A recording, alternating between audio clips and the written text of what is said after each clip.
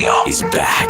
McDavid trying to come in with speed. Here he comes. McDavid shoots. Top shelf. He scores! The Oilers captain with the overtime winner. The Jason Gregor Show on Sports 1440. Pretty good contact here as he hits it to deep right, and he's hit it out.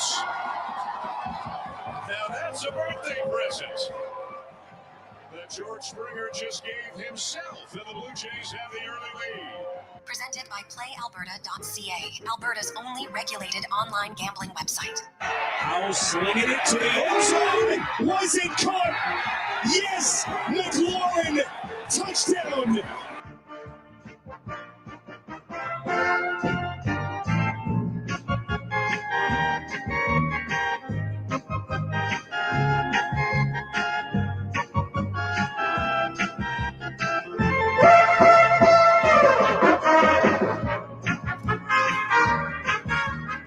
Well, a fantastic Friday. It is Positive Friday. How are you? Welcome to the Jason Gregor Show, Sports 1440, and of course, coming to you live, Oilers Nation. You too. Hope you're having yourself an awesome day. There's lots happening. Big weekend. Hockey, kind of quiet night in the NHL. Only 2 games. There's lots of AHL action to get to. Of course, we have Prairie Junior football playoffs. The Huskies on the road in Regina on Sunday. You got the Elks back in action as they're just playing for pride. Of course, tomorrow it's the old doubleheader. How many of you are taking in the doubleheader?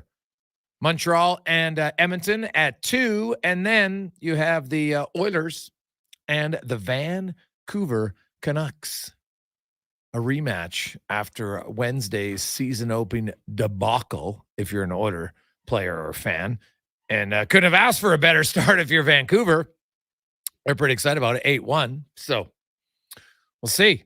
The show, as always, is brought to you by PlayAlberta.ca, Alberta's only regulated online gambling website. We're also, if you're interested, Lotto Max tonight, 17 million. Book your tickets, book your winnings today at PlayAlberta.ca.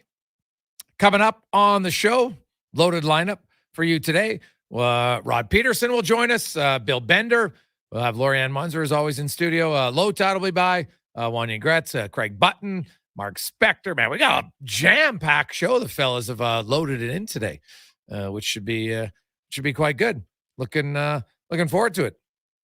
Also, we can. I think we will have. We're gonna do a little auction today for the home opener.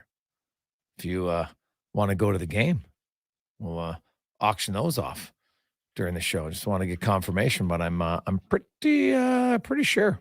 Yeah. Yes, indeed we are. Big thanks to Chris from Energy Capital.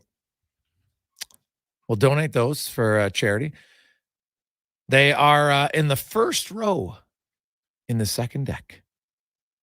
So no one in front of you. You get to sit, relax, enjoy the game. If you want to go, you can text in your bid to 833-401-1440. Just put your name, your bid on. It's very easy.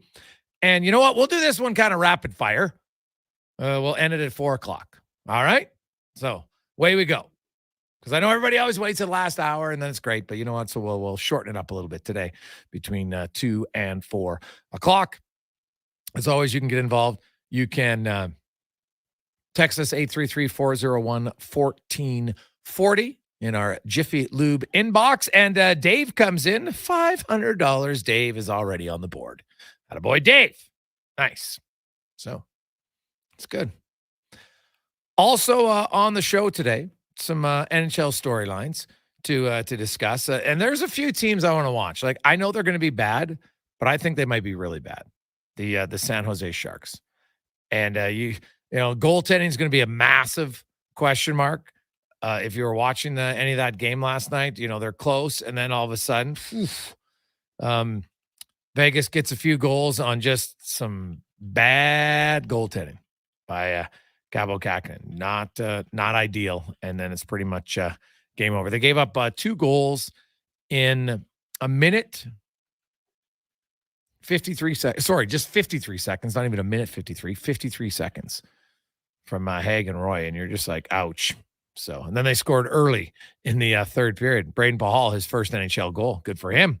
Former member of the Prince Albert Raiders, which is good. Hey, great. We already got text coming in. I like it. Oh, the other thing, Oilers practice today. Oiler fans, expect Matthias Ekholm in the lineup tomorrow night against the Vancouver Canucks. Him and Bouchard were skating together. Jay Woodcroft didn't want to commit on the pairs, but I highly doubt. First of all, Ekholm hasn't played a game all preseason. He's been practicing today with Bouchard. I don't see why you'd practice him with Bouchard. Now, they didn't do a ton of stuff, but every time they did these little 3-on-2s just in the offensive zone drills, and when it's forwards against defense, it was always Ekholm with Bouchard. So I see no reason to think it's going to be something different than that tomorrow night. Cody Ceci was with Nurse. Then you had Kulak and Broberg. Desharnais was skating with Marcus Niemelainen. And so he'll kind of rotate in there as well. See how it goes. But Matthias Ekholm will come back. He should help, no question. But I want to make it abundantly clear. If the Oilers' work ethic is at the same low level that as it was in Winnipeg, it ain't going to matter. You could put Pronger, you could put Niedermeyer, you could put Coffey, put them all in. If you don't match the work ethic of your opposition, at least for the majority of the game, it's hard to win. It's just that simple. It's hard to win. So I wouldn't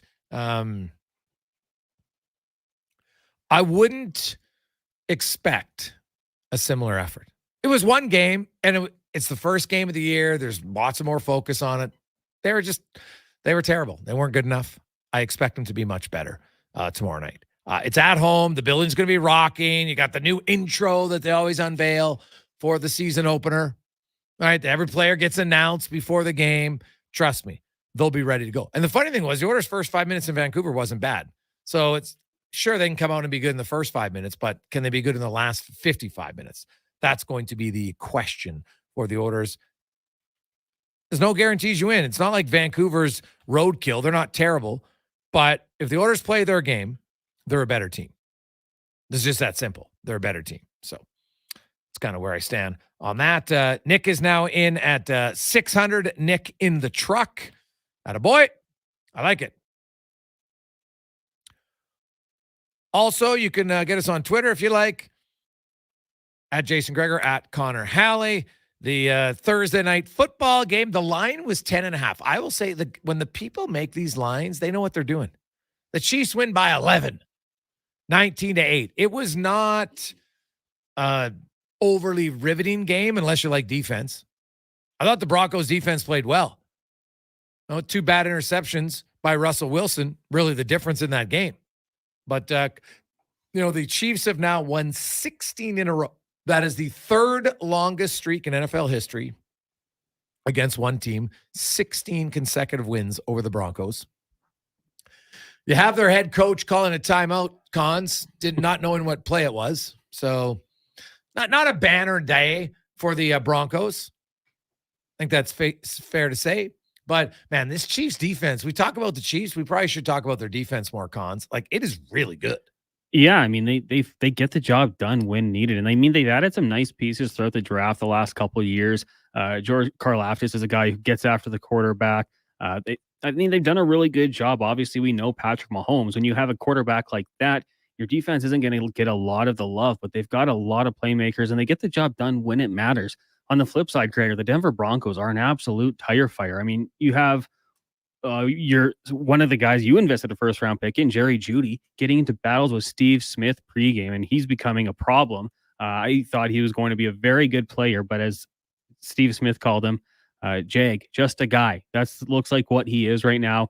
The running game was okay, but not when they needed it. Russell Wilson, like you said, a couple key interceptions and wasn't moving the ball effectively. 95 yards through the air. It just wasn't a good game for the Denver Broncos. And personally, after what Sean Payton just said about Nathaniel Hackett last year, I love to see it. A random shot at a guy who didn't need to hear it. You know what? This is karma. It's going really bad in Denver. I don't know what their correction is. But another just kind of statement, the AFC West goes through Kansas City. They're the best team in the division. I think they'll continue to prove it this season and beyond, and now starting to get that balance because Mahomes can win with anybody. You put pieces around him who can catch the ball. Even though we've seen some bad drops in the past, he's going to find a way to get it done. They keep building up that defense. They're going to build a wagon out in Kansas City. Well, they have a legit running attack for probably the first time, right? I do still believe, like I know Rashee Rice looks good, but if I'm Kansas City in a passing league now, if I could, I would look to add a receiver. Yeah, and the great part about it is, I think Patrick Mahomes can make a lot of receivers look better than they are. And Kelsey's there, so you know he's going to take a lot of double teams. No question about that. So if they could look at it, I would look to add a receiver if I could during the year. I'm with you. And I mean, I don't know how things are going to go for teams around the league, but imagine like Mike Evans there. The Tampa Bay Buccaneers probably feel they can compete in that division because it isn't good with the Saints, the Panthers, the Falcons. They probably think they can hang around, but he's a guy who's a pending unrestricted free agent. What if they made the move to go out and get a guy like Mike Evans? I think that would be something that would be outstanding. I mean, that's swinging for the fences, but 100%. They're going to need a guy who can, beat the press coverage, can beat the double teams, take a little bit of pressure off Travis Kelce. I think Rashee Rice might get there. But right now, if you had him as your secondary receiver, get Sky Moore as the third option, I think you're building an absolute juggernaut of an offense because you're right. Patrick Mahomes just makes every player he's with better. He makes, average players look good and good players look great. And, they have missed, I think, a little bit of a threat, which is weird to say because they won the Super Bowl. But the offense doesn't seem as quick strike without Tyreek Hill. So if they can go out there and get another player, like you're not going to get a Tyreek Hill, but someone who can do what he can do, stretch the field, beat single coverage, beat double coverage, beat the press on the line. I mean, that's just going to make them, I would say, even more of the favorite in the AFC going forward. Yeah. I know it's super early on, but guess what? The Seattle Kraken, Connor Halley, are who I thought they were this year offensively. It's like last year, they had an unbelievable run as a group offensively. They start the season 0-2. They can't score, right? They simply can't score. So, now I know the Oilers only scored one goal, but the Edmonton Oilers, do you honestly think Draisaitl and McDavid aren't going to wake up? They'll be better, right? The Edmonton Oilers, when the season's done, are going to be top 5 in goals for. No question in my mind. But the Seattle Kraken have now lost 4-1 and 3-0. They have 1 goal in 2 games, and they just don't have, like, their fourth line depth was amazing last year. Donato, Sprong, Geeky. Now, will they all score the same level again? Now, Sprong did score in his first game in Detroit.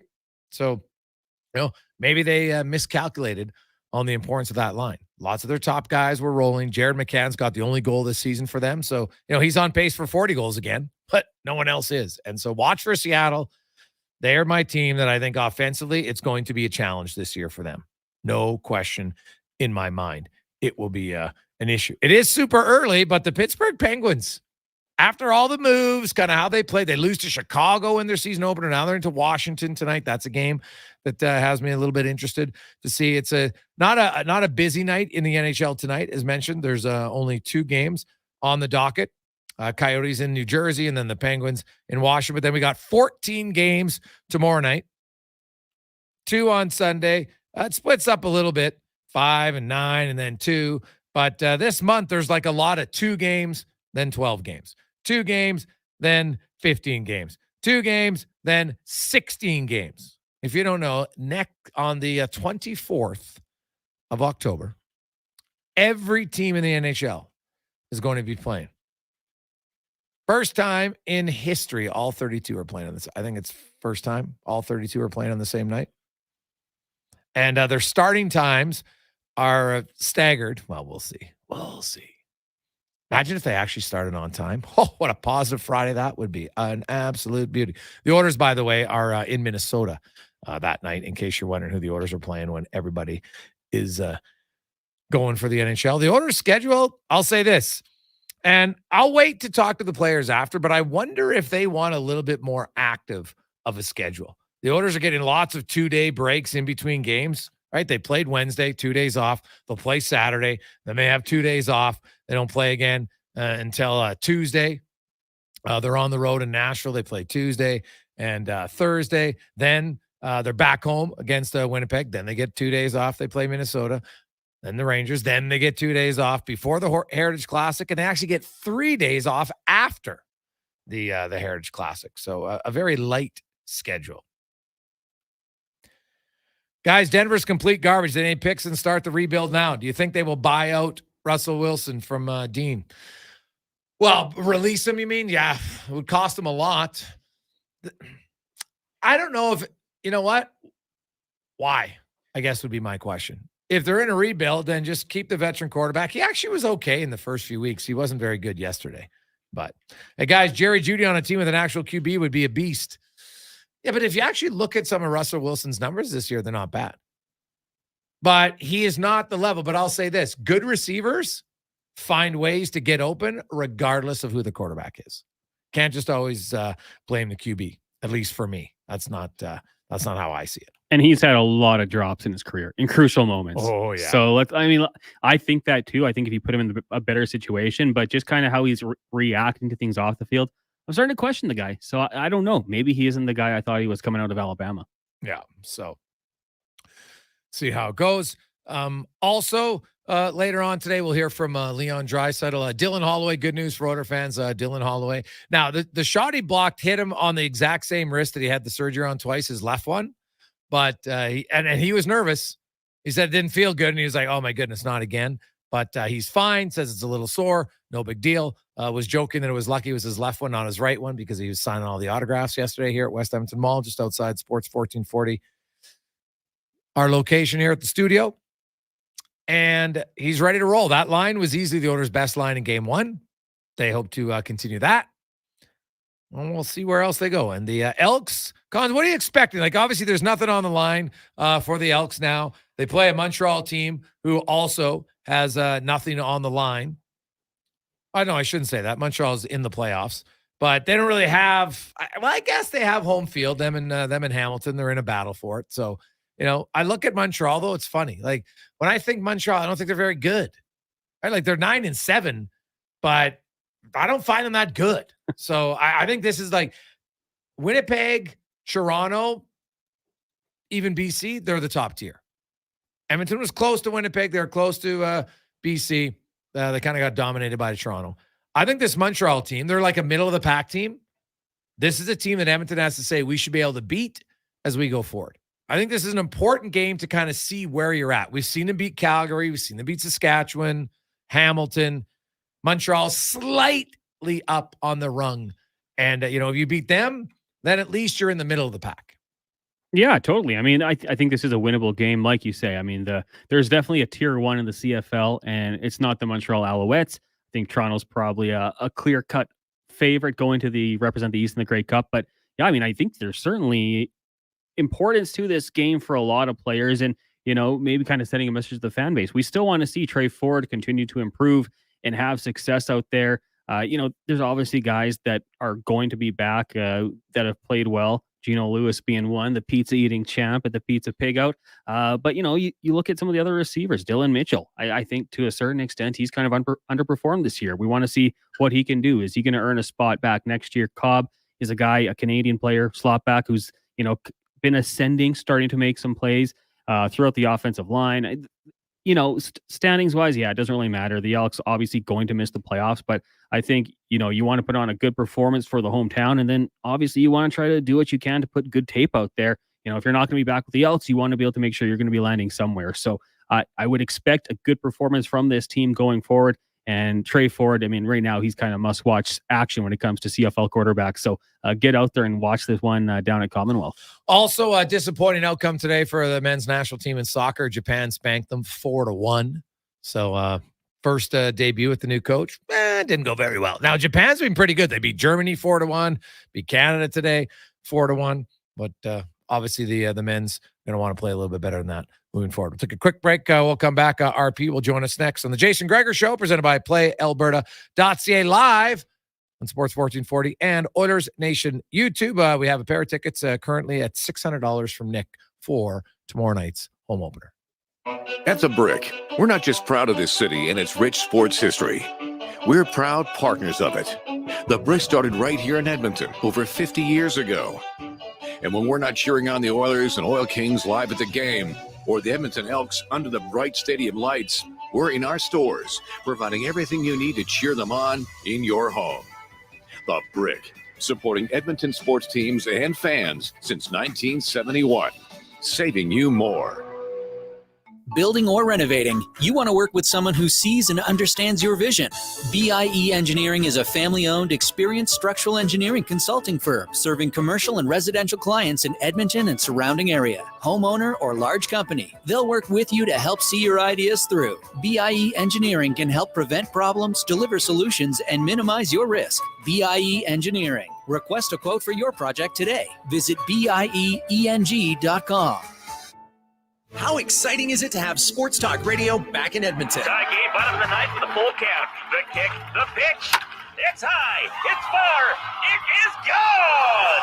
Walk-off home run! Yeah, it's pretty much like that. Edmonton Kubota is excited to welcome back Sports Talk Radio Sports 1440. We'll be dialed in for every minute. Get it done, and then some at Edmonton Kubota. All compact BX tractors on sale with 0% financing for 84 months. Stop by on 128th Ave or visit edmontonkubota.com. What you eating there? Oh, just a Leon's $10,000 shopping spree in a Chevy Colorado. How do you plan to get all that from a Big Mac? Monopoly Double Play. Monopoly Double Play? First, I peel on pack, then I peel an app. 2 ways to play and win. So basically, you're potentially holding the most lucrative Big Mac ever? No, I'm potentially eating the most lucrative Big Mac ever. Now you can double play at McDonald's for more ways to win millions of prizes. While supplies last, chances of winning change as prices are claimed. Chances of winning McD's app prizes based on time of code entry. See rules at participating McDonald's in Canada or at mcdpromotion.ca. Action Electrical is expanding throughout Alberta. With the recent acquisition of Big Hill Electrical Services in Cochrane, Action Electrical is the most diversified electrical contractor in Alberta. What does this mean for Action Electrical and Big Hill Electrical Services? It means that they are able to support their clientele all over Alberta with the same high level of professionalism and integrity. From conception to completion and beyond, throughout Alberta, contact the professionals at actionelectrical.net today. That's actionelectrical.net. Legacy Heating and Cooling is the #1 place for people who want heating and cooling, because you'll save a bundle and get both with a heat pump. Then you can use hot, cold, hot, cold. Come on, thermostat, do what you're told. Turn up the heat, turn up the cold, to the vents start pushing out tornadoes. Time for a heat pump, bring it to me! Gonna get a deal from Legacy! Your heat pump from Legacy will heat and cool while saving you a bundle in energy costs. Plus, you'll get a rebate up to $5,000 and no payments, no interest for 1 year. Legacy Heating and Cooling. What's cracking at Cattail Crossing Golf and Winter Club? Kick off your week with unbeatable savings. Enjoy half-price golf from Monday to Thursday. Elevate your game without emptying your wallet. Book your tee time today. CattailCrossing.ca. Denham Ford's roots run deep in the history of Central Alberta. Like always, you can experience the same honest pricing and honest service that you've come to expect from all of us at Denham Ford for the past 65 years. Denham Ford is proud to be Canada's only 50-time President Award-winning dealership in customer satisfaction, treating every customer like family. Visit Denham Ford on the world-famous Wetaskiwin Auto Mile or from home at denhamford.ca. Every Albertan wants a strong and secure retirement. We all want to make the most of it. That's why Alberta's government is exploring a new possibility, an Alberta pension plan. You might be wondering what's in it for you. The new plan could mean higher benefits for seniors and bigger paychecks for workers. As we explore this opportunity together, Alberta's government wants to hear from you. It's your pension, your choice. Learn more and have your say at albertapensionplan.ca. A message from the Government of Alberta.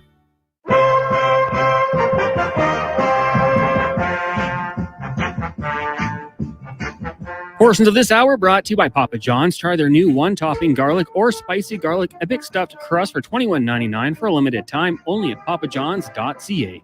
Sports Radio is back. The Jason Gregor Show on Sports 1440. Presented by PlayAlberta.ca, Alberta's only regulated online gambling website.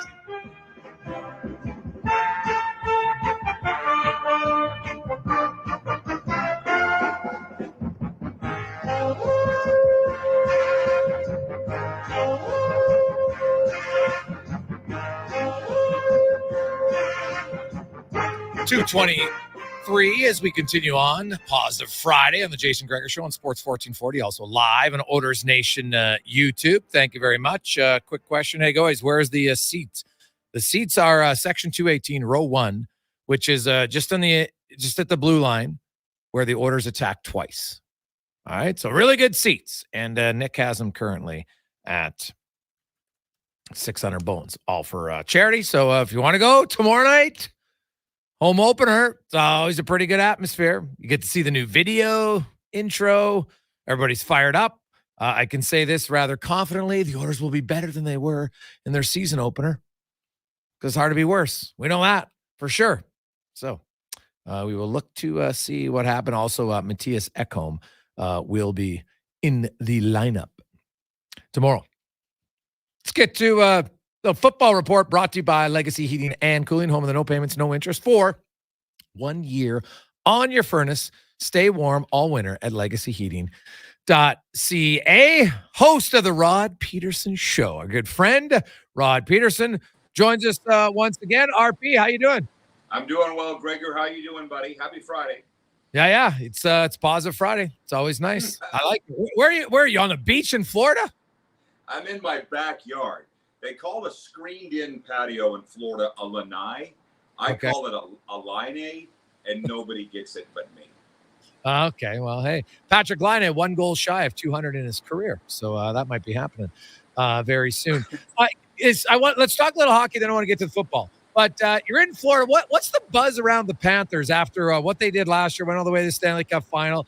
How much concern is there when you consider, their 2 best defensemen aren't going to start the season? They're not overly concerned.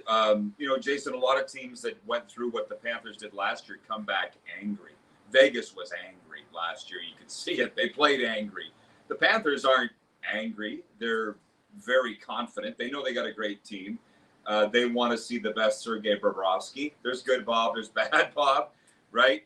So they lost 2-0 in Minnesota last night. I watched the game in its entirety, and they weren't great, but real big one Saturday when they go into Winnipeg and Paul Maurice's return to Winnipeg, right? That's still not over, but they got a good team. But, we cover the Lightning too, and a bigger hole is Andre Vasilevsky for them. That was sort of the talk down here. What's the bigger hole? Losing Vasilevsky for 2 months in Tampa, or Ekblad and Montour here, Sunrise for 2 months? It's probably the Lightning. Yeah, that's fair. I'll say this. I thought Gustafsson was unreal for the Wild last night. He was. The Panthers could have easily won that game. Gustin, man, he made a few phenomenal stops there. So, goaltending, it's rare, but it can definitely still steal a game for you in the high-scoring offense of the National Hockey League. And, I look at Tampa Bay, and, they're going to go with young goaltenders. Their experience, man, I can't count them out. I don't think they're going to dominate in the first 2 months, but it really won't surprise me if we see Tampa Bay after 2 months sitting in first or second in the division. Well, it's the division the Leafs are in. So I've got the Leafs picked to win the Atlantic Division and probably go wire to wire. And as you know, they're 1-0. But hey, Jason, you got to get down here sometime. I hope you do, because hockey fans here get a bad rap.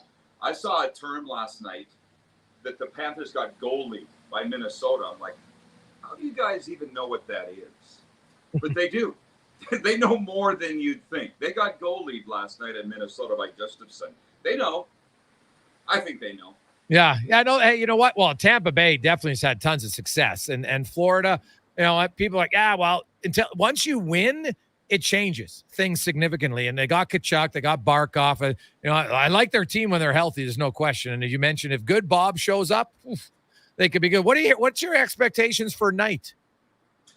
Well, I was a little surprised that they sent him down to the minors to start the year, because he's supposed to be the next one.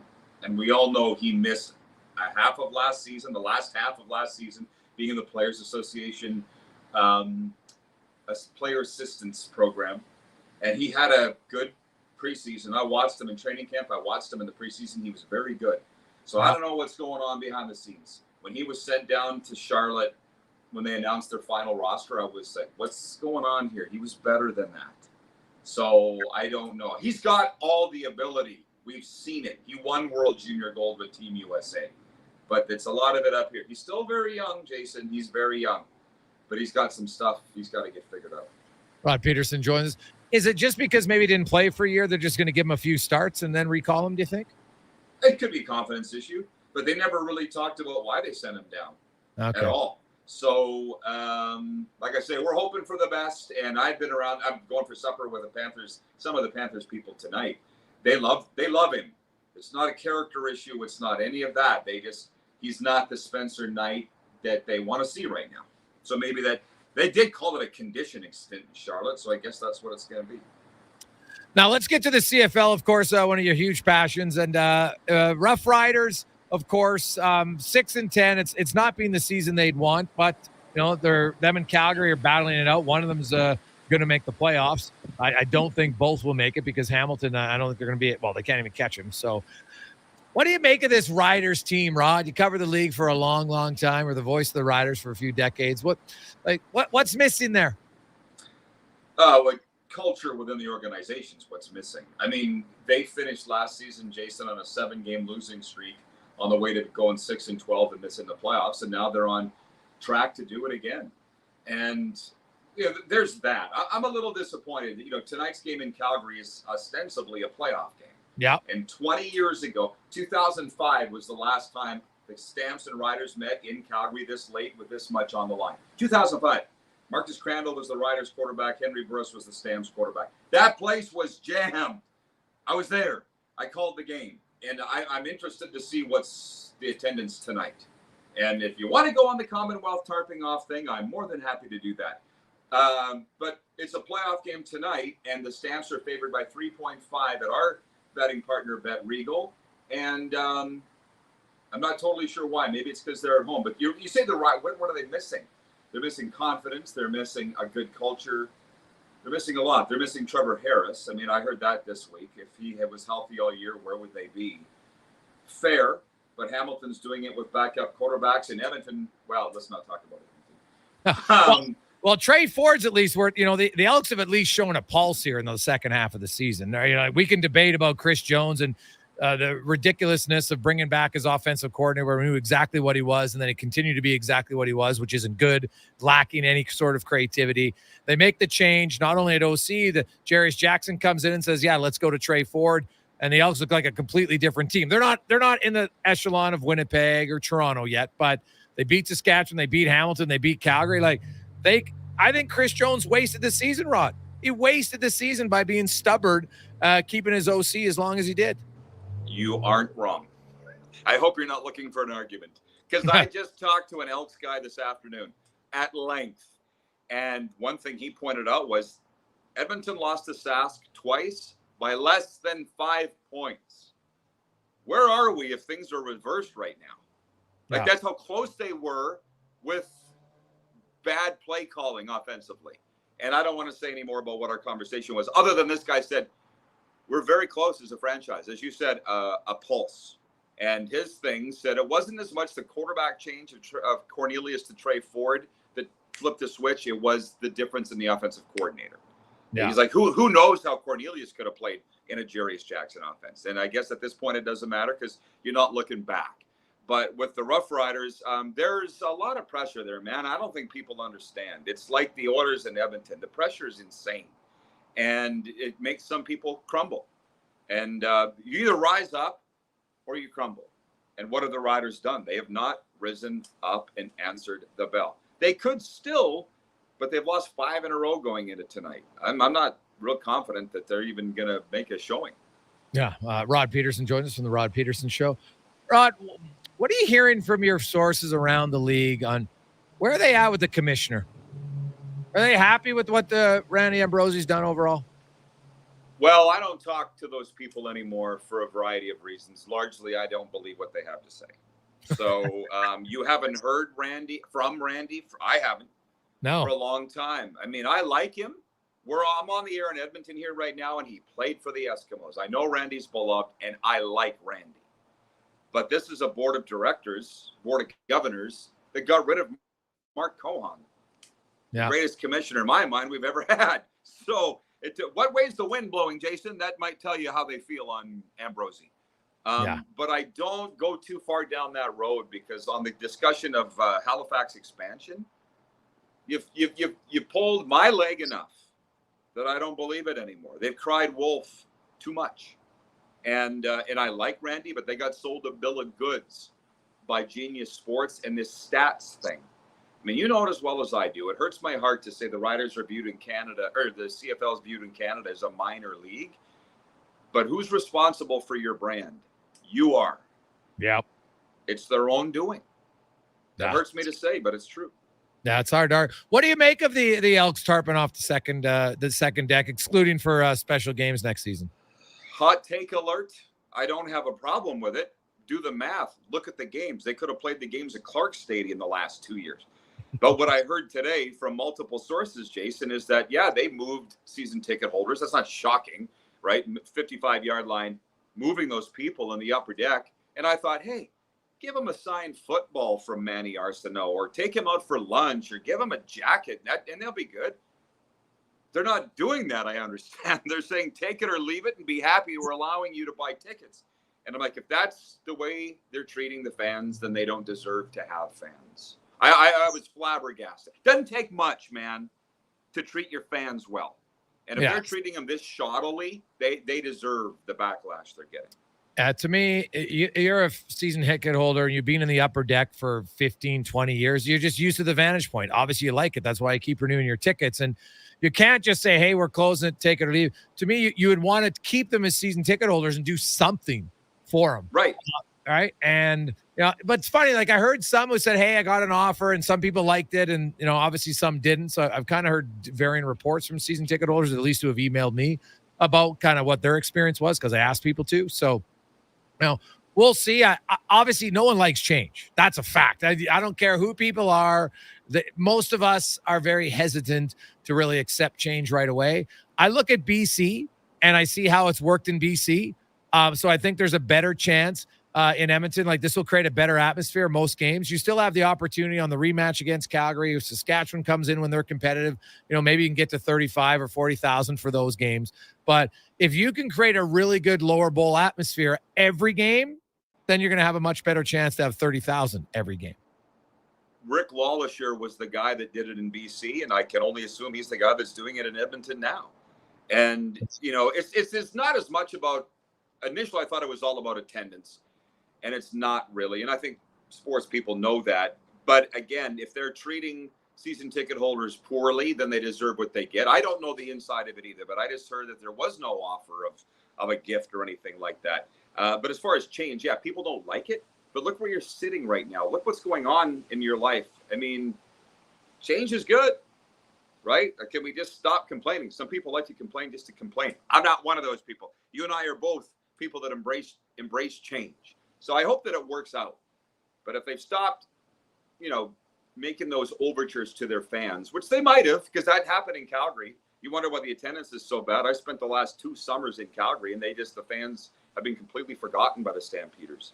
Yeah. And so maybe if that's what's happening in Edmonton, again, they're getting what they deserve. RP, always good to have you on, buddy. Enjoy it on the line, and we'll talk to you again soon. Anytime, brother. Thank you. That's Rod Peterson from the Rod Peterson Show. The Edmonton Oilers make it official. Adam Ernie has signed a 1-year contract. They also put Marcus Niemelainen on waivers today. If he clears, which I expect, he'll be going down to Bakersfield tomorrow. Obviously, he's got to be on there. I don't expect Ernie in the lineup tomorrow night. I guess there's a chance, but they might go 12-6. We'll see. But Adam Ernie signed a 2-way deal. So $775 in the NHL. I'm hearing $250 in the minors for Adam Ernie. Let's take a quick break. When we return, we'll hear from Bill Bender. We'll get more coming up on the orders a little bit later on. LT will be by, Craig Button, Mark Spector, Jeff Patterson, and much more in a busy, positive Friday edition of the Jason Gregor Show on Sports 1440 and live on Oilers Nation YouTube. How exciting is it to have Sports Talk Radio back in Edmonton? Tie game, bottom of the ninth with a full count. The kick, the pitch. It's high, it's far, it is gone! Walk-off home run! Yeah, it's pretty much like that. Edmonton Kubota is excited to welcome back Sports Talk Radio, Sports 1440. We'll be dialed in for every minute. Get it done, and then some at Edmonton Kubota. All compact BX tractors on sale with 0% financing for 84 months. Stop by on 128th Ave or visit EdmontonKubota.com. Edmonton's premium live music and party venue is On the Rocks. Check out Bingo Tunes on Monday. Perform on the best stage in town with karaoke on Wednesdays. Learn how to salsa with Salsa Rocks on Thursdays. And every weekend, OTR goes live. With your favorite bands on the OTR stage and DJ Kenny K. For everything that's going on at On the Rocks, give us a follow. Facebook, Instagram, or Twitter. At On the Rocks, EDM. Eat well, party hard. On the Rocks. On the Rocks. On the Rocks. Open every day till 2 a.m. At Fountain Tire, save big during our Road Ready sales event until October 21st. Who wouldn't want up to 25% on select tires and a bonus of $50 off any service? A lizard, maybe? Or a ghost? Restrictions apply, financing available. Book your appointment at fountaintire.com. Rodeo clowning felt like an exciting opportunity. Boy, was I ever wrong. The bulls. So predictable. But you know what's exciting and unpredictable? PlayAlberta.ca. I can bet on any sports game, play online casino games anytime, and buy lottery tickets anywhere. PlayAlberta.ca. Go all in on excitement. Sign up today and get over $100 in welcome bonuses. Remember, if you gamble, use your game sense. A solid financial plan is made up of more than just investments. Investments are an important part, but you need a more comprehensive approach. Andy Akel at Weird Pearson Akel & Associates Private Wealth Management understands that. He can help build a plan that includes retirement, estate planning, personal insurance, tax strategies, and yes, investments. Talk to him today and see the difference a real financial plan makes. Weird Pearson Akel & Associates. Call 780-988-4119 or visit weirdadvisoryteam.com. You'll absolutely love the new and app-proved Booster Juice app. Download it today and start earning berry points for app-amazing rewards. Apply your points for all of your Booster Juice favorites for free. From booster balls to smoothies, snacks, and combo deals, even digital gift cards. Plus, receive personalized offers that appeal directly to you. The new and app-proved Booster Juice app. More than just online ordering. Download it today. Details at boosterjuice.com. At Toyota, we believe your vehicle is more than just your ride. It's your trusty sidekick. So make sure it's ready to go, because there's a 100% chance of winter this winter. And you can take those odds to the bank, not the snowbank. Trust the experts at Toyota for premium winter tires, batteries, brakes, and more. Beat the winter rush and book an appointment today. Visit shoptoyota.ca or contact your local Toyota dealer. At jackpotcity.net, you can do amazing things with just one casino chip. Discover a world of incredible casino games with over 500 high-quality online slot games, including the world-renowned progressive jackpot slot, Mega Moolah. Play for free at jackpotcity.net and get treated as a VIP 24/7. So visit jackpotcity.net today on your tablet, laptop, or mobile. Jackpot City, a whole world of casino games. 18 plus. Please play responsibly. This is not a gambling website. Five-time Alberta Junior Hockey League champions, the Spruce Grove Saints are celebrating their 20th season in Spruce Grove.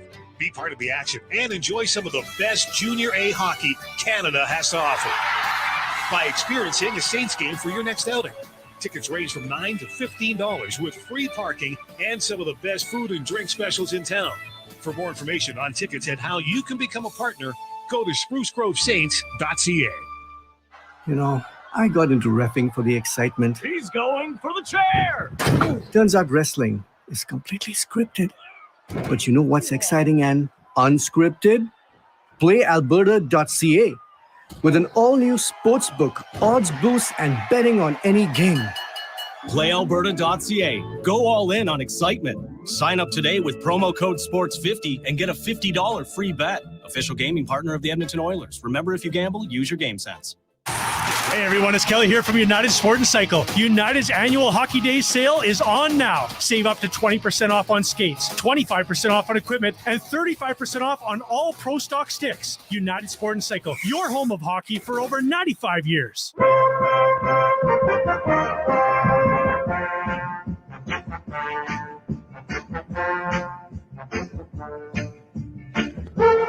Portions of this hour brought to you by On the Rocks. There's something going on every day at OTR. On Monday, Bingo Tunes, Taco Tuesday, karaoke on Wednesday, Salsa Night Thursday, and live music every weekend on the OTR stage with DJ Kenny K. On the Rocks, Jasper Ave in 118.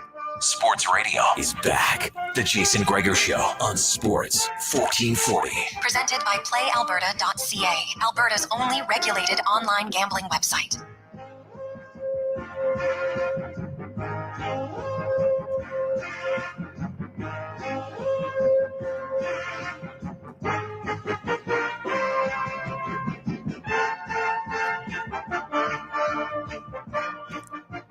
Positive Friday rolls along. Jason Gregor, Connor Halley. We got a lot of tickets from season, a lot of texts coming in from season ticket holders. We're going to get to those coming up. Some interesting different dynamics on how they've been treated in this closure of the second deck, how that means. So we'll get to all of that here on Sports 1440 live on Oilers Nation YouTube. But first, talk a little football, brought to you by Next Gen Transportation, heavy haul transport provider, 100% locally owned and operated, and they are hiring. You're looking for a great gig? Guess what? Next Gen Transportation.com. And as I mentioned earlier, Adam Ernie has signed a 1-year, 2-way deal with the Edmonton Oilers, new line and placed on waiver. So the Oilers will have 12 forwards. We'll see if they dress them tomorrow or not, but they will have 12 forwards.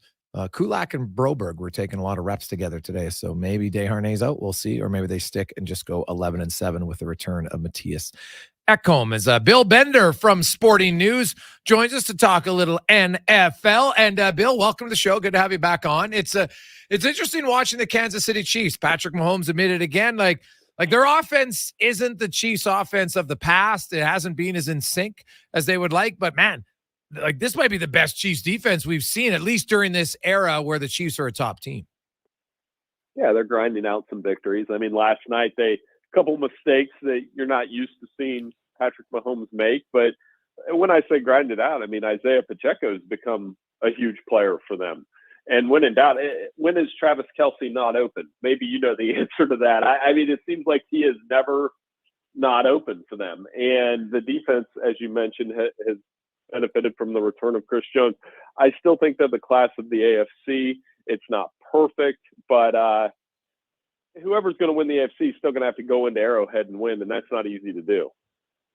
No, not at all. And that's going to be the challenge, right, for Buffalo and Miami, is to see if they can catch the Chiefs, because going in there come playoff time, it's very difficult. Now, obviously, Buffalo showed you can win there, but it's obviously difficult.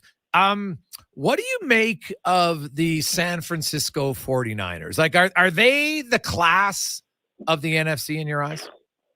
Yes, I think they're the best team in the NFL. As much as I like the Chiefs, I think the balance of just the playmaking talent. I mean, obviously, Christian McCaffrey's having an NFL MVP caliber season. Brock Purdy continues to just do his thing. I mean, what a wonderful season he's having.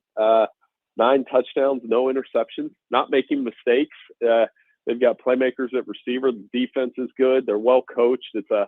They check every box. I mean, how many more boxes do I need to check here? And the way that they Dallas last week, inhospitable, the way that they beat the Cowboys at home. And I mean, Philadelphia and Detroit are right there, but I think San Francisco is the class of the NFC, especially with Purdy playing the way that he is.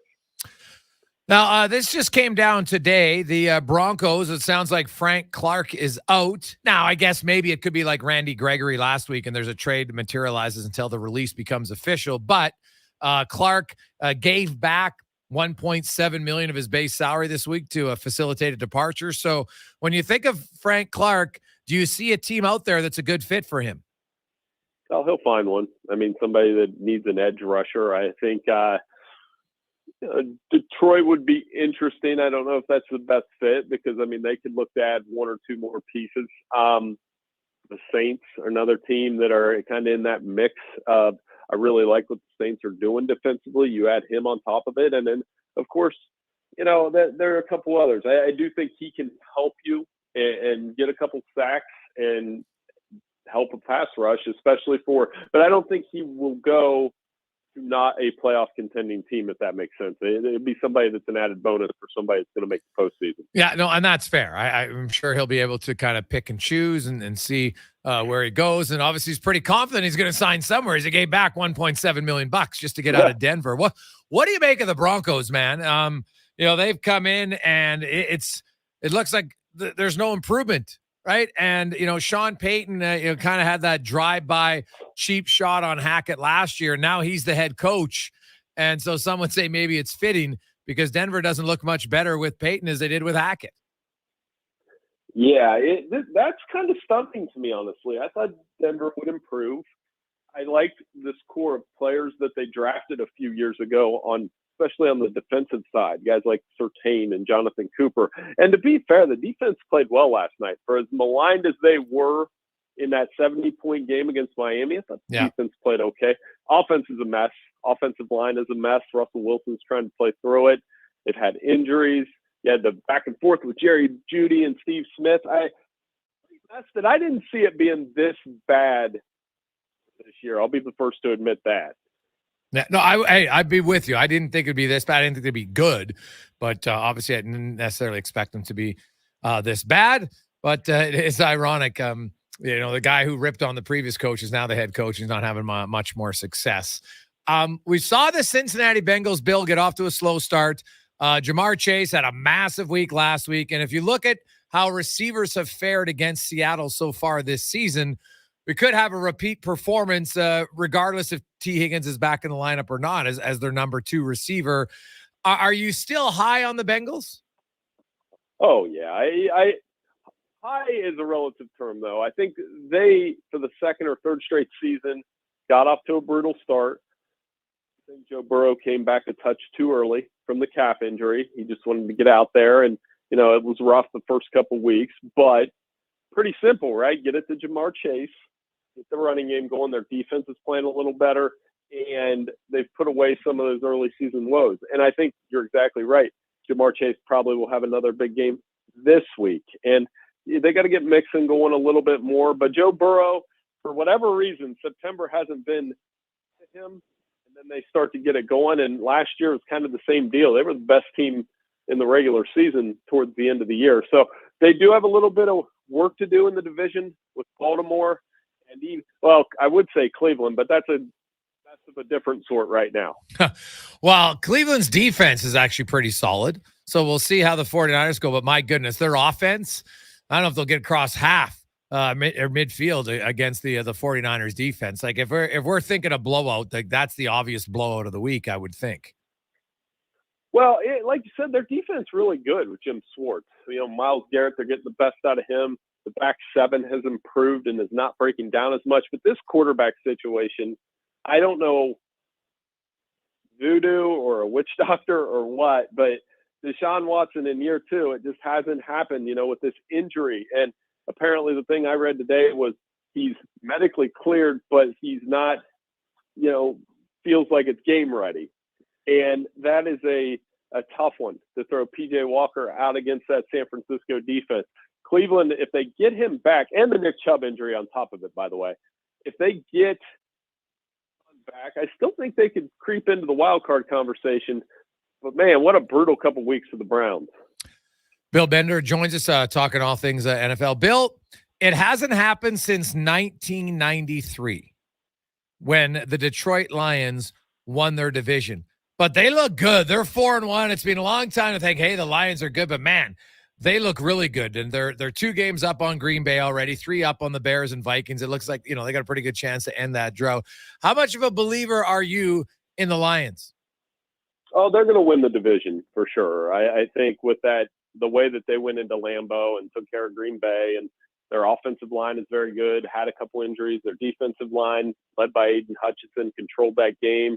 They have all the right pieces, and they've had some guys get beat up a little bit, but that supporting cast around Goff of David Montgomery and Sam Laporta and Amon-Ra St. Brown and Jahmyr Gibbs, even though he's been hurt. I mean, this is a team that could threaten the 49ers and the Eagles. I don't know if they're quite there yet as far as getting to the Super Bowl or the NFC Championship game, but there's no doubt that the class of the NFC North, and Green Bay is probably the second best team, but the Packers showed Monday night that they're still work in progress with Jordan Love.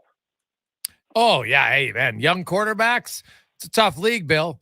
It's a real tough league for a lot of them. One final one for you. Where are you on the Tampa Bay Buccaneers? Love what Baker Mayfield's done. Seems like home for him. And again, keeping it simple, throw the ball to Mike Evans, play tough defense. And, for a team that had to get through the Tom Brady retirement, this wasn't the worst plan. I was skeptical when they got Baker Mayfield, but again, that's a guy that won a Heisman Trophy, knows how to lead, helped Cleveland win a playoff game, and we just talked about the Browns, and now Tampa Bay's got this opportunity against the Lions on Sunday to prove it. I think that's going to be a very good football game, and for the vintage throwback NFL fan, you'll get to see those old creamsicle Buccaneer jerseys. Those things are always, I don't know if they're ugly or cool, they're always, but if the answer's somewhere in between, they're probably pretty cool. I love the creamsicle jerseys, man. They're one of my favorites. So I'll be looking forward to watching that. Bill, we appreciate your time. Enjoy the weekend of the NFL.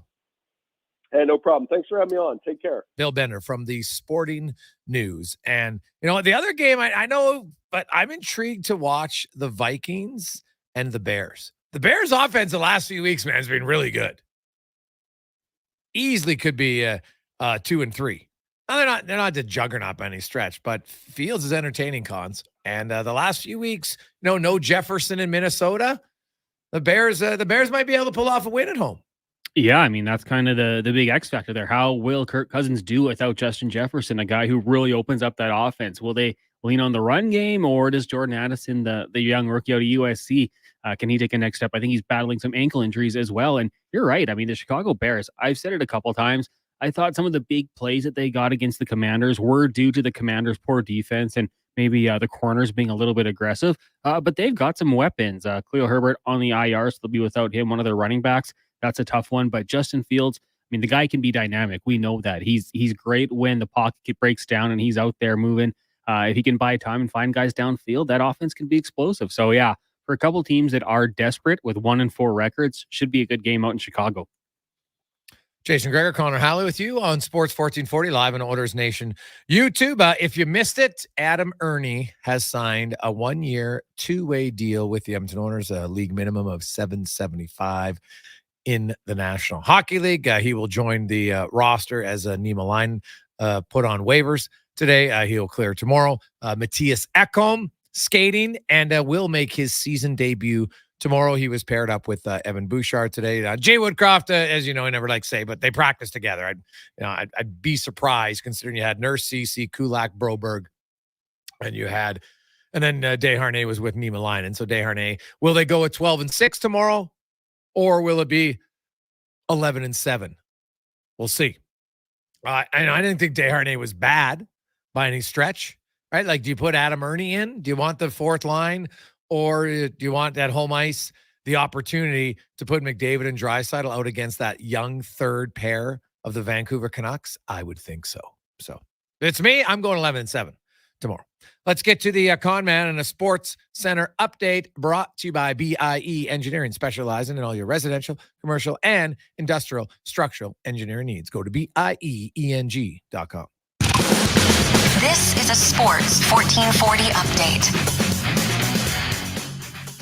As Gregor just mentioned, the Oilers signing forward Adam Ernie to a 1-year, 2-way contract with an AAV of $775,000 at the NHL 11. The team also waiving Marcus Nima Line with the expectation of having him join the Bakersfield Condors in the NHL. Light night, just 2 games. Devils host the Coyotes at 5. Then at 5:30, the Penguins taking on the Capitals. 2 games in the CFL tonight. BC and Hamilton at 5. Then at 7:30, Saskatchewan taking on the Calgary Stampeders. The Elks in action tomorrow at home, hosting the Montreal Alouettes. That is a 2 o'clock kickoff. In the AJ, Spruce Grove travels to Bonnyville, taking on the Pontiac. Sherwood Park in Drayton Valley. Canmore up against Blackfalds, and Lloyd taking on Brooks. The Oil Kings off tonight. They're back in action on Sunday when they'll take on the Red Deer Rebels down at Rogers Place. It's a 4 o'clock start in that one. Golden Bears hockey. We've got a home and home against Grant McEwen. Both games set for 7 o'clock. The Pandas and Griffins also meeting at a home and home, 7 tonight, 5 o'clock tomorrow. Golden Bears football down at Blackfoot Field tomorrow, 1 o'clock. They'll take on the University of Saskatchewan. Down at the Saville Center, it's the Golden Bears Basketball Invitational. Bears taking on Newfoundland tonight and Thompson Rivers University tomorrow. The Pandas, they're in action as well, but it's the Victoria Vikes Invitational, taking on UBC tonight, Victoria tomorrow, and Carleton on Sunday. And playoff ball in the CJFL, the Edmonton Huskies in Regina taking on the Thunder on Sunday, 1 o'clock start. On the other side, the Calgary Colts up against the Saskatoon Hilltops. Coming up in hour 2 of the Jason Gregor Show, we'll be joined by Olympic gold medalist Lori-Ann Muenzer, as well as Allan Mitchell, the host of The Lowdown with Lowetide. I'm Connor Halley. This has been a Sports 1440 update. This is Sports 1440, a Stingray radio station broadcasting on Treaty 6 territory. Download the free iHeartRadio app and listen to CKJR wherever you go. There's 2 seasons in Alberta, winter and construction. During these days of traffic barricades and slower commutes, GS Construction reminds you those crews are improving our communities. They're rehabilitating and upgrading Edmonton's infrastructure all across the city. When you see the barricades and run into a traffic backup, remember the crews are there to help. Drive slow and be patient. Help make our city better and join the GS Construction team. See what they're hiring for on Indeed.com. GS Construction, laying the groundwork for your community since 1974. How exciting is it to have Sports Talk Radio back in Edmonton? Tie game, bottom of the ninth with the full count. The kick, the pitch. It's high, it's far, it is gone! Walk-off home run! Yeah, it's pretty much like that. Edmonton Kubota is excited to welcome back Sports Talk Radio, Sports 1440. We'll be dialed in for every minute. Get it done, and then some at Edmonton Kubota. All compact BX tractors on sale with 0% financing for 84 months. Stop by on 128th Ave or visit EdmontonKubota.com. Actions speak louder than words. Japa Machinery Group puts your construction plan into action with XCMG construction machinery you need. Available for rental or sale. Learn more at japamachinery.com. Legacy Heating and Cooling is sounding the call. Don't struggle through winter with a furnace you can't trust. For maintenance before winter strikes, Call Legacy! Call Legacy! For furnace tune-ups and repairs to give peace of mind. Call Legacy! Or to scrap your old furnace for a brand new high-efficiency one. Call Legacy! Call Legacy! And with no payments, no interest for 1 year on your new furnace, it's gotta be Legacy Heating and Cooling. At Fountain Tire, save big during our Road Ready sales event until October 21st. Who wouldn't want up to 25% on select tires and a bonus of $50 off any service? A lizard, maybe? Or a ghost? Restrictions apply. Financing available. Book your appointment at fountaintire.com. What does 3 decades of perfecting your craft look like? Ask the guys at Leduc Goldsmiths, locally run and bringing you nothing but quality work and service. Built from the ground up through family, from generation to generation, uncle to nephew, father to son. The pride in their family jewelry store is the pride you take home, bringing you custom and repair work. But it's their face-to-face service that keeps you coming back. Leduc Goldsmiths on Main Street, Leduc. Leduc's Jewelry Store, family owned and operated for over 30 years. Did you strike out on booking Network Travel's 2023 baseball trip to see the Jays play by the Bay in Seattle? Well, registration is now open for the 2024 trip next season. Want to fly in for the Sunday, July 7th game and return the same day? Or do you want to fly in Saturday morning and catch both games that weekend with an overnight stay? Either way, it won't be long before Network Travel has a full count for both options. So book today at networktravel.ca.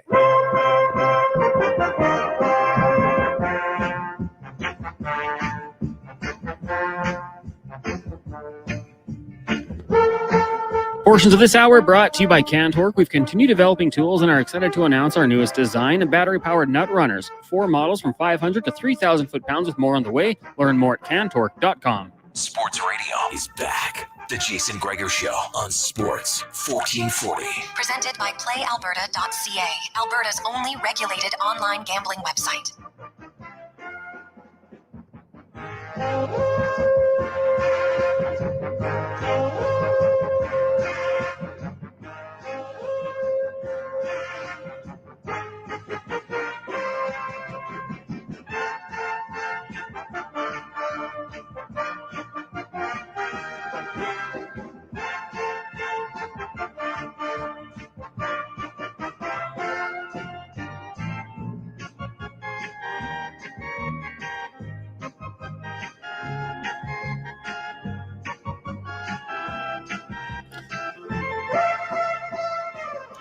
We continue on. Positive Friday on Sports 1440 live on Oilers Nation YouTube. A few quick texts to get to. Brandon from Windsor. Hey, guys, I wish the Oilers would have signed your nephew instead of Ernie. Well, I can tell you that probably wasn't going to happen. Sometimes when you're a UFA, you're a young player and you're not established fully yet. There wasn't a lot of openings in Edmonton. Wasn't a lot of opportunity, right? You got Fogle and you got Holloway already on the left side in your bottom six. You kind of can strategically look at places that you feel you'll get an opportunity and a defined role. So I don't think he would have signed here right away. So that's kind of how it goes. Adam Ernie, I'll just say this for people because we've got a lot of texts coming in at 833-401-1440 here on the Jason Gregor Show, presented by PlayAlberta.ca, about frustrated that Ernie signed. He's a fourth line player. He's on a 2-way contract. So if they send him to the minors, it wouldn't count against cap anyway because it's only $775. But for the role they're going to use him in, I think he's a guy who's fine. And you know what? If they don't like it, then they upgrade it come the trade deadline. And it really doesn't hurt you. Right? It's a 1-year deal. You package him as part of the trade to make the money work. Right? So I don't think it's a huge issue. Raphael Lavoie, he's a right winger, not a left winger, and they already have Derek Ryan.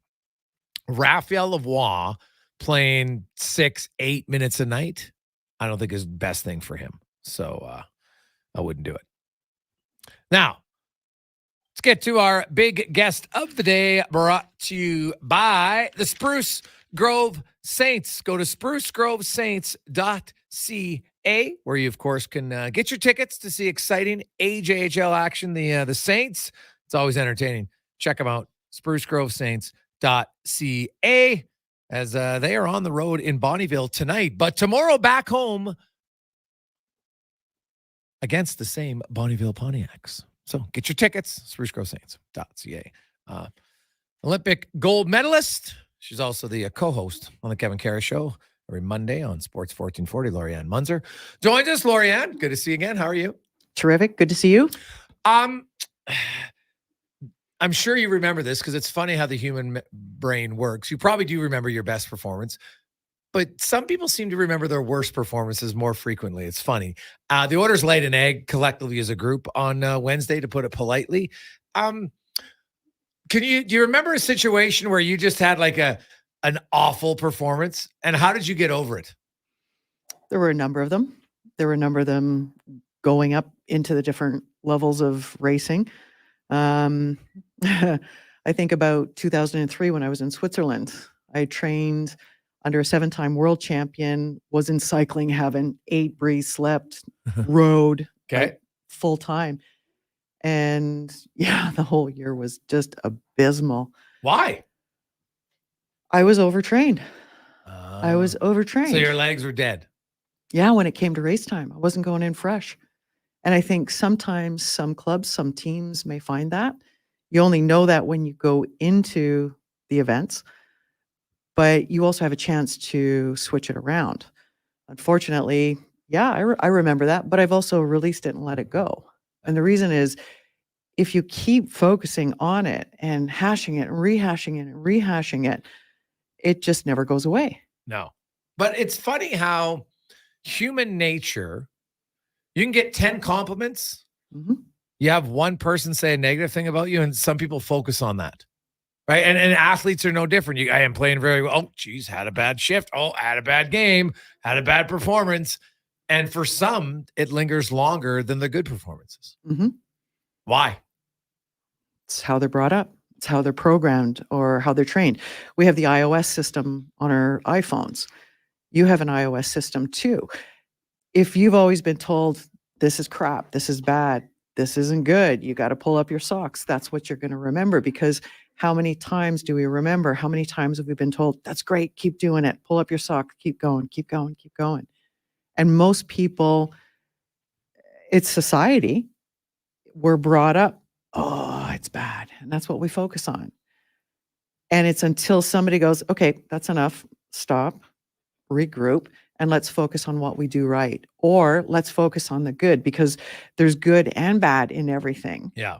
But whatever we focus on makes it so. So whatever you think about, you bring about. And obviously, I think most pro sports teams know that nowadays, although, it depends on who your coach is. We still see examples of lunatic coaches in certain situations with more of a negative approach, thinking that that's going to work, right? And for the longest time, people felt, well, you know what? If I challenge him and the negativity that somehow they're going to rise to it. And some players were able to do that. But, I think a lot of people probably struggled more from it. The Oilers sat there. They talked about Thursday. Like, it's one game in an 82-game season, right? Like, you're going to stink the joint out sometimes. Obviously, if it extends into months, well, then you got a real bigger problem. But what did you learn tips? Because you said you had a bad year. But I'm sure you've had good years and had one bad performance in the good year. How did you learn? How did you gain the experience? Did you have tips or hint that you would do that allowed you to flush the bad performance and not let it just kind of be there, that little, the devil on your shoulder talking to you? And there's a lot of time. You said it perfectly. Devil on your shoulder, angel on your shoulder. You can do it. You can't do it. And you have to figure out what it is. I wrote out a lot of stuff. Because once you get it out of your system, then you've got room for what it is that you do want. What would you write? The whole event from start to finish. I would write out what worked, what didn't work. Because if you don't do that, you're going to do the same thing over and over and over and over again. So how do you course correct? Most people, most athletes don't even know what they're doing. They're just in a zone, in a whole other world. And then, well, okay, yeah, let's do it again. And they do the same mistake or the same error or the same drill, but not at their par. So if you write it out, you can go, well, what the heck is going wrong? Or what is going right? And you write out both. But then you start dissecting it like a scientist. Because if you don't figure out what it is, you're never going to be able to course correct. So when you would write it out, would you watch the video of the race or go simply off of recollection? We had no video. We had like the camcorder. You remember them with the little little tapes? And you're on a screen that's even smaller than the iPhones or your Androids. No, there wasn't any tapes. So you had to just kind of go off of memory. How are you knowing that your memory was accurate? I checked with my coach and he'd tell me there was a different story. And this is where it got really interesting because when we were locking heads, I'm like, yeah, no, I'm doing this. He goes, no, you're doing that. And I'm like, yeah, no way. Bring out the camcorder and it settles everything. The videos don't lie. That's true. They don't. But the coolest part is you feel like you're doing one thing and you're doing something else. And it isn't until you notice or are showing where you can see what's happening because you can't hide the film, right? Then you can go, oh, yeah. Well, it's the same thing. When I was leaving for Athens, we were in Hyères, France, my coach and I, and we had 2 sparring races. And he said, fine, we're going to do it your way. We're going to do it my way. 3-lap race. We were the exact same gear. And I'm like, great. I'm like going, oh, he cleaned my clock. He was first across the line. It was like, okay, fine. And he goes, now we're going to do it my way. What did he do that was different? What was his way and what was your way? Oh, good question. I mean, it was a long, long, long time ago. But the thing was, I followed exactly what he told me to do. And I waited for the moment he was sleeping because every athlete will fall asleep. They won't be paying attention. They'll be cruising instead of being their foot on the gas, or they'll have their foot on the brake. They're not fully in the game. Their mind is wandering. There's a moment you can see it. You can see it if you look back on replays. Steen was sleeping and I beat him. Semifinals with Anna Mears, 19-year-old wonder kid from Australia. I was 38. I was following behind her. She was looking forward. We do this crazy thing. You ride forward, but you're looking over your shoulder. Yeah. She turned her head and I was waiting for her to make a mistake because we're going as fast as you can to stay upright on a 45-degree track, but slow enough that you're trying to force the opponent. I was the opponent behind to take the front position. She looked forward, and that was the moment I dove to the bottom of the track, and I went like a bat out of heck until I crossed the finish line, and then I looked back. But before that, I was like, you never, ever look back. You never, ever take your foot off the gas. So we were 1-1 going into the finals. Only one of us is going to go through to the gold medal round. She played into my hand again. And she was riding forward over her shoulder, looking back, made the mistake again of looking forward. So that needed to be course corrected, but too late. There was no other heat. So she should have just kept looking back, is what you're saying, not Yep. look forward. Yep. You never, ever move your head. Not in cycling like that. Yeah. Because you always, always, always have to keep your eye on your opponent. You have to know where they are at all times. Lori-Ann Muenzer joined us. So when you watch other sports, do you see the moment when athletes, because in every sport there is that moment maybe where they're and obviously fall asleep. It's not like they're literally It's falling called asleep. hesitation. Yes, They're hesitating. Absolutely. Yeah. They get sandbagged. They get checked. Absolutely. But you also have to know what you're looking for. When I started, I had no clue what I was looking for. Okay. Because my awareness wasn't there. And then, oh, hello, you start waking up. And as you wake up, you start to see more. Your peripheral starts to expand. Your laser focused vision gets even more laser, but then you also have a greater perspective. So is that just the experience? Because a lot of people talk about quarterbacks after a while. Oh, the game slows down for me. I see it more. Absolutely. So is it training though, or is it just simply by seeing more repetition? So you're in the race more, you're used to it more. Suddenly you're like, okay, I've seen this situation. I know when they're going to dive here. Oh, this part of the track, I know when they're going to dive. Yep. So is there a way to speed up that process, do you think, in pro sports? Can some people gain a quicker understanding of experience without having the same amount of games played or races raced? Potentially, yes. And it's all based on your level of awareness. So if you took me into playing hockey, my level wouldn't be very high. But let's just say we want to do another sport. If we wanted to do baseball, I used to play baseball. So my level is already there. You would probably say a couple of things that would be key that I'd be like, oh yeah, remember this, remember this. It's not, don't forget it because you're going to forget it. Remember. And So I like that. Just wait a sec. That tip you just said. Yep. So for anybody out there, don't tell yourself, don't forget it. Tell yourself, remember it. Because you will only hear the second word. When there's don't or no, it disappears. And that second word, don't stay out late. What do the kids do? They stay out late, right? Yeah, don't shoot as you're coming in. Set it up, take a moment, and then go. So you say shoot when you're ready. Don't shoot prematurely. Or don't. Remember to set it up. Don't even go with don't. So just eliminate don't. If you're coaches should try to eliminate that when they're talking to their young players. Tell them what you want them to do. Not what you don't Not what want. you don't. Yes. Because guess what they're going to remember? That makes a lot. Everything you of told them sense. not to do, they're going to ace it. So why not play the game of opposites? Tell them what you want. Yeah. And then to slow down the game, which will actually speed it up, is to get into that zone it's repetition.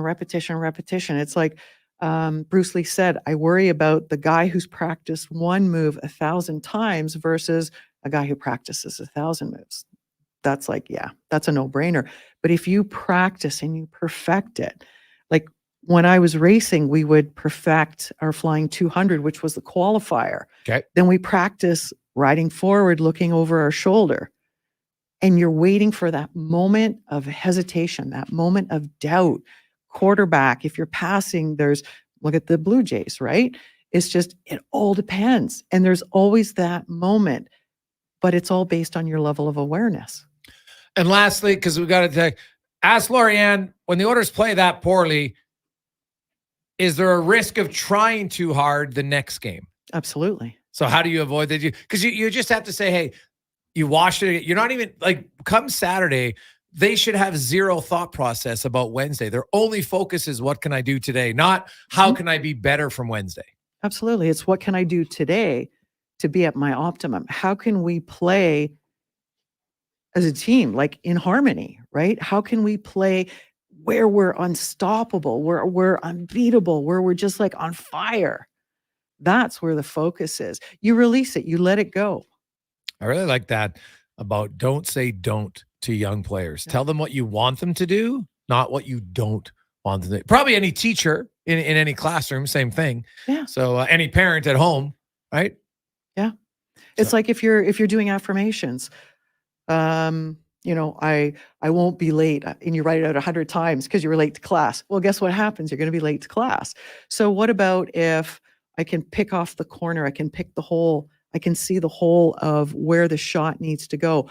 I'm looking forward and I'm passing left or I'm passing it right, whatever way it is, right? You perfect that one thing and it becomes an affirmation.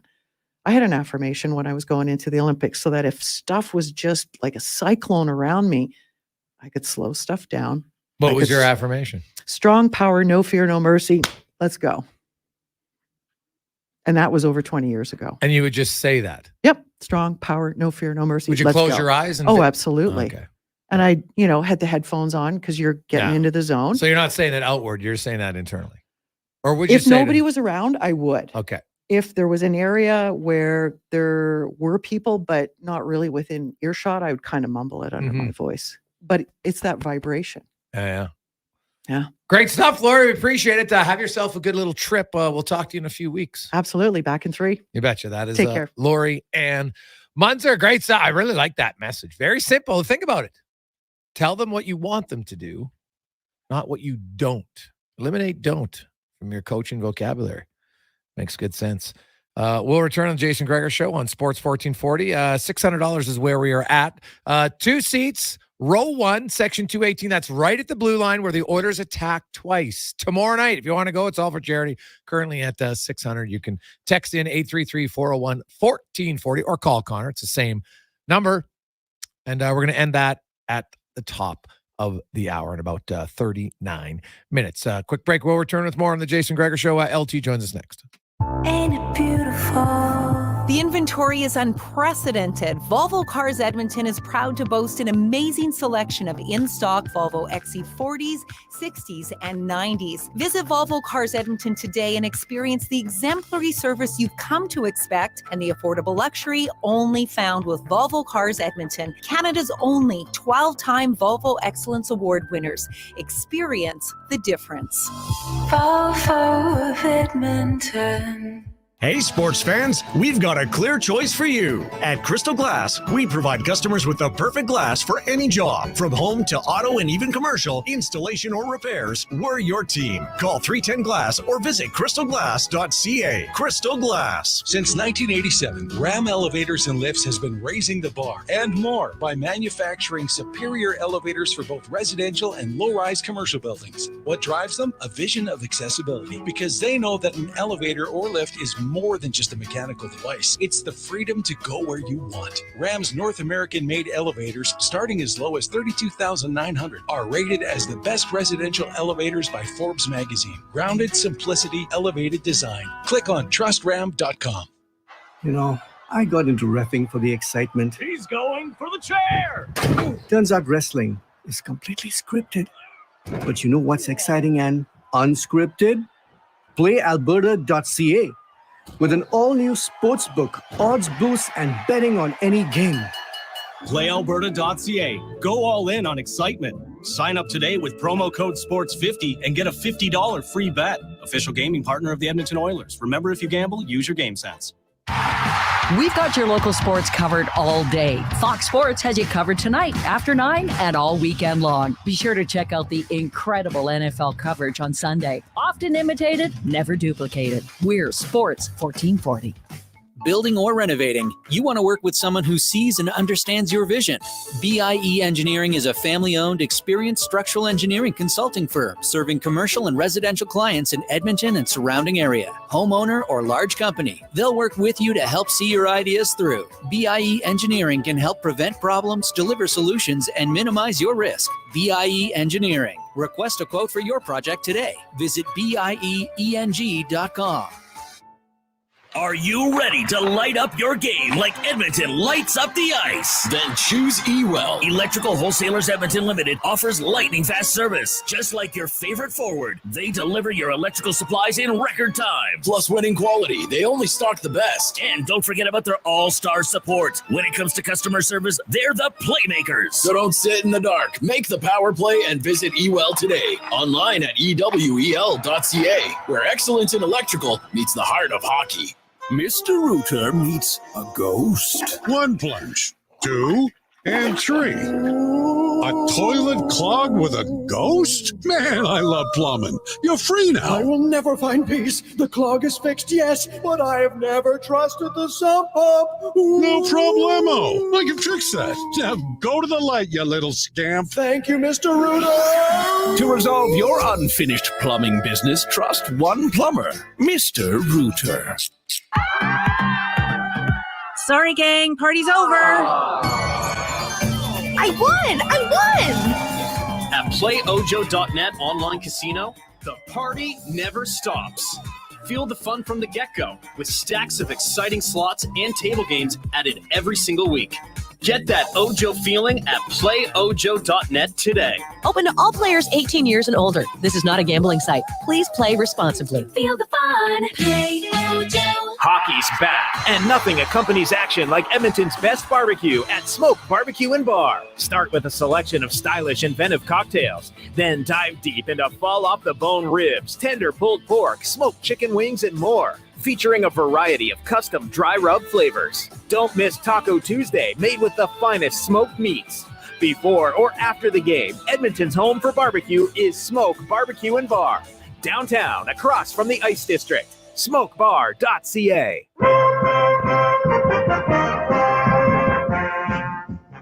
Portions of this hour brought to you by Japa Machinery. Japa is digging deep on their 50-year history of supporting Alberta's construction industry with their line of special edition blackout excavators. Visit japamachinery.com for all the details. Sports Radio is back. The Jason Gregor Show on Sports 1440. Presented by PlayAlberta.ca, Alberta's only regulated online gambling website.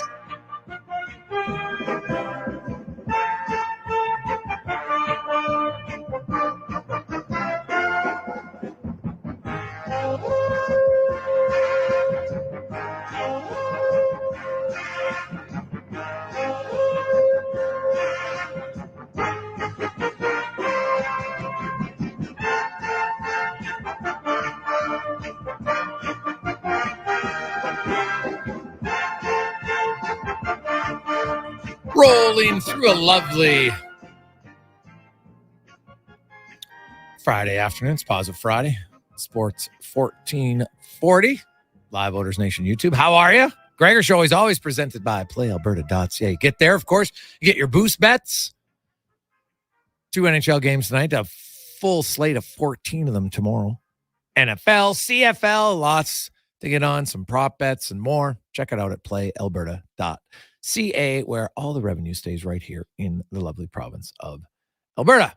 Let's get to the oil report now, brought to you by Volvo Cars of Edmonton. Formerly Volvo of Edmonton. Now it's Volvo Cars Edmonton.com, where you can get a deal right now if you're looking for a demo, or previously owned vehicle. Get 1.49% financed. It's a great deal. Volvo Cars Edmonton.com. As we welcome to the show, host of The Lowdown, noon to 2 weekdays on Sports 1440, Allan Mitchell joins us. LT, the Oilers will, you know what? Hey, Wednesday's game to me is not even any point talking about. We all know what happened. They sucked. I expect them to be much better. They'll have one, potentially two new faces in the lineup. Ekholm is in. My question is, do you go 11-7, or do you put Ernie in as the 12th forward and take out Desharnais? You know, the difficulty here is that Desharnais is very useful, probably more useful than the fourth line guy. But you also would like to see the team roll four lines. So I'm going to say they roll 11-7 tomorrow night, and then shortly thereafter, they're betwixt between. You've got to play Broberg, and yet I think Desharnais is a guy you want in your lineup. So I think it'll be 12-6 at some point in the next week or so, for probably 11-7 tomorrow night. Yeah, it makes sense to me. I also think, Desharnais showed his physicality in the game, and most coaches don't like scratching a guy after he, willingly fights in the game. I know lots of coaches are hesitant about that. There's not a lot of fight anymore, especially there's very few guys that are there just to fight. So they kind of look and say, hey, you know what? The guy went above and beyond, and unless he plays terribly. And I don't think Desharnais played terrible at all. So I can understand it. And the other thing is, to me, Al, matchups at home ice.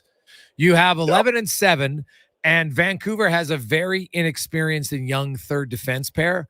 I don't care if it's Ryan and Janmark with them or whatever, but the opportunity maybe to get a few extra shifts for your top guys on the fourth line where it's going to match up against the fourth line and the third D pair, that's a big advantage. Yeah, it is. And they had a terrible game to a man. I'm sure they are not pleased with themselves. So there's going to be a lot of torque in the Oilers' step here tomorrow night. And, it's possible one of those guys, McDavid or Draisaitl or Hyman, puts up a big, big number tomorrow night. And if somebody gets hot early, then they might be double shifted quite a bit. They may have a 1-minute game or something like that. I think the coach wants to put the boots to the Canucks, not because of the Canucks, just because they want to get the taste out of their mouth for what it is. I mean, I don't recall a worse opening night game by Edmonton in their history. Well, you got to go back to Calgary 1991, Al. They lost 9-2. So that would be the other one that stands out. But yeah, it was like, Al, they've only lost by 7 goals 15 times out of 3,400 games. So it was not a great performance by any stretch. Who would you start in goal? It's a great question, and I'm really torn because I think Skinner should get the start because Campbell got the start in game 1, but I honestly don't think that Campbell didn't like. I know he let in 4 goals, but he had long periods of time where he looked like he was getting it together. He had a really good training camp. I think if they start Campbell, I think it's probably because they want to see him have success coming off the training camp. So I'm torn, Jason, but I'd lean Campbell because you need him. It's an interesting one because you're like, hey, we want Campbell to bounce back. I guess it depends. If you told Stuart Skinner that he was like, let's say on Wednesday, you said, hey, Campbell's starting here and Skinner starting Saturday. Now, most coaches won't do that because lots can change. But if you did, you probably don't want to go back on it, right? So that's the one angle. And then the other side is, they're like, hey, Stuart was our starter last year. Now, neither one of them, they had exact same stats in the first game, 4 goals on 16 shots. So, you know what? To me, I'll say this. I don't think it matters who starts in goal tomorrow. Whoever starts has to play better than they did, as the whole team does. But I really think Edmonton, if they get the win, it's because they're not relying on their goaltender.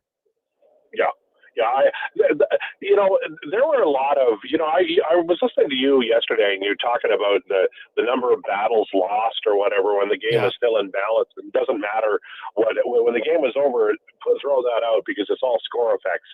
But when the game was in the balance, when the Oilers had a chance to win, they weren't winning anything. They weren't winning battles. They weren't, passing the puck well. They were garbage. And so, they're professional athletes and they were embarrassed. They're going to come out, and I think we'll see a pretty significant. I'm not saying it'll be 8-1. It might be 4-2, but in terms of chances and in terms of high danger opportunities and possession, I expect the Oilers to be dominant. Yeah. I look at it wasn't talked about a lot, Al. Connor McDavid didn't have a shot on goal 5-on-5. He was -3. Like, the whole team was bad, but even their best line was bad. Like, there's nights where the Oilers will lose and McDavid's like their best player and they lose, right? Like, that was a really off game by their captain. Yeah, I don't know what happened. Like, I'd be interested in knowing, and I think they did everything by the book. Flew out at the right time or whatever. It's the sort of thing where sometimes you think, well, maybe it's the flu or something. But the Canucks were the ones who actually had the flu problem. So, as far as I can see, we have. I mean, you and I have talked about this in the past. Sometimes you show up at work and you've got all your prep done and nothing rhymes and you can't say any words out loud properly.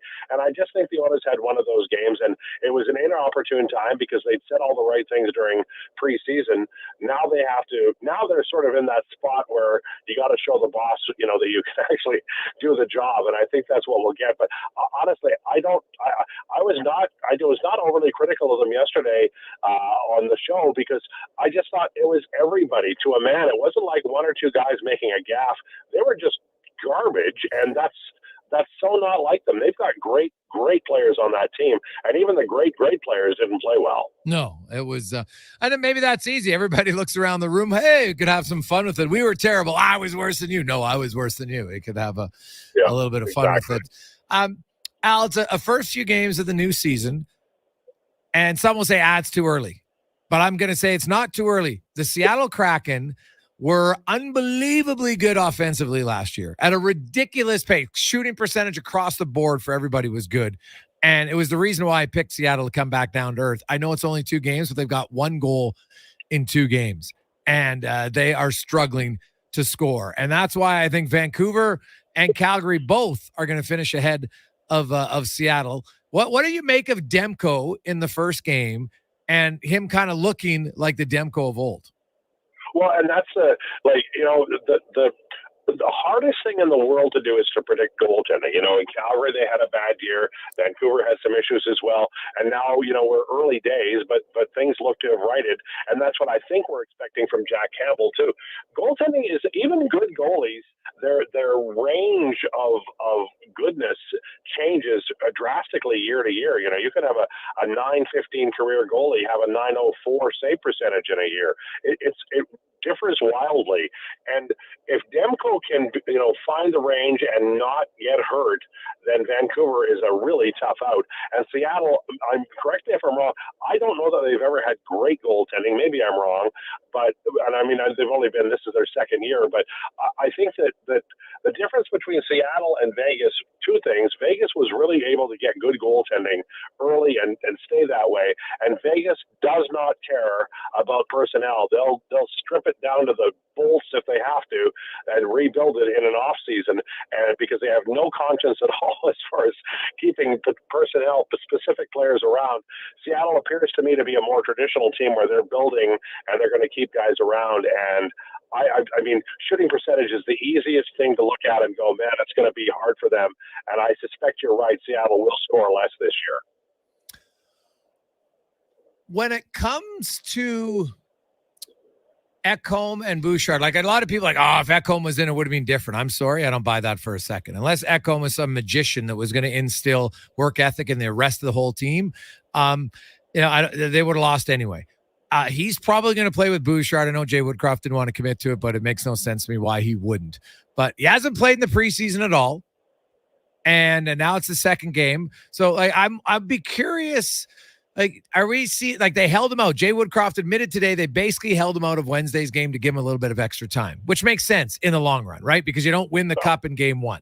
But what's your expectation for Ekholm tomorrow night when this is his first game with no preseason? Well, as you were setting up that question, I realized that it's probably more likely than I thought originally that Desharnais plays, just in case Ekholm can't play full shifts. But, I mean, I think we'd see him on the penalty kill. I think we'd see him at 5-on-5 with Bouchard, because really when Ekholm's out of the lineup, Bouchard, he did not look effective. So you almost lose 2 defensemen. You lose the effective Bouchard and you lose Ekholm. So that was a big hole. I think that it's important that they play Bouchard with Ekholm at 5-on-5 and Ekholm on the PK. But if they get ahead early, maybe they spot him a little bit. But the fact of the matter is that Ekholm really he floats the boats, and Bouchard looked far more confident a year ago. I think he'll play more than 15 minutes, put it that way. Okay, well, that's fair. LT, the Elks taking on Montreal. Montreal's currently in second in the East. They're 9-7, and not necessarily they're intimidating 9-7. I see Montreal as, kind of in the second tier of teams in the CFL. And Edmonton's beaten Hamilton. They've beaten Calgary. They've beaten Saskatchewan. Montreal's a team they should be able to beat. They're not yet at the level of the top 3 teams. But I think tomorrow's is an opportunity for the Elks to show themselves, okay, we could be a legit playoff team next year. Yeah, I think that if you're an Elks fan, just cut the season in half. This is a different team, and Trey Ford is driving the bus. But Jones is a really good coach. It just took him longer, and for lots of different reasons. It was a weird takeover, in January, whatever it was that year that he took over. It took him longer than we expect. But this is, I think, if you started the season at game 9, this team could be pretty furious by now, in terms of competing. And I don't think that they'll lose a lot of momentum in the offseason. It's a good football club on paper. They just had a just mind-numbingly bad start, but they've come around in the second half. They're fun to watch, Jason. They're a fun football team. Al, have yourself a wonderful weekend. We will chat with you on Monday. All right. Be good, boys. Allan Mitchell, a.k.a. Lowetide, here on Sports 1440. I'm Jason Gregor, alongside Connor Halley. We got a lot of texts to get to. 833-401-1440 regarding the Oilers. Of course, a few on the Elks. And we will get to lots of you who are season ticket holders in the second deck, which will no longer be there as an option for a season ticket holder next year. You could show up and there's the odd game maybe, but not a season ticket holder. Some interesting thoughts about that when we return. The Positive Friday edition of the Gregor Show, presented by PlayAlberta.ca, live on Sports 1440 and Oilers Nation YouTube. At The Brick, we're not just proud of this city and its rich sports history. We're proud partners of it. The Brick started right here in Edmonton over 50 years ago. And when we're not cheering on the Oilers and Oil Kings live at the game, or the Edmonton Elks under the bright stadium lights, we're in our stores, providing everything you need to cheer them on in your home. The Brick, supporting Edmonton sports teams and fans since 1971, saving you more. Christensen Communities, the name in active adult living. Enjoy retirement living without compromise. At Christensen, we understand that each lifestyle is unique. We are committed to providing choice through optional dining, personal services, recreation programs, and care plans to suit your current and future needs. Enjoy maintenance-free living and build new friendships in a safe, independent community. Large suites with full kitchens and in-suite laundry, on-site amenities, and so much more. Find out more today about our communities across the province at cdlhomes.com. Some things just work together. Sticks and pucks, cleats and AstroTurf. Your love for the game and Papa John's passion for better ingredients, better pizza. Nothing pairs with the game like Papa John's. Crafted with signature sauce, toppings, and original fresh dough. They're the champion of pizza. And now you're the champion of winning deals. Just order at papajohns.ca. Use promo code SPORTS20 and score 20% off any regular menu price order. Better ingredients, better pizza. Papa John's. That's SPORTS20. You've got a go-to coffee spot, a trusted barber, even a lucky game day jersey. But when it's about looking your absolute best, there's only one name you need. Mr. Dirk. Family run since 1939. We're experts in crafting impeccable tailor-made suits and offering a wide variety of everyday styles. Pair that with personalized one-on-one fittings and the convenience of on-site tailoring. Mr. Dirk elevates your style game. Visit our Edmonton store or explore MrDirk.com. Score big on style with Mr. Dirk. This is Kevin Carius. Saturday night, join me at Century Casino for the first home game of the season, Edmonton against Vancouver. It's the Sports 1440 Watch Party with Kevin Carius. Saturday night at 8 at Century Casino, Fort Road. The job isn't done until the last load is hauled, and having a semi-trailer out of commission is not an option. Whether replacing or adding to your convoy, Edmonton Trailer has a huge inventory of new and used semi-trailers, trusted by the gravel, logging, oil field, fluids, and freight industries. Find a trailer right for you online or at one of their 3 locations. For sales, service, parts, rental, and finance, when you're in it for the long haul, Edmonton Trailer.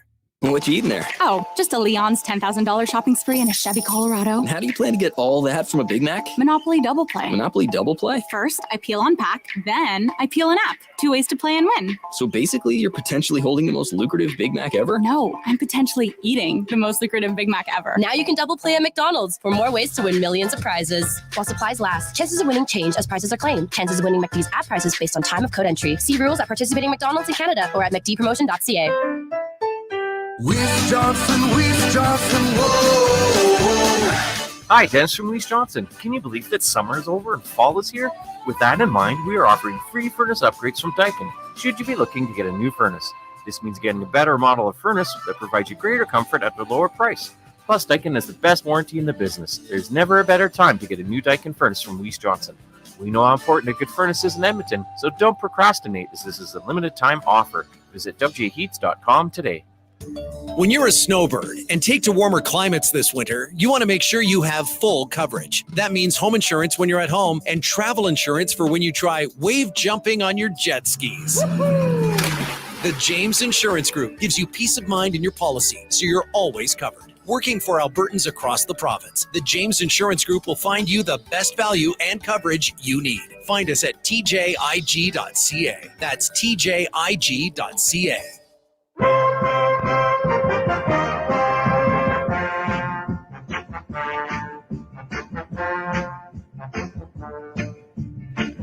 Courses of this hour brought to you by Roger Weir and his team at Weir, Pearson, Akel and Associates, private wealth management, helping business owners and professionals build, protect, and enjoy their wealth. Earn more now and call Roger and his team at 988-4119. Sports Radio is back. The Jason Gregor Show on Sports 1440. Presented by PlayAlberta.ca, Alberta's only regulated online gambling website.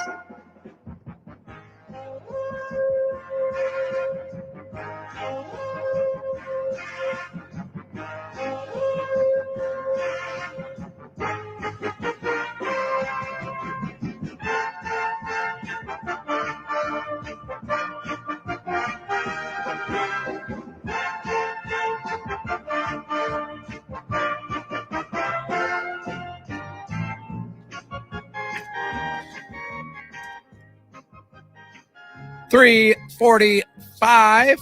Pause of Friday. I'm in Sports Theater. TSN 12, or sorry, Sports 1440. Jeez, old habits break hard. God, I thought I went through the whole week. Brutal. Got a lot of texts to get to. It's interesting in regards to the Elks. Hey, guys. We were row 65, pretty much right on the 50. The Elks offered us the corners Z and Y in the lower bowl. It's cheaper, but not nearly the same vantage point from Brock. Yeah, and that would be the hardest part. Right? Like, I don't know what their season ticket base is. They haven't announced that in years. But let's just say it's, I don't know, 15,000. Right? Lots of them are long-standing season ticket holders.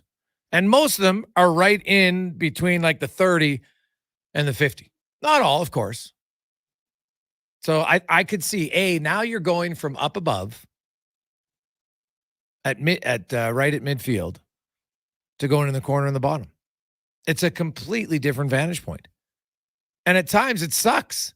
If you're in the one corner and all of a sudden the other teams, like your depth perception, it's no different than the order games. Me personally, some people love it. I don't like sitting behind the net, directly behind the net, because when the puck's going the other way, I can't see, is that guy offside? Is he onside? How far ahead is he? You can't see the space. Now, it's awesome when the puck's in the offensive zone because now it's coming right at you, right? And so some people are okay with it. I get it. Me personally, I don't like it. So.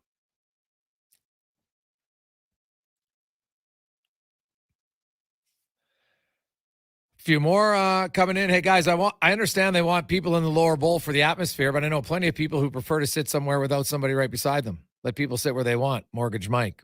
Wow. You're, as a paying customer, you don't just get to do whatever you want, right? Like in any business, right? Like when you're at a restaurant at certain times of the day, they close a certain portion of the restaurant because they don't want staff to have to walk all over the place. So I understand that. You couldn't just say, hey, like they're doing it for cost. They're doing it for atmosphere. So I understand it. I can see why people won't like it, but I don't think you can just say, wow, I like sitting with someone not beside me. That's like, what if so would you not go to the games if all of a sudden there was 50,000 people? Because then you don't have a choice. You have to sit where your ticket is. So, or Oilers games, where most of the time you've got someone beside you.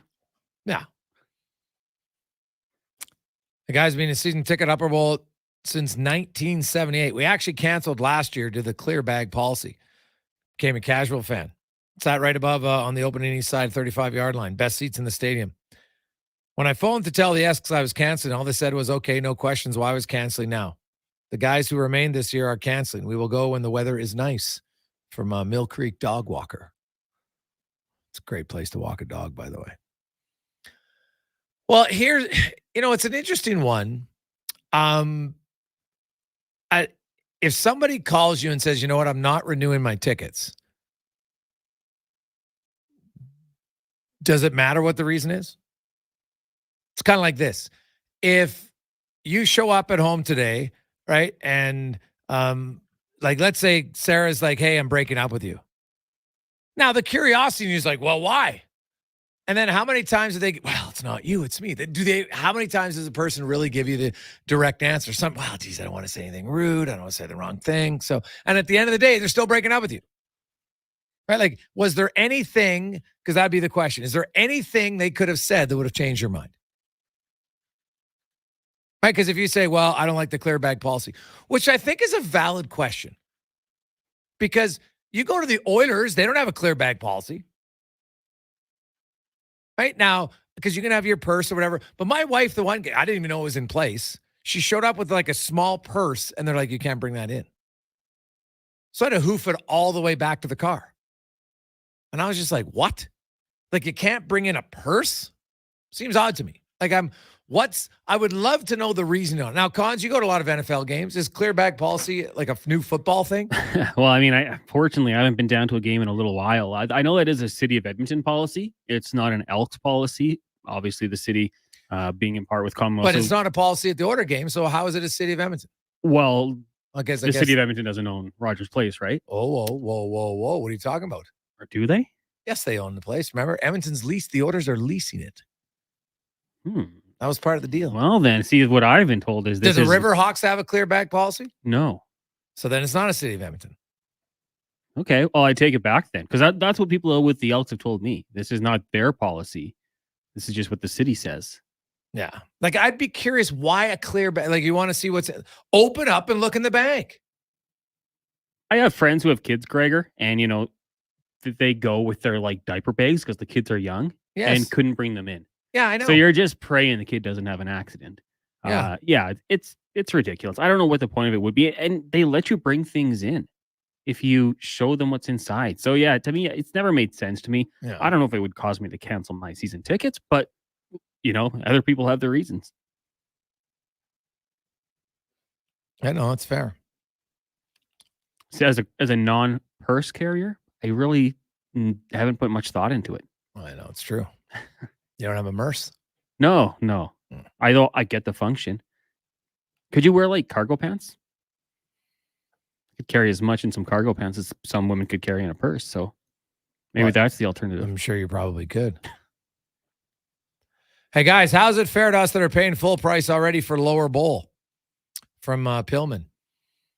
Well, I think what they're saying, they're giving them the rate goes down because they're moving from the 50-yard line into the corner, right? I don't think right now, I haven't looked at the price right now, but I would guess that corner seats in the lower bowl right now today are cheaper than if you're in the first 10 rows in the second deck at center field. All right, I'll look right now on the website and see the see the different options. Right? Yeah, it's cheaper as it should be, right? You sit center ice in the second deck. Now the rink in Edmonton, that might be a little bit different. But I could see why. If I'm sitting at the 50-yard line, even if I'm in the first row in the second deck, that's an unreal seat. I've sat there. It's amazing. And I've also sat in the corner in section Y and Z.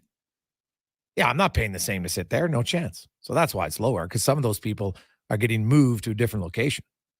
So, Gregor, Johnny Admiral tells us he went to a Raiders game last year. They did have the clear bag policy in effect, but had semi-trailers out there with lockers to rent. No, well, that would make more sense. That's clever, but yeah. So I mean, maybe it's a football thing. Guys, you should follow Estrella. He has a clear fanny pack. King of Fort Nasty. That wouldn't surprise me, actually. 3 kids, you got to be ready for anything. Hey guys, you think all the troubles with the Elks is on the field? There's an awful lot of it to go around, front office included. Oh, trust me, not all the issues that are with the field. Because I'll say this, you can have the best product in the world. Sports nowadays, now the orders are maybe different a little bit. But like I said, the orders didn't sell out every game last year. So unless you're selling out every game, there's still room to improve to your fan base. It's just simple truth. But if you look at how the Riverhawks built it, last year. I think they're a great example. It's not MLB, it's not AAA, but they make it an event. People come. It's enjoyable. CFL is a really good league, right? Like you have some sports snob who wants to claim, oh, it's beneath me. And I'm like, no offense, you're a ditch digger or whatever you do. Don't ever insult someone and say, oh, it's beneath you to watch their athletic performance, right? Like I always kind of chuckle at someone like that. I'm like, are you that insecure that to make yourself feel better, you're going to be, oh yeah, I don't go to CFL. It's not good enough for me. Seriously? Right? The person's running a 100 meter in like 19 seconds. But yes, they're going to be saying the athletic endeavors of the CFL football player are beneath them. I always find that quite funny. But I look at the Elks. They've did some things here lately that have been better. No question about it. But they've turned off a lot of fans for a variety of different reasons. And losing definitely makes it hard. Like if you're turning off your fan base when you're winning, they don't like they can convince themselves, oh yeah, okay, I don't like this, but hey, the team's good. You start turning them off when the team's bad, it's really easy to say, I'm out. Checked out, I'm done. Right? Because fans, for the most part, they love going to the games because they love the game, but they like that the euphoria that you get from leaving a building when your team wins. Because it's different. You all know it. You've been to games when the team wins compared to the game when the team loses. It's different atmosphere. Some, it bothers them more than others. I had lunch today with Jeremy from Mr. Reuter, and he laughed because he's not a huge sports fan. And he laughed. He goes, I can tell because his staff, when they come in the day after a loss or a win, says, I can even notice it in my employees. So, yeah, and that's great. But the Elks' issues aren't just on the field. That's a big part of it. But I think there's other factors at play here. So I can't give a free pass to what they've done off the field and a lot of other decisions that they've made. And the thing is, it's not just one. It's a culmination, and it's been adding and building. And the more you put on, that it's almost like, well, now it's a brick wall I can't see over top because there's another issue. Oh, that was another issue. Oh, here's another issue. And that's their problem. Coming up after 4 o'clock, Craig Button, Wanye Gretz, Spec will be by. We'll also hear from Dylan Holloway, who will be in the lineup. Got a little scare because he blocked a shot on his same left wrist that he had surgery on, but just a bruise. Feels fine. Actually, joked that he'd like to have a race with Ryan McLeod. Someone asked him, the McLeod's faster. He goes, well, hold on a second. I think we need to see a race there. Who would you bet on? One lap, McLeod or Holloway? Text in 833-401-1440. I'll let the guys know what the audience thinks. McLeod or Holloway, one lap around the ice. Who are you taking? Let's get to Connor Halley. Sports 1440 update brought to you by Fountain Tire. Once the weather hits 7 degrees for 7 days in a row, it's a good time to get your tires changed. Doesn't matter if there's snow on the ground. It's the temperature change that matters more as a signal to change your tires. Do it now at fountaintire.com. This is a Sports 1440 update. The Edmonton Oilers have signed forward Adam Murray to a 1-year, 2-way contract, an AAV of $775,000 at the NHL level. The team also waived defenseman Marcus Niemelainen with the expectation of having him join the Condors. Oilers off today, back in action tomorrow, taking on the Vancouver Canucks in their home opener. 2 games tonight. Coyotes travel to Jersey to take on the Devils at 5. Then at 5:30, it's Ovi versus Sid, Penguins Capitals in Washington. Week 19 in the CFL kicks off with a doubleheader tonight. Hamilton takes on BC at 5. Then at 7:30, it is Saskatchewan traveling to Calgary. Tomorrow, the Elks hosting the Alouettes down at Commonwealth. That one starting at 2. And to wrap it all up, the Argos take on the Red Blacks at 5. In the AJ, Spruce Grove traveling to Bonnyville to take on the Pontiac. Sherwood Park heading to Drayton Valley. You've also got Canmore in Black Falls and Brooks taking on Lloydminster. The Edmonton Oil Kings off tonight and tomorrow. They'll be in action on Sunday, taking on the Red Deer Rebels down at Rogers Place. That one starting at 4 o'clock. Golden Bears hockey tonight as they take on Grant Mack in a home-and-home series. Both those games getting going at 7 o'clock. tonight and tomorrow. The Pandas and Griffins also meeting in a home series tonight at 7, tomorrow at 5. Golden Bears football tomorrow down at Foot Field as the University of Saskatchewan is in town. That one's starting at 1. Down at the Saville Center, it's Golden Bears basketball, the Invitational. The Bears taking on the University of Newfoundland tonight and Thompson River University tomorrow. The Pandas, they're out of the Victoria Vikes Invitational, taking on UBC tonight, Victoria tomorrow, and Carleton on Sunday. And playoff ball in the CJFL, the Edmonton Huskies in Regina taking on the Thunder Sunday at 1. On the other side, you'll have Calgary taking on Saskatoon. Coming up in hour 3 of the Jason Gregor Show, we'll be joined by our co-host, Wanye Gretz of Oilers Nation. We'll also hear from Craig Button from the NHL and TSN, and we'll ask 5 questions. I'm Connor Halley. This has been a Sports 1440 update. Sports 1440, a Stingray radio station. CKJR broadcasts from West Edmonton Mall and Wetaskiwin. Download the free Stingray music app and listen wherever you go. Come into Jiffy Lube for a Pennzoil Platinum full synthetic oil change and receive a $20 digital gift card to one of over 30 merchants, such as Starbucks or Tim Hortons. For a location near you, visit jiffylubeservice.ca. Jiffy Lube, keeping you moving. Established in 2001 right here in Edmonton, Corporate Business Solutions has grown to become the largest Konica Minolta digital office equipment dealer in Western Canada. Office technologies may have changed over the past 22 years, but Corporate Business Solutions continues to provide guaranteed same-day service to local businesses right here in Edmonton. Our customers' loyal support has allowed Corporate Business Solutions to provide the service they deserve. Call 780-490-5600 or visit cbsca.com. Some things just work together. Sticks and pucks, cleats and AstroTurf. Your love for the game and Papa John's passion for better ingredients, better pizza. Nothing pairs with the game like Papa John's. Crafted with signature sauce, toppings, and original fresh dough. They're the champion of pizza. And now you're the champion of winning deals. Just order at papajohns.ca. Use promo code SPORTS20 and score 20% off any regular menu price order. Better ingredients, better pizza. Papa John's. That's SPORTS20. Are you looking for an affordable business, group, or team outing this season? Why not catch the excitement of a game with 5-time Alberta Junior Hockey League champions, the Spruce Grove Saints? With extremely affordable group and suite packages available, and some of the lowest food and drink prices around, Saints games are the perfect night for your next group event. Get your group in on the action. For more information, visit sprucegrovesaints.ca. At Toyota, we believe your vehicle is more than just your ride. It's your trusty sidekick. So make sure it's ready to go, because there's a 100% chance of winter this winter. And you can take those odds to the bank, not the snowbank. Trust the experts at Toyota for premium winter tires, batteries, brakes, and more. Beat the winter rush and book an appointment today. Visit shoptoyota.ca or contact your local Toyota dealer. Are you winter ready? Don't put off those repairs or maintenance to your trucks or trailers while the cold weather sets in. Call Murray's Truck Parts Locators. Get your trucks in now to make sure you don't end up stranded. From alignments to inspections and engine overhauls, Murray does it all. He can even source parts when you need them and cut down on wait times. Call Murray's Truck Parts, 780-678-2128. Murray's Truck Parts Locators, just minutes west of Camrose. There's nothing like having a little skin in the game to make things interesting. But when a little skin becomes more than you can afford to lose, it's time to take a break from sports betting. Set a budget and stick to it. If you gamble, use your game sense.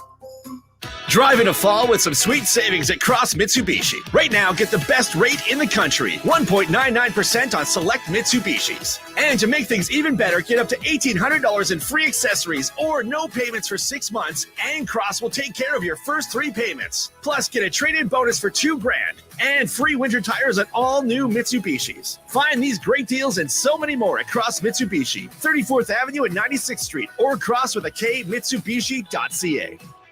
Hey sports fans, we've got a clear choice for you. At Crystal Glass, we provide customers with the perfect glass for any job. From home to auto and even commercial, installation or repairs, we're your team. Call 310 Glass or visit crystalglass.ca. Crystal Glass. Hey everyone, it's Kelly here from United Sport and Cycle. United's annual Hockey Day sale is on now. Save up to 20% off on skates, 25% off on equipment, and 35% off on all Pro Stock sticks. United Sport and Cycle, your home of hockey for over 95 years.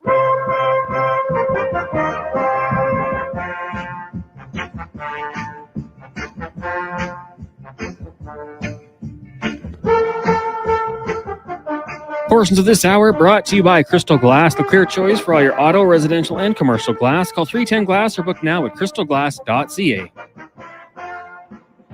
Sports Radio is back. The Jason Gregor Show on Sports 1440. Presented by PlayAlberta.ca, Alberta's only regulated online gambling website.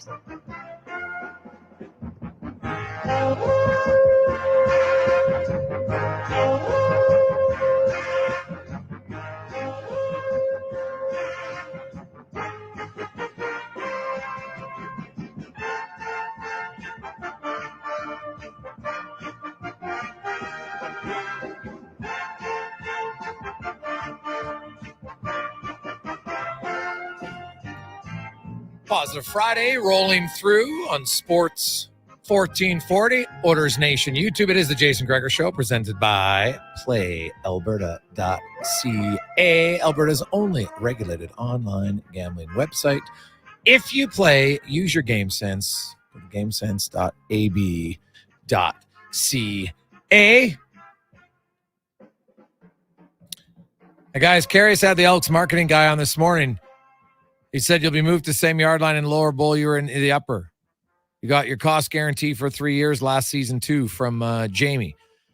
Well, there you go, Jamie. Well, it's funny because Brock texted back in and said he looked at his invoice and says it's moved into the corner will be $16 a ticket up from last year. So we'll have to see.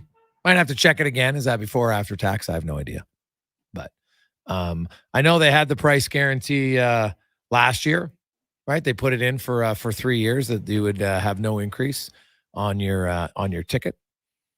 I don't know, like, can they say for certain everybody's going to be? I hope so, but I would think the middle seats where there's more season ticket holders would be harder to get them in place. Now, maybe you go from the 40-yard line to the 35. Is that really a big difference? It is a little bit, but here's the thing: all the season ticket holders will have the choice to renew or not. Like I said, some are going to hate it, and that's fine because we all hate change. There's very few people that wake up in the morning, hey, right, we changed this. I've been doing it for a long time. Now we're suddenly going to change it. No, you don't like it. I get it. Like, if you're a person that can handle change instantly, good on you, because you're a unicorn. Because there's not many people. When it's something that you're highly passionate about, that you've been doing for a long time, then it takes a little bit of time to get excited about it. As we welcome in our Friday co-host coming in hot, Wanye Gretz. I'm going to start taking a hot air balloon in here, Gregor, because earth-based transportation is too slow. Traffic. You do traffic report on this one? I'll do a traffic report. Takes a while to get to the mall right now. End of the traffic report. Mm-hmm. It can be. It was terrible. Mm-hmm. Well, you always, you know what? As coaches always say, if you're not early, you're late. But I've historically been early. Yes, no, you have been. And I left at the same time today as I have every other time. But then I overshot the mark. It's getting close. It's Christmas shopping season here at West Edmonton Mall, and the traffic is lined up for miles in every direction. Yeah. No. Oh, there you go. So, any big trades in the last 5 minutes that I may have missed while walking from the car in? No big trades. Nothing happened. Adam Ernie has a contract. Marcus Niemelainen's placed on waivers. That for I anybody knew. Just joining us. Yep.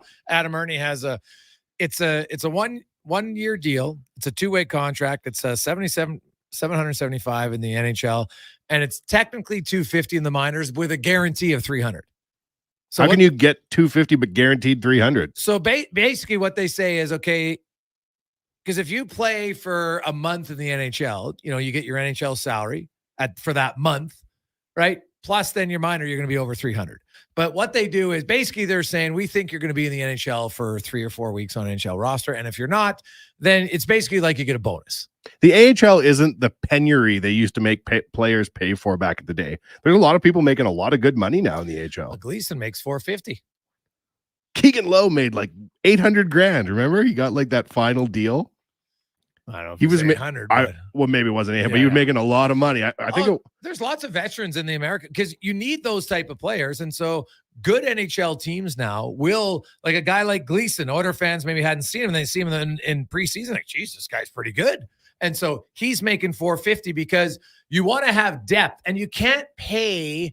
It's rare to have 8 NHL defensemen unless you're going to carry 8 in the roster, right? So you know what? Now, Marcus Niemelainen, he's on a one-way deal, so he gets all his money. Good for him, right? So there are guys like that, but some teams will try to minimize it a bit and say, okay, yeah, we'll pay you $450 if you're down there. And Gleason, who just based on the number of injuries you usually have, I think you'll see Gleason get a few games in the NHL this year based on injury. So, but yeah, the American League, the NHL teams have more money than ever before, so they should be paying their players more. There's no doubt in my mind. Keegan Lowe had a 2-year AHL deal with an AAV of $675 in the AHL. $675. There you go. You know who did that deal, don't you? Dad. That's the best. Good for you, Keegan. Well earned.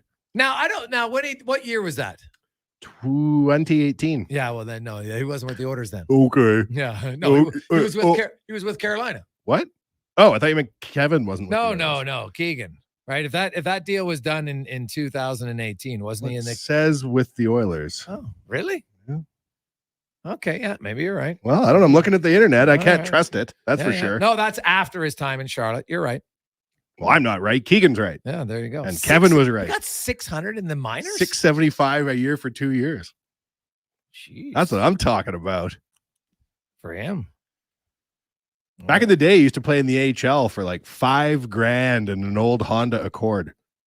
That's all they offered. And that was considered good work. Yeah, it was. It's $675 a year.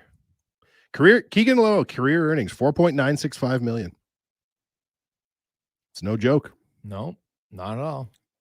Now, actually, no, see, there's the mistake. I knew that seemed high. His NHL salary was $650. I'm looking at his contract. His AHL salary was $100,000. Oh, jeez. Yes. Well, you know what? That's why you don't argue with a guy who's currently live on the air, folks. Yeah. And $225 in 2020 was his AHL salary, which is still pretty darn good. So, when they go those earnings, that's what their NHL contract would have been if they were on the NHL roster the entire time at $4.9 million. But obviously, considering he played majority of his time in the American League and is actually still playing over in Sweden right now, right? And hey, in Sweden, you can make some pretty good money tax-free. And I don't care who you are. When you're like, I think sometimes we kind of get a little desensitized to how much money guys make. Like, think about a 23-year-old, 24-year-old making $300,000. How many 23-year-olds are making $300,000? Ariana Grande did. How many in the real world, right? Ariana Grande. She got hit by a puck at a Panthers game. Have you heard this story? No. Ariana Grande got hit by a puck at a Panthers game twice as a child. Not once, twice. The second time, they also won a contest to drive around on the Zamboni at intermission, her and her dad, after she'd been hit by a puck for the second time at a Panthers game. So she got hit like hard or just like a fluttering one that hit your foot? Wow, she's beautiful. I don't see any massive puck-shaped scars. I would assume that it's not to the... But can you imagine that? Yeah. Anyways, Keegan Lowe, you're quite right. So she got hit by a puck, but like she didn't get anything from it. Like, well, I thought you were going to tell me she sued. And maybe got like they $1 million. Maybe they knocked the music into her. You don't know what she would have been like had she not been hit by that puck. Maybe she couldn't sing a note. Maybe she owes the Panthers everything. Yeah. And guys, is there a salary cap for AHL teams, Peter? That's a good question, Peter. I think there is, but I have to double check on that. I think there's like a kind of a resonant one because some teams, like you look at, lots of teams have found ways now where they sign guys to AHL only deals just so they don't ever get close to the 50-man roster anymore. Because if you're on an AHL only deal, like remember Brad Malone a few years ago was on an AHL only deal, then he had to sign an NHL deal, prorated, of course, and then he got recalled. I'm gonna, I'll find out during the break. I can't remember. I'm certain there is a cap. I just don't know what it is. Does it further prorate if you play in the ECHL? You can sign if you sign a two-way contract in the NHL. Even if you go to the ECHL, you're still getting your AHL money. But you can sign an AHL contract that will pay you AHL money and then have ECHL money. But you can't. There used to be three-way contracts in the NHL that you'd have money in the NHL, money in the AHL, money in the ECHL, but that's no longer. Now you can only have a two-way contract if you sign for the NHL and the American League. And if you go to the East Coast, like Stuart Skinner, when he started his career at the ECHL, he was getting AHL money. If you have a 1-year, three-way contract, what are you planning? But that's how it was. Like lots of players signed it and never even went on they were in the NHL the whole time. But that was just It's a different time. Different time. No safety, no security. Yeah.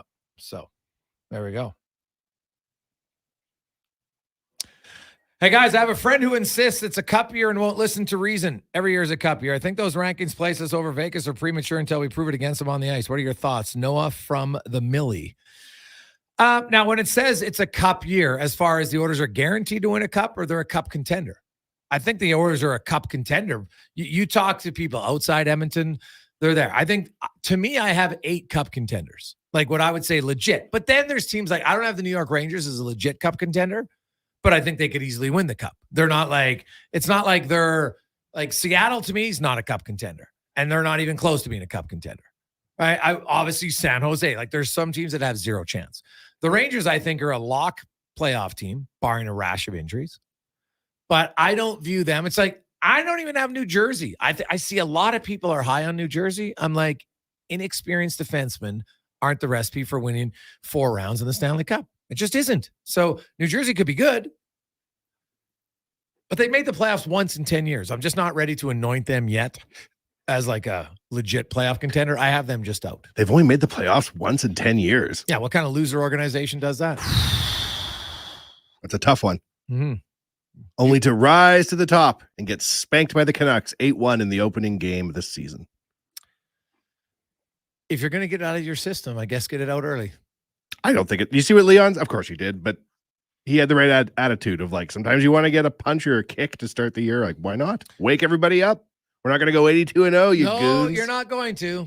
But, and you know what? Hey, and Leon, but he also talked about, he goes like, they were just way better than us. We didn't work hard enough. And now you move on. Like, there's nothing you can do now. The Oilers, like, it's easy to say they'll be better because, of course, they'll be better. Like, they were awful. Connor McDavid didn't have a shot on goal 5-on-5. How often does that happen? Never. Right. So, and he was -3 at 5-on-5.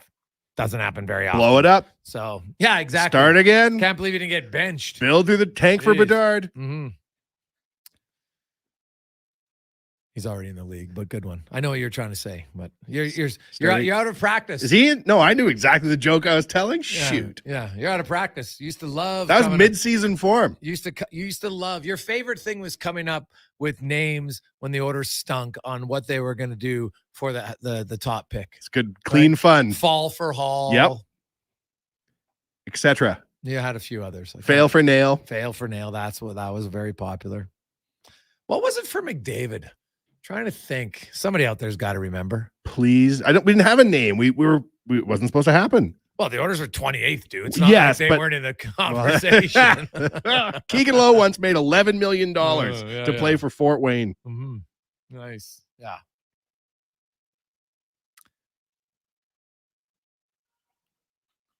Now, we do have lots of you. Many people right now, I will say, Dylan Holloway, he might have to race because so far, it's about 90% in favor of Ryan McLeod in a race over Dylan Holloway from Oiler hands. Guys, I'd take Clowder all the way. Be close, but I feel his boots are a bit quicker. All day McLeod from bad Leroy Brown. Guys, sorry. McLeod all day long. Guys, Dylan Holloway will surprise. McLeod looks quicker because of how his jersey flaps. I think Holloway's quicker. Well, you know what? Holloway said he would like to race. So now the Oilers at their skills competition, that's when we can get the answer. I think it should be a guarantee McLeod and Holloway are in the fastest skater competition. We all know who McDavid is. I get why he doesn't want to do it anymore. I think he's done it. I think he's proven it. But McLeod and Holloway, nice internal competition on who would be quicker. The other guy that I would put in that category, Darnell Nurse is fast, but Brett Kulak is deceptively quick. And I'd like to see Philip Broberg in that competition. You know, you don't see Broberg really wind it up very often with his top speed, but he can really move. So I would be, I'd be curious. Even the slowest guy in the NHL is still lightning fast. I remember seeing Kelly Buchberger at Collingwood Arena 10 years after he'd retired. And he was still lightning fast. He wasn't even known as a fast player. Bucky could skate like the old Windwell. He could fly up and down. He's in sick shape. That's the other thing. Like Bucky, we had him in studio for Who Is It Wednesday, and he's just like between breaks, he's sitting there doing one-legged lunges. I'm like, yeah, I get it. What on earth? Yeah, he was in, Bucky's in pretty good shape. No question about it. Craig Button is going to join us next. Guys, is Ekholm playing? Let me know. It's Positive Friday. Frank, yes. Matthias Ekholm will play tomorrow. Nima Linen's been placed on waivers. Adam Ernie has signed a 2-way contract, and he'll stay in Edmonton. Once Nima Linen clears waivers, then they will have their 21 players. Will they go 11-7 or 12-6 tomorrow? I don't know. My gut says 11-7, but we will find out tomorrow. Jay was at the Nation season opening party at Greta, and a guy came in and walked right up to him right off the street and said, "You're the Oilers Nation guy, right?" "Yeah." "Ekholm is not coming back from his injury." And then he left. And Jay was like, "Who is this guy? Like, does he know something? Was it a like team for the Wednesday night?" No, he said like he's not playing again. Like no more. Like not just Clearly he got some bad intel. But why would you go to the trouble of telling a perfect stranger this in polite conversation? Thank heavens you're back, Ekholm, and that random man was wrong. Hey guys, I think it was no honor for Connor. Oh yeah, from Vinay. Good one, Vinay. That's good good memories. That's right. Jeez, good old days, eh, Oiler fans? Fall for Hall, fail for Nail, no honor for Connor. Do they have one for Nugent Hopkins? It is, but I can't say it on the air. But Nugent Hopkins wasn't the Nuge then, so it wouldn't have rhymed with that. The Nuge was the Nuge before the draft. Because we coined, this is an Oilers Nation term, and we got it because Ted Nugent Hopkins has been referred to as the Nuge forever. So the minute we heard the name Nugent Hopkins, we were calling him the Nuge in the run-up to the draft. Yeah, well, I can guess then. If it's rhyming with Nuge, I know what it was. We'll take a quick break. It's not meant for PG radio. At least I self-censored. Yes, that's true. Very nice. Craig Button will join us next on The Gregor Show on Sports 1440. Legacy Heating and Cooling is sounding the call. Don't struggle through winter with a furnace you can't trust. For maintenance before winter strikes, Call Legacy. Call Legacy. For furnace tune-ups and repairs to give peace of mind. Call Legacy. Call Legacy. Or to scrap your old furnace for a brand new high-efficiency one. Call Legacy. Call Legacy. And with no payments, no interest for 1 year on your new furnace, it's gotta be Legacy Heating and Cooling. Weekends were made for Oil Kings hockey at Rogers Place. Family fun is second to none, starting at just $20 a seat. This Family Fun Sunday, your Edmonton Oil Kings face off with their rivals from down the road, the Red Deer Rebels in Ice District. There'll be face painting, a kids fun zone before the game, and more. And every home game, score all new kids food combos for $10 or less. The value is king size. Edmonton Oil Kings, Red Deer Rebels, Sunday afternoon at 4. Great family entertainment at Rogers Place starts at just $20 a seat. Save on day of game pricing now at oilkings.ca. Rodeo clowning felt like an exciting opportunity. Boy, was I ever wrong. The Bulls. So predictable. But you know what's exciting and unpredictable? PlayAlberta.ca. I can bet on any sports game, play online casino games anytime, and buy lottery tickets anywhere. PlayAlberta.ca. Go all in on excitement. Sign up today and get over $100 in welcome bonuses. Remember, if you gamble, use your game sense. A full-service provider of heavy haul transportation and rigging at the highest level. Next Gen Transportation. We're developing new and innovative ways to transport oversized and overweight equipment to remote and challenging locations. Our Next Gen team leads with a wealth of experience and expertise. But most importantly, we put safety first, so everyone gets home safely. We also take great pride in supporting our local community programs and teams. Good luck to everyone this season and in the year ahead. Visit nextgentransportation.com. Hey world, get ready to believe. At Oodle Noodle, we serve up world-class, worldwide flavors in our sweet, saucy, and fiery noodles. We believe in the power of nudes. We've got everything from saucy mac and cheese to sizzling pad thai to so many other unbelievable dishes sure to make you a noodle convert for life.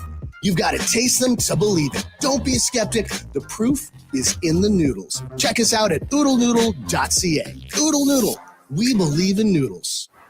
Ready, dude? It's only a 200-foot drop. You'll be fine. Off you go.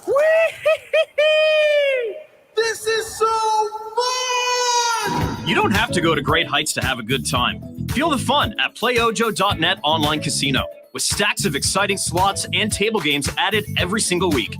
Get that Ojo feeling at playojo.net today. Open to all players 18 years and older. This is not a gambling site. Please play responsibly. Corporate Business Solutions is celebrating 22 years of local service, local support, local always. Established in 2001, Corporate Business Solutions has grown to become the largest Konica Minolta digital office equipment dealer in Western Canada. When you call CBS, you'll always speak with a live person, just like you and your business deserve. Thank you to our loyal customers for their 22 years of continued support. Our success is owed to you. For local service, local support, local always. Call 780-490-5600 or visit CBSCA.com. At Fountain Tire, save big during our Road Ready sales event until October 21st. Who wouldn't want up to 25% on select tires and a bonus of $50 off any service? A lizard, maybe? Or a ghost? Restrictions apply, financing available. Book your appointment at fountaintire.com.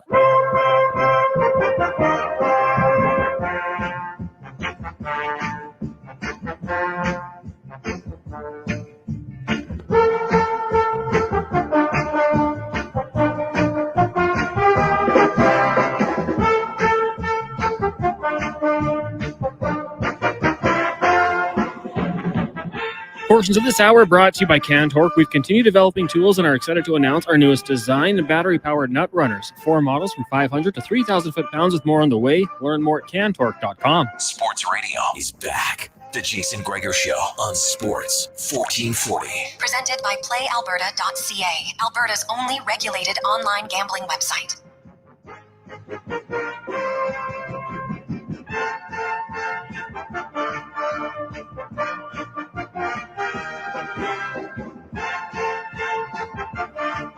Pause Friday rolling through. How are you? Jason Gregor, Wanye Gretz with you. Sports 1440 live on Oilers Nation YouTube. Only 2 games tonight, but then 14 tomorrow in the NHL. Also, how many of you are doing the double dip? Elks at 2 and then the Oilers at 8 tomorrow. So Elks Montreal. Then you have a little time and go for dinner if you like, and then head on over for the Oilers and the Vancouver Canucks, the home opener for the Edmonton Oilers. As we go around the NHL now, brought to you by McDonald's, and your favorite game is back with more chances to win. First, peel on your pack, then you can peel in the app.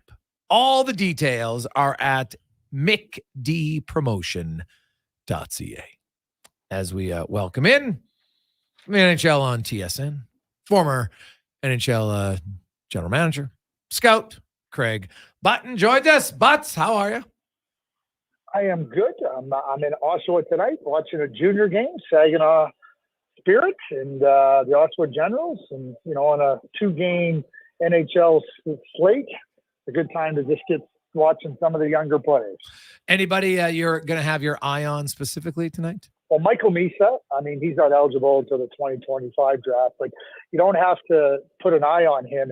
He will find your eyes. And Zane Parekh, a real dynamic defenseman for Saginaw. He's going to be a first-round pick in the coming draft. Really, really good player for Saginaw. And both those players were part of Canada's Wanye Gretz gold medal winning team. Beckett Seneca, he's a real good player for Oshawa, a player that's got a real nose and a hunger for the net. So it's a good game. You get to see some really good players here on a Friday night in Oshawa. And Oshawa is just a great junior hockey center, and always a pleasure to come here and watch a game. Craig, it's obviously super early in the season. There's a few teams that have played 2 games. Obviously some haven't played any yet. Washington will play their first one tonight. When you're a manager, when you sit back and you see the early season, do you wait until it's 10 games to make any sort of evaluation or get a sense of what your team is? What's the plan for management right now?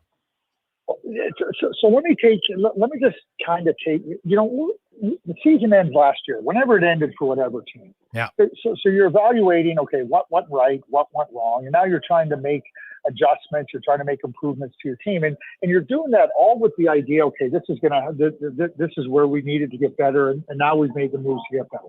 So you come to training camp, and now you start to evaluate. You're putting players in different positions, who can play with who, whatever it may be, and so the evaluation now, it has to be continuous. When we talk about the Edmonton Oilers, it's nice to say Connor Brown played with Connor McDavid. That was a long time ago. those two players, their careers, playing with different players. How's that going to work? Where does he fit into the lineup? So you're always evaluating. You're always you can't just say, "Oh, we'll wait 3 games in." What happens if it's not looking very good and things are going awry? I'll give you an example of why you can't wait 10 games. You got to evaluate daily. I'm not saying you do it with a hard edge, but you got to evaluate. The Pittsburgh Penguins last year lost 12 games that they were leading in the third period. 12 games. They missed the playoffs by 1 point. Mm-hmm. And what do they do in their first game? They're winning in the third period and they blow the lead and lose. No. And somebody will say, "Oh, well, no, it's only the first game of the season." That's 2 points you put. Now you missed the playoffs by 1. You go back to that game. So as a manager, you're not going to, get to a point where you're being harsh, but you better get dialed in, and you better get dialed in early, because this league starts on opening night. And if you don't think it matters and you're going to wait to address issues, you're going to fall behind. You're not going to be in it. Ottawa Senators, listen, if they don't get their act together, they'll have a new coach maybe 5 games into the season, because they can't afford to start slow. Craig Button joined. Well, that was funny. I was going to go to Ottawa because I didn't pick Ottawa to make the playoffs. I don't love their team defense, to be honest. And they're in a tough. I agree with you, Jason. I agree with you. And when I say I don't like their team defense, Craig, it's been 5 years. I'm not sure they're coached. They have the right system to play defensively as a group. And you bring in Steve Staios now. Like, it just seems DJ Smith is on really thin ice, and like. We could see, I think it was Ken Hitchcock. Was it 6 games in or 8 games in when he got let go? Like, I wouldn't be surprised if it's that early in Ottawa. They started out, they were 6-13 in their first 19 games last year. So you fall behind. Let's just say you need 96 points to make the playoffs. Well, that means you need 14 more wins than you lost. So you fall behind. You're 6-13. You're 7 behind. Well, that means you got to win 21 more games than you lose in the rest of it.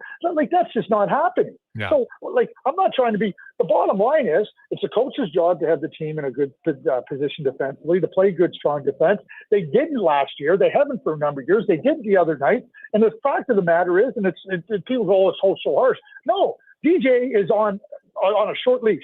And if they don't start out well, if they're 1-4, I fully expect that there'll be a new coach behind the bench for Game 6.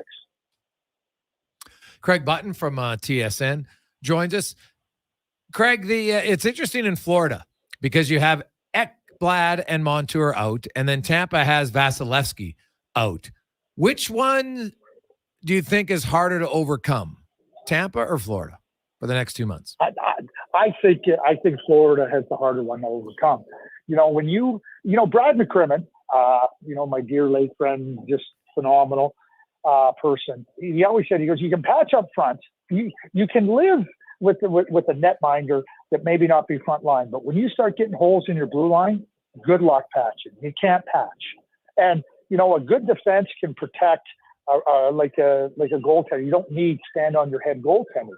So when you look at the Tampa Bay Lightning, they have Sergachev, they have Hedman, they have Chernik. Like, they're in really, really good shape with respect to the blue line. When you lose Montour and Ekblad, I mean, these are and keep in mind, they lost Gudas and Mark Stahl. You start to think about where they're at. Like, that really puts a lot of pressure on your goaltender. Yeah. And I think that as good as your goaltender can be, and we saw Bobrovsky do it at different times, I don't want to be in that spot. I'd rather have a really good blue line and manage my team with respect to protecting the goaltender, not giving up as much. And then you go from there. And I don't think I have to go very far to give you a great example. And it's not taken away from the goaltenders that were in Vegas last year. All 3 of them played well. But that blue line in front of them, those 6 defensemen, yeah, you don't need stand on your head goaltending. So listen, they barely made the playoffs last year with that blue line. I think Florida's in tough.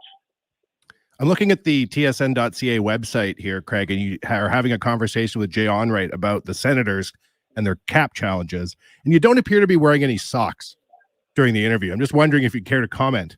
It's a bit late in the year for no socks. It's never late in the year. First of all, I hate socks. And if I don't have to wear socks, I'm not wearing socks. So, until it gets nice and cold and everything, and I don't have socks on tonight, I didn't have socks on last night, and until I need to wear socks, I ain't wearing them. I'm a fellow anti-sock wearer. Gregor, can you confirm I am also not wearing socks? It's true. I hate socks. Wow. I respect it. I respect you. Things I didn't know about the ant. Now, is that like a pickleball thing? Pickleballers just don't like socks? You sock wearer wouldn't get it. You're outnumbered 2-1 in this conversation, you sock wearer. Yeah, hey, listen, when I played hockey, I didn't wear socks in my skates. I don't like socks. As simple as that. They're little foot coffins. They make me very uncomfortable. So this isn't a pickleball thing because you know what? I'm old enough to where I was not wearing socks when there wasn't pickleball. Craig Button joins us from TSN. Craig, there's a few other, it's so early on. Like obviously orders were terrible for one game. I don't expect them to be terrible. I do expect a bounce back, but I will say Vancouver, I picked them to make the playoffs this year because of Thatcher Demko. I think if Thatcher Demko is the best goalie in the Pacific Division when he's healthy, and I think they have enough skill in other positions to get in. I also didn't think Seattle was going to be able to redo what they did offensively last year, where everybody was scoring at a ridiculous shooting percentage rate across the board. But what do you make of Demko? Like, if as valuable as McDavid is to Edmonton, I get it. I would make an argument that I think Demko might be the most valuable player to his team. Edmonton's a better team. I think they have more better players across the board. But Demko's health and his play, I'm not sure there's a playoff team in the West that relies more on one guy. Yeah, no, I'm not going to disagree with that. And, Thatcher is a frontline number one goaltender. But I'm going to go back to the blue line. And it's one of the things that Rick Tocchet is working on. I think they made incremental improvements on the blue line. They add Susu, they add Ian Cole. I think they're bottom pair defensemen. Can they slip into a forward role? Yeah. You trade for Hronek, and I think that he can be a good player, help them in different spots offensively. But they're still thin there. And it was amazing the other night thinking that they have Rossi and Juleson as their bottom pair, and you got Cole and Myers playing on their second pair, and it tells you how bad the Edmonton Oilers were because you couldn't take advantage of that kind of a setup. And that type of a setup is one that's ready made to be taken advantage of. So the Jay Woodcroft's comments after the game, he said, "Hey, it wasn't good enough." Yeah, and we all know that. But when you think of, what Rick's trying to do with Vancouver is get everybody to buy into a better defensive effort. Thatcher Demko is a safety net. We've seen him do that time and time again. He's going to have to provide that level of goaltending for Vancouver to make the playoffs. But they're still thin on the blue line. What about the Flames? How much better do you think they'll be? Oh, they're going to be a lot better. They were. You think about everything they went through last year. All the turmoil around their team and teams in every corner of the organization. And they missed the playoffs by a couple of points. Mm-hmm. And they lost 22 games in overtime and shootout, which means they came short of goal. Yeah, is Jonathan Huberdeau going to get 115 points? No, but he should be able to get near what he's done for his career, which is an 80-point player. Markstrom is a really good goaltender. I thought he was terrific against Winnipeg, although the first goal I was going, oh no, is this what he's going to do again this year? And I think they got enough talent. I think they got enough ability to be a good team. And, I think the Pacific, Jason, is the toughest division in the National Hockey League. And you got Vegas, you got Edmonton, you got the LA Kings, you got Seattle last year playoff teams, you got Calgary that had a fall off, you have Vancouver that you think are getting in. That's a tough division, and I think it's the toughest division in the league. So there's no margin for play that leaves you on the edges, and the games are going to be tight. But when you fall below the edges and you're coming short, you're not going to make the playoffs. So I think the Flames have a good enough cast of players to be in the playoffs. And I think last year the changes they made specifically behind the bench, I think can help them, show that they were better than last year. One last one. I know it's super early, Craig, but the Prince George Cougars are 7-2, 6 points ahead of everybody else. Now Portland's only played 5 games, but are you a believer? Are the Cougars going to be that good, or is this just a super hot start? Nope, they're a good team. And, Mark Lamb, and Jimmy Playfair, as the associate coach of them. But Mark Lamb, 2 years ago, I was in Vancouver watching the Giants, and we were talking, and he had a young team there. He had Riley Height as his number one center, Cohen Ziemer. They had a lot of young players. And he said to me, he goes, listen, he goes, we're playing them. They're going to get their feet wet. They're going to get the experience they need, because in a couple of years' time, we're going to be good. They are good. That's no accident. And, you know, you're not always going to. Very rarely can you have a lot of success with a young team and players in prominent roles that are 16 years of age. But Mark knew what he had, and Mark knew that he had to give those kids the opportunity to push forward and to play to get their feet wet. Well, they got their feet wet now, and I think that the Prince George Cougars is nothing accidental with what they're doing. I mean, you know, you think about Piskarek who comes through, you got Betcher who's coming through, they trade for Funk, you know, and so it just made Ziemer and Height that much better. That's a really, really good team, and nothing accidental about what they're doing in my view. Great stuff, Craig. We appreciate it, my man. Have yourself a great week. Enjoy the game tonight. We'll talk to you next Friday. Yeah, we will. Thanks, Jason. You have a great weekend also. That's Craig Button from TSN. Around the NHL, brought to you by McDonald's. We'll return. We have 5 questions. Mark Spector, Jeff Patterson. We'll also hear from Dylan Holloway on a busy Pause Friday edition of the Jason Gregor Show on Sports 1440 and live on Oilers Nation YouTube. Christensen Communities, the name in active adult living. Enjoy retirement living without compromise. At Christensen, we understand that each lifestyle is unique. We are committed to providing choice through optional dining, personal services, recreation programs, and care plans to suit your current and future needs. Enjoy maintenance-free living and build new friendships in a safe, independent community. Large suites with full kitchens and in-suite laundry, on-site amenities, and so much more. Find out more today about our communities across the province at cdlhomes.com. Some things just work together. Sticks and pucks, cleats and AstroTurf. Your love for the game and Papa John's passion for better ingredients, better pizza. Nothing pairs with the game like Papa John's. Crafted with signature sauce, toppings, and original fresh dough. They're the champion of pizza. And now you're the champion of winning deals. Just order at papajohns.ca. Use promo code SPORTS20 and score 20% off any regular menu price order. Better ingredients, better pizza. Papa John's. That's SPORTS20. Legacy Heating and Cooling is the #1 place for people who want heating and cooling, because you'll save a bundle and get both with a heat pump. Then you can use hot, cold, hot, cold. Come on, thermostat, do what you're told. Turn up the heat, turn up the cold, so the vents start pushing out tornadoes. Time for a heat pump, bring it to me! Gonna get a deal from Legacy! Your heat pump from Legacy will heat and cool while saving you a bundle in energy costs. Plus, you'll get a rebate up to $5,000 and no payments, no interest for 1 year. Legacy Heating and Cooling. Our cars are our lifeline, and every now and then we need to take care of them too. Cochran's Automotive services your vehicle with pride. When you need to fix it up, bring the whole family fleet. Junior's WRX, Mom's MPV, Dad's 1500, or even Grandpa's old 88. All makes and models are welcome. Trust Cochran's Automotive to professionally repair your family's pride and joy. They've got you covered for Volkswagen diesel timing belts too. Call 780-452-5001. Ain't it beautiful? There's electricity in the air. Carrie Dahl here for Volvo of Edmonton, where the Volvo XC40 and C40 fully electric vehicle is now in stock, along with a great selection of Volvo T8 hybrid models. Experience the trusted Volvo quality and technology to power into tomorrow at Volvo Cars Edmonton, Canada's only 12-time Volvo Excellence Award winners. Experience the difference. Volvo of Edmonton. There's nothing like having a little skin in the game to make things interesting. But when a little skin becomes more than you can afford to lose, it's time to take a break from sports betting. Set a budget and stick to it. If you gamble, use your game sense. At Fountain Tire, save big during our Road Ready sales event until October 21st. Who wouldn't want up to 25% on select tires and a bonus of $50 off any service? A lizard, maybe? Or a ghost? Restrictions apply. Financing available. Book your appointment at fountaintire.com.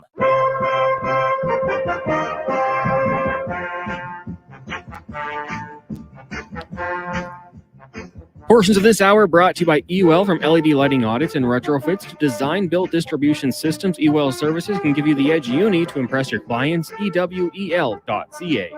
Sports radio is back. The Jason Gregor Show on Sports 1440. Presented by PlayAlberta.ca, Alberta's only regulated online gambling website.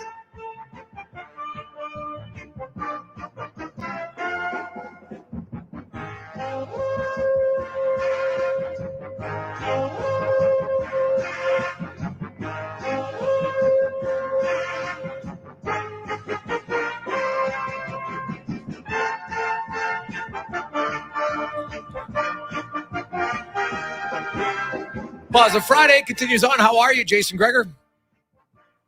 Wanye Gretz with you as we are coming to you live from the Well Studios, where next Thursday they are celebrating their big grand opening. And guess what? You want a free lunch? You want to win some prizes? They got a food truck scavenger hunt. Who doesn't like a scavenger hunt? 116th Ave, 186th Street from 11 a.m. till 1. For all their vendors, clients, and any Sports 1440 listeners who want a free lunch, stop in next Thursday, EWEL.ca. They're huge sports fans like you. And they have everything electrical that you'll need. Check it out. Guys, did I hear right? Echo is playing. Thank goodness it's Positive Friday. Yes, the bearded wonder will be in the lineup tomorrow for the Edmonton. Or Jay Woodcroft kind of hinted that they held him out just to give him a few extra days rest. So anybody suggesting they're definitely not rushing him back, which is a smart thing to do early on in the season. As we get to 5 questions now, brought to you by our good friends at The Brick. The Brick Scratch and Save event is on now. That's right. You can scratch up to an additional 40% off your purchase. With over $115,000 in instant prizes to be won, today could be your lucky day at The Brick and thebrick.com. It's time for 5 questions on the Jason Gregor Show. All right, guys, question number 1. When we come back on a Monday, 2 o'clock, what do you think will be the biggest storyline from the Oilers-Canucks game? Well, I hope it's Oilers win 10-1 and avenge season opening beatdown with an even bigger revenge beatdown in game 2. That'd be a nice storyline. I am going to say...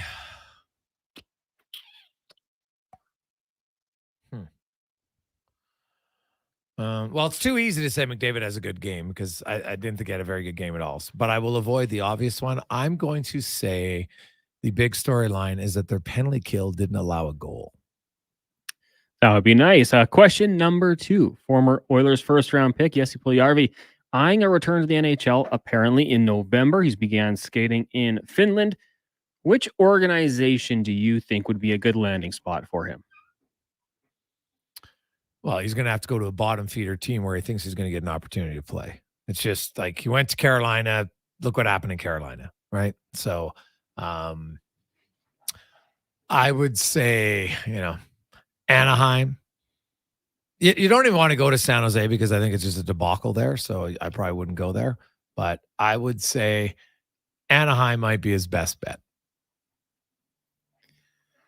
It's a tough one. I love the Bison King. I want to see him go somewhere where he can thrive. I don't think it really matters. Does he want to come back into the NHL? I don't even know that that's... Oh, yeah. Okay. Anyone who will take him on and give him a role, I think at this point, is exactly where he needs to be. In the majors, we got the championship series getting going over the weekend in the AL on Sunday, and they both get going on Monday. Who do you guys think will eventually meet in the World Series? Wow, the Phillies they look unbeatable right now. And by the way, can Atlanta come up with any worse excuses for why they lost? Blaming a reporter because he said that, Arcia, whatever his comments were, like, give me a break. Anybody watch the Braves in the 90s? And give me a break about, they had time off. No offense. There's no team that can finish first and choke in the playoffs more than the Atlanta Braves. That's a fact. That's not even a debate. That's a fact. So, but I will take Philly, and I'm just going to say I'm hoping for Texas over Houston. I'm done with Houston. So I'd love to see Arizona, though, but I don't think they'll get there. I'd like to see the Phillies play Houston. What's wrong with Houston? You don't want to hear a garbage can get banged? I don't like cheaters. Interesting. The Rangers, Astros, and Phillies all finishing with identical records in the regular season. 6 more wins than the Diamondbacks. Question number 4 for you guys today. Since it is Friday the 13th, and some people out there do think it is bad luck, are you superstitious at all? And if so, let's hear some examples. Oh, I'm superstitious. My main superstition is I don't wear socks. Me and Craig Button, a team of two. Yeah, I am not superstitious at all. So I couldn't even think of anything that's even like remotely on the ledge of You superstitious. have no pregame rituals. You don't, before you call a rush game, you didn't have a special pencil or something in the booth. No, I don't have anything. I can't ever think of one thing at all. Like I'm not somebody who has to put a certain, sock on first or not sock. Anything like that. Nothing. I had a few lucky shirts that I liked wearing at times, but that was more so when I was going out. It had nothing to do with just because I thought it was a good shirt, so I'd wear it. But no, I don't have any cons. Do you?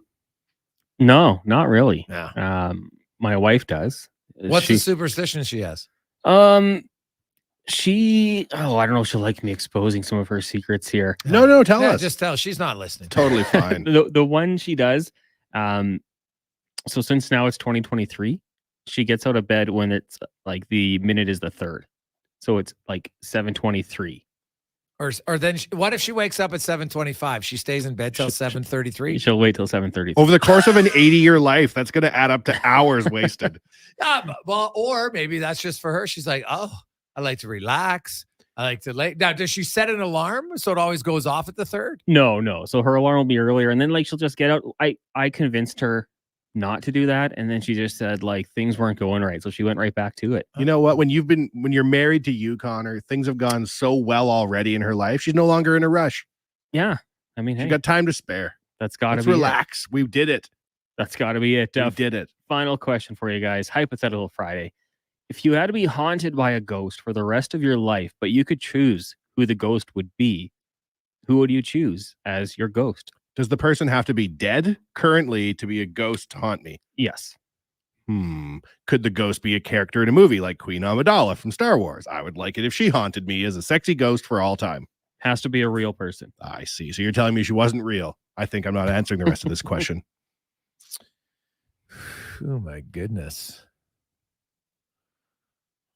Another thing I don't believe in, but now could it be if like I'd look and say, well, it doesn't necessarily have to haunt me if it's a ghost that I want. I'm guessing it's going to be like a friendly ghost that comes and visits me. That's a muse. So it doesn't necessarily have to be a negative one. So I will say,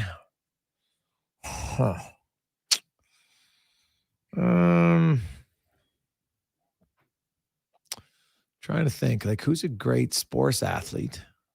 You'd want to be haunted by Muhammad Ali? No, not Muhammad. Oh. I would say it's a good question, Cons. A quick question for Wanye. Did Queen Amidala die? No. Oh. Well, maybe in the new ones. I have no earthly idea. No one's watched those. Disney Plus could have done anything. To my knowledge, she remains alive. I'm going to go with Punch Imlach. I think it'd be a really good come in your dream. He could give you good strategies for different things in life. Gregor, that could be the most sports answer of all time. That's right. You're asking for a visit. You want him to wear the hat? Think about it. It's Punch, right? Like, what a cool name. Like, think about it. If you're hey, there's my ghost Punch. I'm like, oh, I got a ghost waking me up to tell you about the 1947 Montreal Canadiens. That's helpful. Hey, I didn't want to ask about that. I just said to give you good strategic advice in life. Like, who else have you seen on the other side? I don't want to know anything about the old Habs. Well, I mean, I'm not going to ask him about that. Hey, guys, I'd want to be haunted by Norm Macdonald. I could use the wit. Good one, Buck. That is a good idea. That's actually a very good answer. Very good answer. See, I was going to go with John Candy. See, John Candy, Robin Williams. Yeah. Robin Williams would be a good one. I feel like if they came back as a Spectre, they'd want to do comedy for just me. Well, if no one else could see them, I'm sure they would. Hit me with another one, Norm, I'd say. Yeah. Wouldn't be bad. Robin would be pretty funny. John Candy, I like that one a lot, Cons. Like it a lot. So apparently Queen Amidala did die. So she died giving birth to Luke Skywalker. No, you don't know your Star Wars. That's From not Kev true. Meteor. Someone said that? Yeah. I'm not she sure. died giving birth to Luke Skywalker. He's a twin, you know. Don't ruin it for me. Yeah, with Leia. Yeah, and then they kissed in the one movie. Yeah. What's that all Yeah, but about? they didn't know. So. Oh, They didn't know. that's still. Yeah. Well, I know twins who debate. Depends. Maybe they're European. You know. You kiss think the on cheek. Sedines ever kiss? I don't know.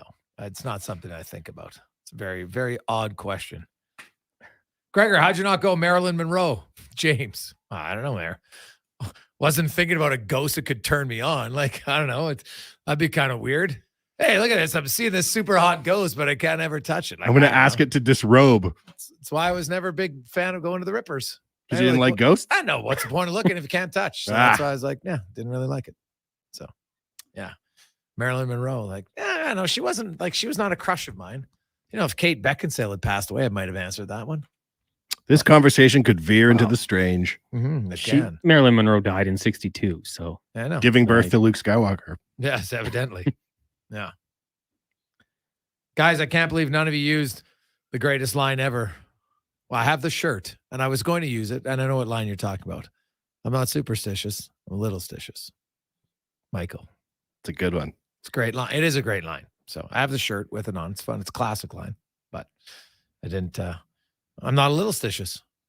I will never allow an Oilers jersey to be on the floor. It has to be hung up. Oh, so you do have a superstition. Well, that's just respect for the jersey. That's not because I think something bad's going to happen if I don't. So you're telling me when you've worn that jersey and you come home at 3 a.m, yes, 8 sheets to the wind, yes, that you hang it up. Yes, yes, yes, I do. I always have, and I always will. You will never see a jersey at Wanye Manor anything but hung up. I don't even put it like over a railing. Hung up.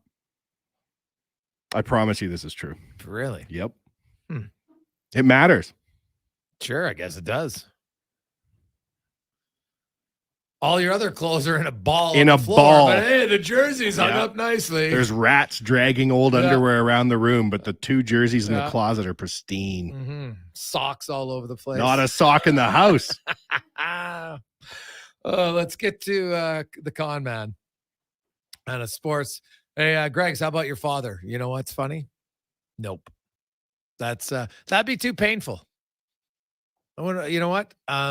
If my dad was like a ghost and came there all the time, yeah, I don't know. Wouldn't like it. Yeah. It didn't even occur to me. It'd be amazing to see somebody I knew come back. I thought about it, but I was like, yeah, I don't think I can do it. If my grandma came back, because she passed right after the 06 Cup run, I'd have to explain to her Connor.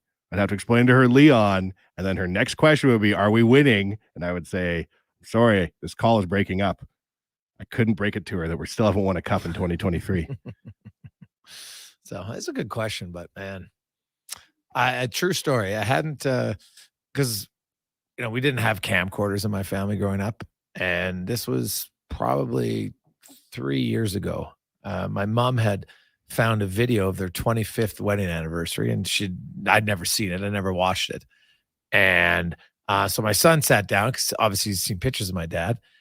And I haven't seen my dad. Obviously, I haven't heard my dad speak in 20 years at that point.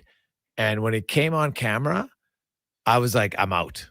And it was stunning, because I've always had good memories of my father. It was weird. I wasn't ready to see him move and speak again. Wow. And then it took me a while. Then I went back and watched it. But And how was it then? It was way better, but it was funny because we were watching it for a bit, and then my son, because at the time, thankfully, he was 5, and his attention span was like 3 minutes. So he's like, Dad, can we go? And I'm like, yep. And I was like, oh, that was very weird. So that's probably why I didn't answer. My father was one of those. I wasn't, for whatever reason, I wasn't prepared to see him all of a sudden like, oh, there's my dad again. Like, he's actually alive, right? Like, he was alive at that moment. And I remember his 25th wedding anniversary. You know exactly where it was. And I went back and watched it later when I was kind of like mentally prepared for it, and it was nice. But when you have someone that you love and you never hear their voice again, like, those are the things. I miss his voice. I really miss him talking like Donald Duck. He had a great and his laugh. Like, my father had a very unique laugh. A lot of my buddies from childhood, they, when we see each other, we still laugh about it because it was hilarious sometimes how he would do it. And as a ghost though, it's fun. I'd rather have my dad, if he could come back to life for one day, I'd take that rather than a ghost. Oh, I've seen Why? some That'd be weird- so much harder to have to say goodbye at the end of that day. Yeah, but you know what? I still think it would be better. I would take that over never seen him. That's all I'm saying. If I had a choice, I would take that. Lots of people texting in. They agree with you 100%. They always have a jersey hanging from Sean. Respect. Tom and Tim. The jersey hangers. You guys should have a club. And I have 3 sheets to the wind. Been like, no, I have to hang up the Jordan Eberle. And then I go on like a mission and I hang it up. Sometimes I collapse right there on the floor. No, but you hung it up. It's hung up. Let's get to the Con Man Sports 1440 update brought to you by Edmonton Kubota. They respect their tractors as much as Wanye respect his jersey. You can get a compact BX tractor right now. 0% financing for 84 months. EdmontonKubota.com. This is a Sports 1440 update. The Edmonton Oilers have signed forward Adam Murray to a 1-year, 2-way contract with an AAV of $775,000 at the NHL level. The team also waived defenseman Marcus Niemelainen with the expectation of having him join the Bakersfield Condors. 2 games on the ice tonight in the NHL. Devils take on the Coyotes and the Penguins in Washington up against the Capitals. In the CFL, Week 19 kicks off tonight with a doubleheader. BC takes on Hamilton in about 5 minutes. And then at 7:30, Saskatchewan in Calgary. Tomorrow, the Elks hosting the Montreal Alouettes. 2 o'clock kickoff down at Commonwealth. To wrap it all up, the Argos taking on the Red Blacks. In the AJ, Spruce Grove in action. They'll take on Bonnyville tonight. You've also got Sherwood Park heading out to Drayton Valley. Canmore and Blackfalds and Brooks up against Lloydminster. Edmonton Oil Kings in action on Sunday, taking on the Red Deer Rebels down at Rogers Place. Puck drop 4 o'clock in that one.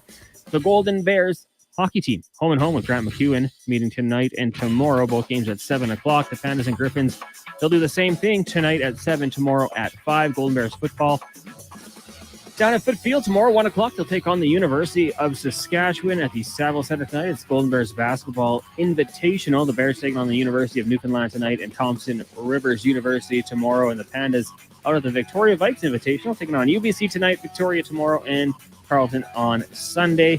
And playoff ball in the CJFL, the Edmonton Huskies in Regina to take on the Thunder on Sunday. That one's a 1 o'clock start. Also, the Calgary Colts up against the Saskatoon Hilltops. Coming up in hour 4 of the Jason Gregor Show, we'll be joined by Mark Spector of Rogers Sportsnet and Vancouver Canucks reporter Jeff Patterson. I'm Connor Halley. This has been a Sports 1440 update.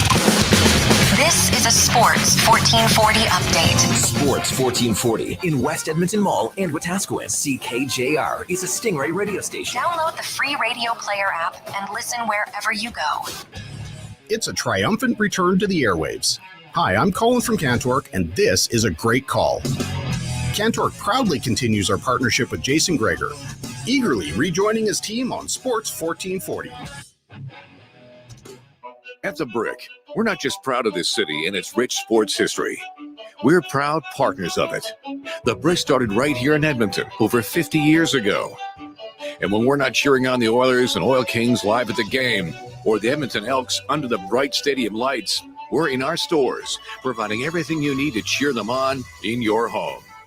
The Brick, supporting Edmonton sports teams and fans since 1971, saving you more. What's cracking at Cattail Crossing Golf and Winter Club? Kick off your week with unbeatable savings. Enjoy half-price golf from Monday to Thursday. Elevate your game without emptying your wallet. Book your tee time today. CattailCrossing.ca. The Canadian Boo House is back with its frightfully delightful with fun foolery and the finest Halloween hijinks. Boo House GCs to be won. $100, $250, even $500 as we ignite your fright night with shot specials of Jack Daniels and $1.50 off tankards of Blue Moon. Plus, freakishly delicious newfangled Frankendangle, only $5.99 all night long. The Boo Crew awaits you at your favorite haunt, the Canadian Brew House. A premier hockey solution with a clear path for long-term development is proud to be entering its 7th season of independent borderless hockey, featuring provincial and cross-province competition with showcase style, regular season gameplay, and a strong commitment to individual skill development. It's an attractive option for those seeking family life balance. The Hockey Super League offers opportunities for both male and female athletes, born between 2011 and 2016. Visit hockeysuperleague.com for more information. Hi, welcome to Metal Supermarkets. I'm Ian, and you are? Karen. Oh, boy. I've been out and about and complaining all day, but I have nothing bad to say about this place. Everyone's been friendly, helpful, speedy. That's good. Too good. I think I'd like to speak to the... Manager? How'd you know? Just a hunch. I'll get him. Thanks. You're a darling. For metal cut to your exact specifications, see why thousands of satisfied customers choose Metal Supermarkets, the convenience stores for metal! Southside, West End, metalsupermarkets.com. Denim Ford's roots run deep in the history of Central Alberta. Like always, you can experience the same honest pricing and honest service that you've come to expect from all of us at Denim Ford for the past 65 years. Denim Ford is proud to be Canada's only 50-time President Award-winning dealership in customer satisfaction, treating every customer like family. Visit Denim Ford on the world-famous Wetaskiwin Auto Mile or from home at denimford.ca. Cars cost less than Wetaskiwin. Portions of this hour brought to you by Crystal Glass, the clear choice for all your auto, residential, and commercial glass. Call 310-GLASS or book now at crystalglass.ca. Sports Radio is back. The Jason Gregor Show on Sports 1440. Presented by PlayAlberta.ca, Alberta's only regulated online gambling website.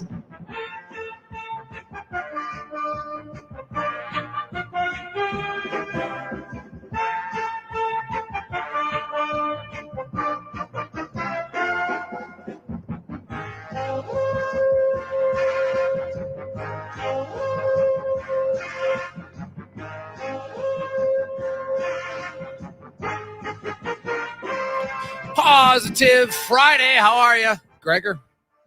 Wanye Gretz, Connor Halley with you. The Gregor Show is always presented by PlayAlberta.ca. Check it out, $17 million. You could be very lucky. Heck, you could buy a lot of jerseys, hang them all up, get special hangers in any color if you want it. PlayAlberta.ca. Also, hey, do you want to go to the Oil Kings game on Sunday? Patty from the Brew House has some Loge tickets for Sunday's Oil Kings game, 4 of them. So we got a little family. You want to go? Text in with your name and email, and Connor will pick someone and send you, courtesy of the Brew House, to go enjoy the game on Sunday. The Oil Kings, much more competitive team this season. Fun to watch, some good young players. So check it out. Let's get now to the Spec Report, brought to you by GS Construction. Coming up on their 50-year celebration. It's pretty fantastic.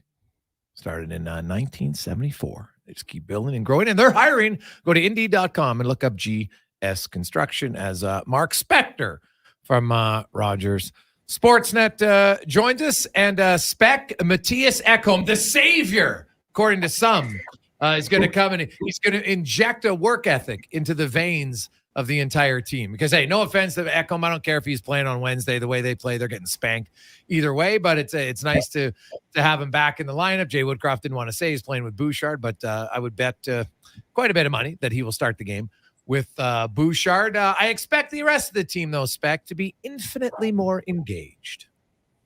Yeah, I think it's an excuse to start talking about, oh, wow, they didn't have Ekholm in that first game. Yeah.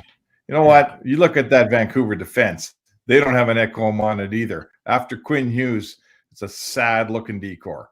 So that is a pure and simple excuse that the Oilers aren't using, but I've heard it around town. So, is Ekholm a really good player that's going to help you? Of course he is. Do you want him back? Absolutely you want him back. But his being out of the lineup in the first game is no whole excuse for the way they played against Vancouver. No, not at all. Who would you start tomorrow? Skinner's start. I'm not blaming Campbell for all those goals that went in, but he had his start. It went the way it went. It's the other guy's turn now. Absolutely. You? Yeah, I think so. I wouldn't deviate from it. If that was indeed the plan, I'm guessing it was. So, and I said off the top, Spec, I'm not even sure it matters. Like, sure, of course you want your goalie to play well, but if the Oilers need their goalie to stand on his head for them to win on Saturday, they got bigger issues, because you mentioned their blue line in Vancouver. Like, the Oilers have last change, and unless they're going to play their top 4 all the game, that third pairing, because even their second pair, it's not like their second pair. It's like, oh geez, we can't put McDavid out against Meyer and Cole. I definitely think you can. Like this is one where I know Jay Woodcroft doesn't like to go to matchups too often, but I'm telling you, I would look at a few, especially in the first period, to try to get McDavid or Draisaitl's line out against that third pairing. Yep, absolutely. And you know what makes the Oilers? Let's find a positive from the first game, just because I'm such a positive guy. The biggest positive for me was that third line, right? With Holloway and McLeod and Fogle, they're hard to handle. So listen, the third pairing of every team in the league is going to get that group, even at home. So I think when that will be the Oilers, that will be something that helps the Oilers. That third line. They're going to get the third pairing of every team in the league. And I love the way they look. They skate. They're all above average skaters. They're all good size. I think they're 6'1", 6'2", 6'3", the three of them.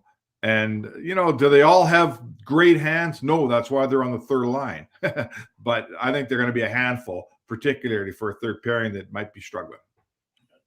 Mark Spector from Rogers Sportsnet joins the Spec. I'll come back to the Oilers in a second, but I do want to get your thoughts on the MLB playoffs that we've seen thus far. The Atlanta Braves, man, I saw a lot of excuses coming out of Atlanta. Oh, geez, they had to rest because it was the best first round. And, oh, now, you know what? Oh, there's this controversy because a comment that was made in the locker room got out and, blah, blah, blah. I'm like, no offense. They just didn't win. It's cut and dry. And unfortunately for them, their batters, which were unreal all year long, their four best batters all became ice cold at the same time. Well, I saw a stat today where the top 6 teams, right? The top 6 teams from the regular season. So we're going to try to remember this. It went Atlanta, it went Baltimore, it went Dodgers, it went Tampa, it went Milwaukee, and it went, I'm missing the 6th team. But who cares? The top 6 teams in the MLB regular season won one game in the postseason between them. One game. Yeah. Mm-hmm. So did Atlanta choke? Yeah, Atlanta choked. Everybody else choked too. The Dodgers choked, right? Tampa wasn't any good. Now, Tampa had a bunch of injuries. I get it. But it's just one of those years. We've seen it in hockey. Remember the year 2006 when the Oilers went to the Cup? The second round featured the 8, 7, 6, and 5 seed in the West. It's one of those years in baseball where it was bad news to be a favorite. Yeah. Exciting, though. Who do you like? Who's going to the World Series? I think the series that interests me the most will be the Texas-Houston series. I think that's pretty cool. You get 2 teams in the same state playing each other for the ALCS. I like Philly the way they're going. They got so many bats going right now. I'm not betting against Philly. I think they can. I know Arizona's smoking red hot, but I'm going to take Philly. I'll take Texas. I still hold a grudge against Houston after that garbage can thing, but Philly, Texas be a lot of fun. I'm with you. I don't know. I probably got to let it go, but same with me on Houston. I'm not a real big fan of them. I would rather. We do have to let it go, but maybe not quite. It's one of the most interesting things that has happened in an otherwise dull sport. Yeah. Well, it was quite the storyline. There's no question about it. You got to give them a little bit of credit. What, for blatantly cheating using video? No, you don't get any credit, right? Why would you get credit for that? Well, they were creative cheaters, I guess. Maybe that's what we could give them credit for. As Mark Spector joins us. Spec, you look at the Oilers and. Did Jay Woodcroft, now everything was going wrong, but we've had a lot of people wondering, do you think he went away from his lines too quickly early on? Should he just stick with his top 2 lines and stick with it for a bit? Or do you understand if it's in a game that, you got to switch it out? Like I see both sides. It's like you can't get continuity if you don't keep them together, but when absolutely nothing's going, you got to probably try to get a spark. Wasn't it 4-0 when he changed his lines? Yeah. Or 3-0? Yeah, 3, I think. I was there. I can't remember. Sorry? He didn't change him in the first period. No, it was early. It was in the second, but they scored very early in the second. So it was at least 3-0, if not 4. Yep. So no, any coach faced with a team playing the way they were playing, what are you supposed to do? Keep running the same lines out? They were brutal. you know, we all joked in the press box that it took Jay Woodcroft 25 minutes of hockey to do what every Oilers coach has done for the last 7 years when they find a little trouble, put 97 and 29 on the same line, right? Like that's a running joke in the league now. But what are you supposed to do? That lineup was going nowhere, man. Every coach changes his lines when they're getting beat like that. I got no problem with it. Yeah, no, that's fair. Adam Ernie signs a contract today. Two-way deal. League minimum $775 here. He gets a guarantee of $300K if he's in the American League. Do you think they go 12-6 or do you go 11-7 tomorrow?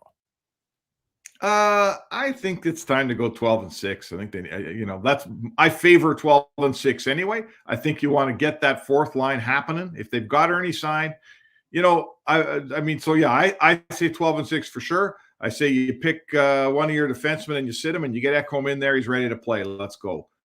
I will say I've seen a little bit of people seem to think that should have been Lavoie's job. And I couldn't disagree more. I think if we're talking about a fourth line left winger penalty killer, Ernie is infinitely better at this time in that role than Lavoie is. He's more ready for it. He's a veteran. He's done it before. You're winning now. We're not developing here. You're trying to win now. I'd rather have Lavoie in the minors becoming whatever player he's going to become, and I'll take that fourth line spot. A guy that's going to sit out some games up here probably, right? I'll give it to a veteran guy like Ernie on a one-year deal every day. And Sam Gagner is just waiting to get a visa. Once his visa gets approved, he's going to go down to the American League. Do you think, because he's healthy enough now to go down, I talked to him, do you think Gagner is someone that the Oilers will sign? I think so. I mean, here's what I think's going on with Gagner, and no one's told me this, but I'm just reading the tea leaves.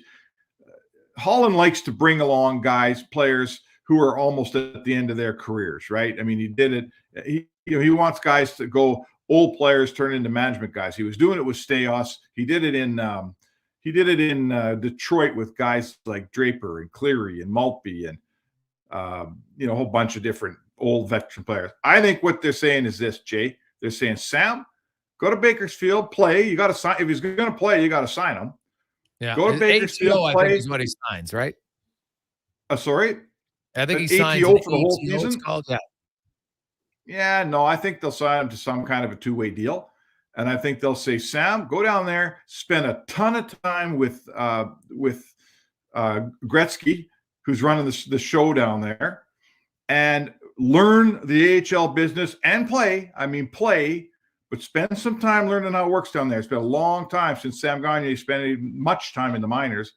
And come the trade deadline, come the end of the season, when you black ace time, when we're in the playoffs, he can come up and be part of this thing. And who knows, you might use him. Maybe there's injuries. Maybe you call him up. But I think they're going to put him down there as sort of an extra guy at the end of the year, a veteran player, and also a guy who's going to be part of this organization and learn the management curve here. I don't think Sam's got much left in his career. But I think remember, Jeff Jackson had Dave Gagner working for him in the agent business for a long time.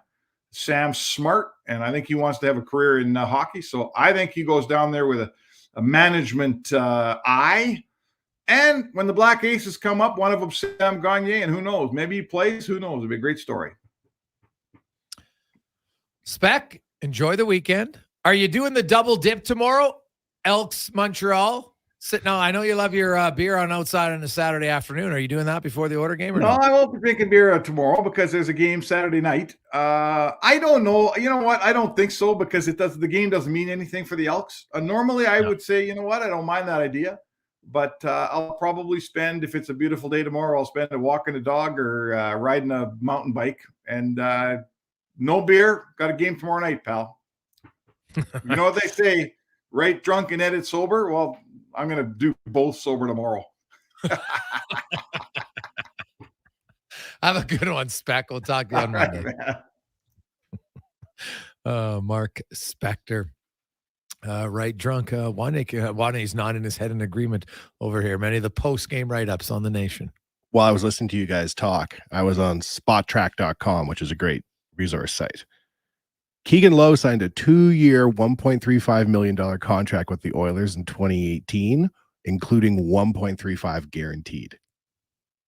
Yeah, but I'm telling you, it's not correct. I'm on cap friendly. It's not guaranteed money. It was in the NHL, it's guaranteed, but he didn't play in the NHL. It was in the American League, so he had a two-way deal, and he made $100,000 in the American League. So if it says you're getting 1.35 guaranteed, that doesn't mean you're getting 1.35 guaranteed? Yeah, he didn't have a one-way contract. He had a two-way contract. So you can't do what this thing says right here? No, it's mistaken. You're the only person on earth that I actually would say, you know what? Gregor knows better than the website. Congratulations. Yes, no, he had a two-way contract in 2018. He would have made $650 in the NHL, and he made $100,000 in the minors. Keegan Lowe, if you're listening. Oh, he's playing in Switzerland right now. Oh, I know. So I don't. But I assume he's still tuning in. 1440 should be available that far away. Mm-hmm. Call in. Yeah. Okay. Let us know. Well, I don't know. Well, what'd you take home? I can tell you. Well, I don't want to know what he took home. That's a little personal, but I can just tell you what he I want to know. I want to know his social insurance number. Okay. 519 Sports 1440 will return. Gregor, Wanye Gretz, Connor Halley with you. The Gregor Show presented by PlayAlberta.ca. At The Brick, we're not just proud of this city and its rich sports history. We're proud partners of it. The Brick started right here in Edmonton over 50 years ago. And when we're not cheering on the Oilers and Oil Kings live at the game, or the Edmonton Elks under the bright stadium lights, we're in our stores, providing everything you need to cheer them on in your home. The Brick, supporting Edmonton sports teams and fans since 1971, saving you more. A full-service provider of heavy haul transportation and rigging at the highest level. Next Gen Transportation. We're developing new and innovative ways to transport oversized and overweight equipment to remote and challenging locations. Our Next Gen team leads with a wealth of experience and expertise. But most importantly, we put safety first, so everyone gets home safely. We also take great pride in supporting our local community programs and teams. Good luck to everyone this season and in the year ahead. Visit nextgentransportation.com. First Round is Edmonton's NFL headquarters. Get in the game and watch NFL football this season at First Round. And you'll have a chance to win a trip to your favorite NFL city to watch a game in person next season. And the hits keep on coming with food and drink specials, big screen TVs, and more. Catch the Pro Bowl brunch every Sunday, Monday Night Football, and head in Thursdays for your chance to win an NFL replica helmet. NFL at First Round. Burgers, beer, sports. Downtown West Edmonton Mall and at 1strnd.ca. You know, I got into reffing for the excitement. He's going for the chair. Turns out wrestling is completely scripted. But you know what's exciting and unscripted? PlayAlberta.ca. With an all-new sportsbook, odds boosts, and betting on any game. PlayAlberta.ca. Go all in on excitement. Sign up today with promo code SPORTS50 and get a $50 free bet. Official gaming partner of the Edmonton Oilers. Remember, if you gamble, use your game sense. Trevor is lonely. Yeah. So Trevor threw a big party and served salad. Nobody came. Mike is also lonely. Yeah, it sucks, man. So Mike threw a big party and served Wilhock beef jerky. Go Wilhock! Go Wilhock! Everybody came! Wilhock beef jerky, because you don't win friends with salad. Wilhock is the home of Alberta's best beef jerky. In Leduc, Spruce Grove, and West Edmonton Mall. The job isn't done until the last load is hauled, and having a semi-trailer out of commission is not an option. Whether replacing or adding to your convoy, Edmonton Trailer has a huge inventory of new and used semi-trailers, trusted by the gravel, logging, oil field, fluids, and freight industries. Find a trailer right for you online or at one of their 3 locations. For sales, service, parts, rental, and finance, when you're in it for the long haul, Edmonton Trailer. What you eating there? Oh, just a Leon's $10,000 shopping spree in a Chevy Colorado. How do you plan to get all that from a Big Mac? Monopoly Double Play. Monopoly Double Play? First, I peel on pack, then I peel an app. 2 ways to play and win. So basically, you're potentially holding the most lucrative Big Mac ever? No, I'm potentially eating the most lucrative Big Mac ever. Now you can double play at McDonald's for more ways to win millions of prizes. While supplies last, chances of winning change as prices are claimed. Chances of winning McD's at prices based on time of code entry. See rules at participating McDonald's in Canada or at mcdpromotion.ca. Your Co-op Grow team are your local experts because we live here too. Our agronomic specialists stay up to date with the latest research and technology to help support your entire farm operation. Talk to our team for advice tailored to your farm's needs. We have recommendations to help you optimize your crop yield and quality. while enhancing the health of your land. Co-op, we're all growing together. Here for your farm, here for your family. Learn more at coop.crs/farm.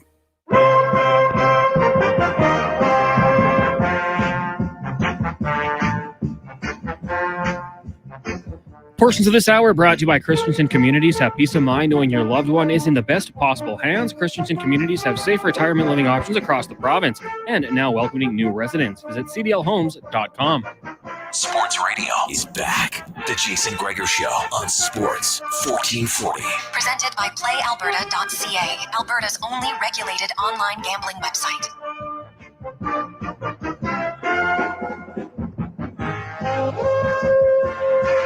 5:24. How are you? Gregor, Halley, Wanye Gretz with you. Sports 1440.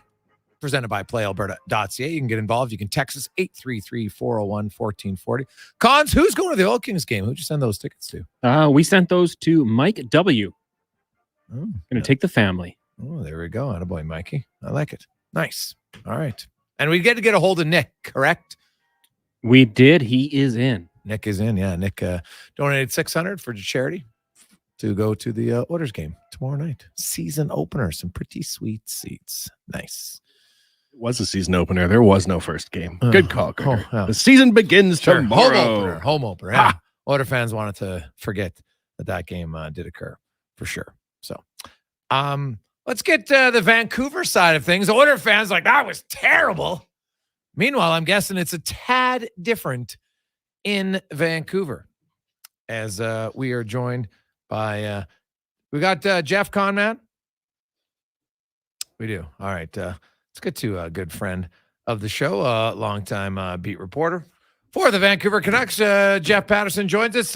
Jeff, Oiler fans are like, this is terrible. Canuck fans are like, this is unreal. Brock Besser has 4 points. They're scoring 3 power play goals. You look at it, obviously Edmonton's going to play better, but to me, the biggest storyline I saw from that game was Thatcher Demko looked really good. And when Vancouver gets goaltending, they got a shot. Yeah, look, there were a lot of people that were drinking it up on Wednesday night. Why not? If you told me prior to that game that it was going to be an 8-1 final, I think, like many, I would have sided with the Oilers, just having seen the firepower over the years and a lot of questions about this Canucks team. But for one night, hey, they got it right. But it is hilarious out here, Gregor. I have never seen this. I've covered this team 25 years. I have never, in the last 48 hours, heard the phrase, it's just one game, more than I have. Like, you ask people about the weather. Yeah, it's great, but it's just one game. You go order a coffee. People are like, yeah, it's just one game. Honestly, everybody's couching it. So I think they recognize that, in the moment it was fun and they did a lot of good things and a lot of things right. And the 8 goals were incredible, but so was the fact they held the Oilers to 1 and none at even strength. And so, there was a lot to like from the Vancouver Canucks. And there's also this realization out here that it is a long season, and it was opening night, and everything went right for them then. But sure, the Oilers are going to be better. They're going to be hungry. They're clearly still stinging from the other night, and we'll see how the Canucks respond and measure up when they don't have last change. And I am curious. This is the start of a 5-game road trip for them, so it's not just tomorrow night in Edmonton. It's on to Philly, and then they go south to Florida and Tampa. They're going to have to try to cover some of the warts in this lineup, and they don't have the last change, and they can't shelter an inexperienced third pair on defense. So curious to see how the Oilers approach that, and if they try to jump guys like Akito Hiroshi and Noah Juleson. It looks like the Canucks are coming back with the same 6 defenders that they used the other night in that win. Well, obviously, I think at home ice, and you just look at that third pair in Vancouver. And so what's the strategy moving forward to help their defense, Jeff? Well, Quinn Hughes will probably play a whole lot more than he did. They had the luxury, and I think it was wise. They're going to need him a lot, and he's going to play a lot on a lot of nights. And so when you have the luxury of a 6-1, 7-1, 8-1 lead, he was third on their team in ice time. That doesn't happen very often, but they could afford him the other night, so they told him to basically take a seat in the third. I think that they'll probably have to run him out there 27 or 28 minutes. Philip Hronek's been a really nice add. He only played 4 games last season after the trade, and there were a lot of people that weren't sure what did they get, and how good can this guy be, and why did the Red Wings part with him? But he had a terrific preseason, and the other night paired with Quinn Hughes. I mean, the underlying numbers were spectacular for Hronek and for that pair. So, we'll see if the Canucks try to continue to load up. The danger there is that you're exposing the other two pairs. And, Cole's a veteran, and I think has looked pretty good in the brief time that we've seen him in Canuck colors here. And I think he can settle a guy like Tyler Myers down. So, the Canucks can lean on those two guys a little bit. But then, as I said, that third pair is really inexperienced. And that's where, to come back to your point about Thatcher Demko, they're going to need him. And, yeah, he was ill, and they got him out of there. They had a day off yesterday, but he was back, full participant in practice, and I would assume that Thatcher Demko is going to get the nod tomorrow night, and then probably again on Tuesday until 8 to continue the road trip. He's going to play a ton for them, and the challenge for the Canucks is trying to make his life easier than it was on a lot of nights last season. And I thought they did a pretty good job of that, just limiting chances and really scoring opportunities, and the traffic in front of him. I thought he was good in the first period until the Canucks were able to get a lead. He kind of had to make some early saves. Kulak down the wing was a pretty good scoring opportunity, and there were a couple others with a power play. We know about the Oilers power play. 5 minutes into the game, Myers tossed over the glass, and that's playing with fire. Demko was there to hold the fort. So the Canucks liked the way that they played in front of him, and I think they feel pretty comfortable and confident when he's on his game that he's going to be that last line of defense for them. It's one thing to lose 8-1. It's another thing to lose 8-1 to a goalie who had to be pulled because he was visibly sick on the ice. It's tough times around here. Yeah, and we are assured now that Connor McDavid understands why he was pulled out of there. I mean, those are curious comments, and I get he was frustrated and looking for deflections and all that kind of stuff after the game. But, yeah, I mean, Demko was sick. The Canucks have been battling this. Elias Pettersson missed a week of the preseason. Andre Kuzmenko's been fighting it as well. Connor Garland also left the game the other night for a long stretch and returned to the bench but didn't see any ice time over the final few minutes. So, this wasn't, anybody trying to make up anything, or they wasn't trying to show the Oilers up by putting the backup goaltender in there. But, yeah, I mean, Demko clearly wasn't feeling great. But, again, yesterday, day off to rest up, and he looked fine at practice. They had 3 goalies on the ice at practice, so when I saw the third goaltender out there, I thought, okay, maybe Demko's not feeling 100%, and maybe they're going to lighten his load today. But the practice goalie really with some pucks and do an awful lot. So Demko took the lion's share of the work at practice today. They had a quick skate before they jumped on their plane and flew to Edmonton. And as I said, I think Thatcher Demko has the clean bill of health, and he'll be ready to go. Although maybe some Oilers don't want to get too close to him if he's still contagious tomorrow night. Jeff, what's the update on Susie? How long do they expect him to be out? That was curious. Cody Bluger is kind of curious in the other way in that they got hurt in the final preseason against Calgary, and we were told Bluger was day-to-day and was possible, might even take the warm-up on Wednesday. And today we found out that now they're calling him week-to-week with a bruised knee, and he's not going to be on the trip. And Carson Susie, we were told, was week-to-week and has been skating just about every day and took part in practice in the non-contact jersey, but looked pretty mobile.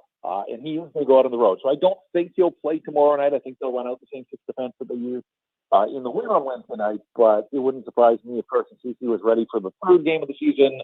And if not game 3, then I would think later on in that road trip. So that's good news, because the original diagnosis with Susie was week to week. And you can believe that. Like, he really got his knee wrenched, tied up with Sharon Gover to the Calgary Flames, and it didn't look good. And he left the game and didn't return. So, Bluger and Susie, guys are going to be part of the penalty kill when they're in there. Ilya Mikheyev is another one that's coming off season-ending knee surgery, is back and has been practicing, but still wearing non-contact. He's not going to be ready for the start of the road trip either. But, the penalty kill was dead last in the NHL last year. It was one of the storylines going into the game the other night against this vaunted Oilers power play. And I know that the Oilers up to 1 with the man advantage, but I think the Canucks came out of the night feeling pretty good that the penalty kill was up to the challenge. But those are all 3 guys that will be part of the penalty kill when they get back in the lineup. So there are reinforcements coming, but I thought the penalty kill held its own the other night. We'll see what it looks like tomorrow night. Well, Jeff, enjoy game 2. Looking forward to it. Appreciate your time. All right. Always fun to be with you guys. Thanks. That's Jeff Patterson joining us out of Vancouver. And you look at their back end, obviously without Carson Soucy, there's some openings there. It's an opportunity for Edmonton to exploit and create a few more chances. And I think that's fair to say that, hey, you're going up against a goalie who was clearly dehydrated. You're going up against a third pair defense. And that's just how bad the Oilers played, that they weren't able to exploit that at any point. How did they lose that game 8-1? To hear that the team's fighting the flu and they're terrible. Oh, I just got to illustrate when you have a bad night, like there's no answer. Now, the thing about the Oilers is, I saw some people suggesting, it's the new system. It had nothing. No, they didn't barely spend time in their own zone. Vancouver came in, scored. Thank you. Let's get out. And away they went. It wasn't like they were hemmed in and Vancouver. Now the one goal, the third goal was 2 rebounds before it went in.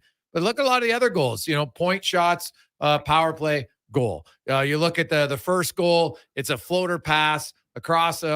Kulak doesn't knock it down. Lands right in Garden, Stick is in front, goal. Not much you can do. The Besser goal is a pass in front, off a skate, in. It wasn't like Vancouver was hemming them in because the Oilers didn't know what they were doing defensively.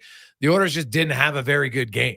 Do you hang any of it on Campbell? I mean, both goalies let him 4 goals each. I actually thought Campbell looked better than Skinner. If I had to rank the two, right? If I had to rank the two, I'd probably say that. But, those guys weren't any worse than any of the players where I would say, oh, geez, the goalies really stood out. They were terrible and the players were okay. No, it was a collective. It was a collective snooze-a-thon by the group. Let's get to Wanye's World now, brought to you by Action Electrical. They want to remind you. Did you know that there's $5,600 in grant? Free money for you if you're looking to get solar in your residence. Find out how. Go to actionelectrical.net. They'll help you out. I just want to give a shout out to my coworker at Oilers Nation, Waz, because Waz decided last night he was going to come down to West Edmonton Mall for the Oilers autograph session. And Waz is a huge Derek Ryan fan, and he brought his Derek Ryan jersey down. And he stood in line for hours, and he interviewed people, and he shot content, and little kids come up to him because he's the Oilers Nation TikTok guy. And they said, "Can I get a photo?" He said, "Sure," because he's a great guy. And right when he got to the front of the line, Gregor, they said, "No more Derek Ryan autographs." Wow. The autograph session is over. And Waz was live streaming it when it happened. And then Destiny intervened. And Derek Ryan himself said, "Is that a Derek Ryan jersey? I don't see many of these." And he signed it, making Waz's life. So shout out to you, Derek Ryan, for being a gentleman. Shout out to you, Waz, for standing in line for a long ass time. But you got what you came for. We had kids that came into the studio yesterday. Some of them had skipped school. They were here from like 9 a.m, waiting in line. The one boy was here at 9, and he was 10th in line. Obviously, he got in to see Evander Kane. Because that you kind of have to pick who you want to see. And you know what? Obviously, people will have, I saw lots of jerseys for certain players. Obviously, Kane and Nugent Hopkins. McDavid, I don't think signed jerseys. Draisaitl, Nurse, those guys had a lot of people. And I was just like, wow, like good for those people. That's a commitment. It's a long day. And the one little guy was joking. He goes, "Well, my dad's waiting in line now. I get to run around a little bit." But yeah, you know what? Hey, it's a smart move sometimes to go to the, maybe like the non-superstar player or the non-most popular player, have their jersey. It'll stand out. Wanye Jr.'s 3, and if he wanted to skip school to go to the Oilers autograph session, I would say, what are you thinking about getting signed? You need to think of something that has value in the secondary market. So if you think you get to skip school to get something signed on a napkin, which daddy can't resell on eBay, you're not getting to skip school.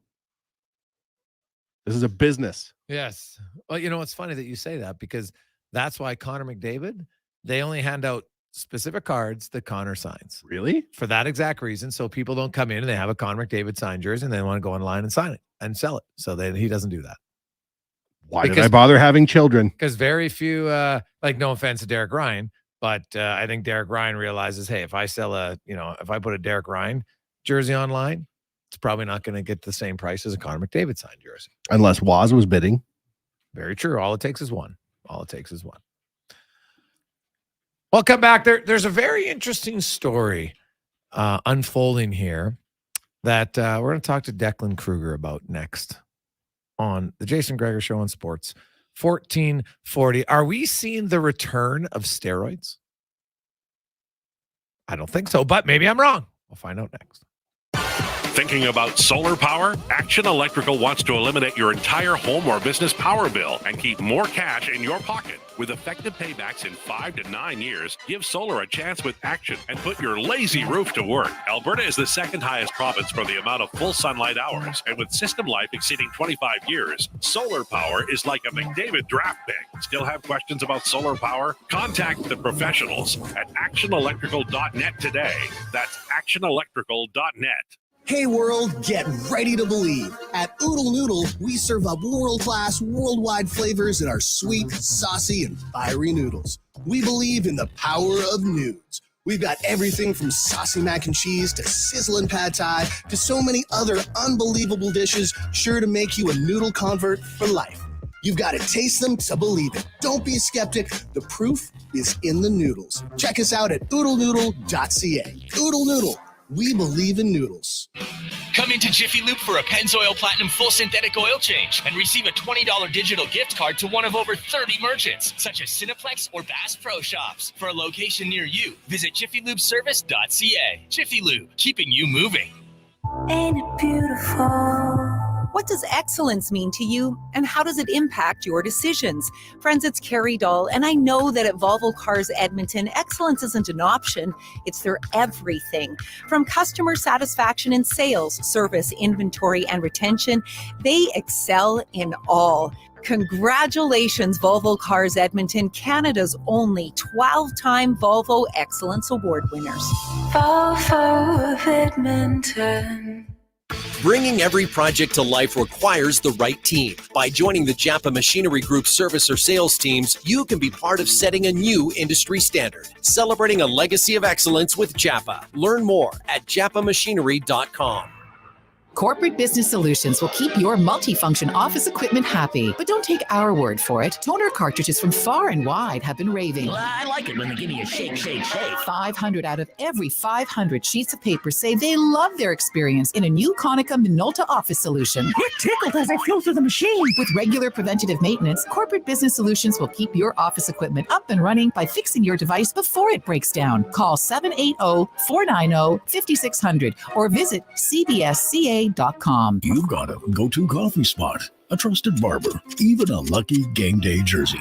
But when it's about looking your absolute best, there's only one name you need. Mr. Dirk. Family run since 1939, we're experts in crafting impeccable tailor-made suits and offering a wide variety of everyday styles. Pair that with personalized one-on-one fittings and the convenience of on-site tailoring. Mr. Dirk elevates your style game.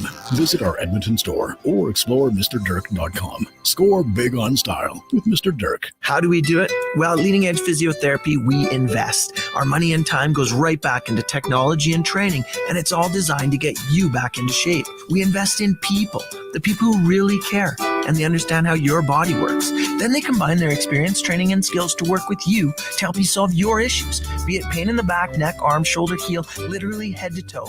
Leading Edge Physiotherapy, always taking new patients because we keep fixing the old ones. Life shouldn't hurt. Find us at leadingedgephysio.com.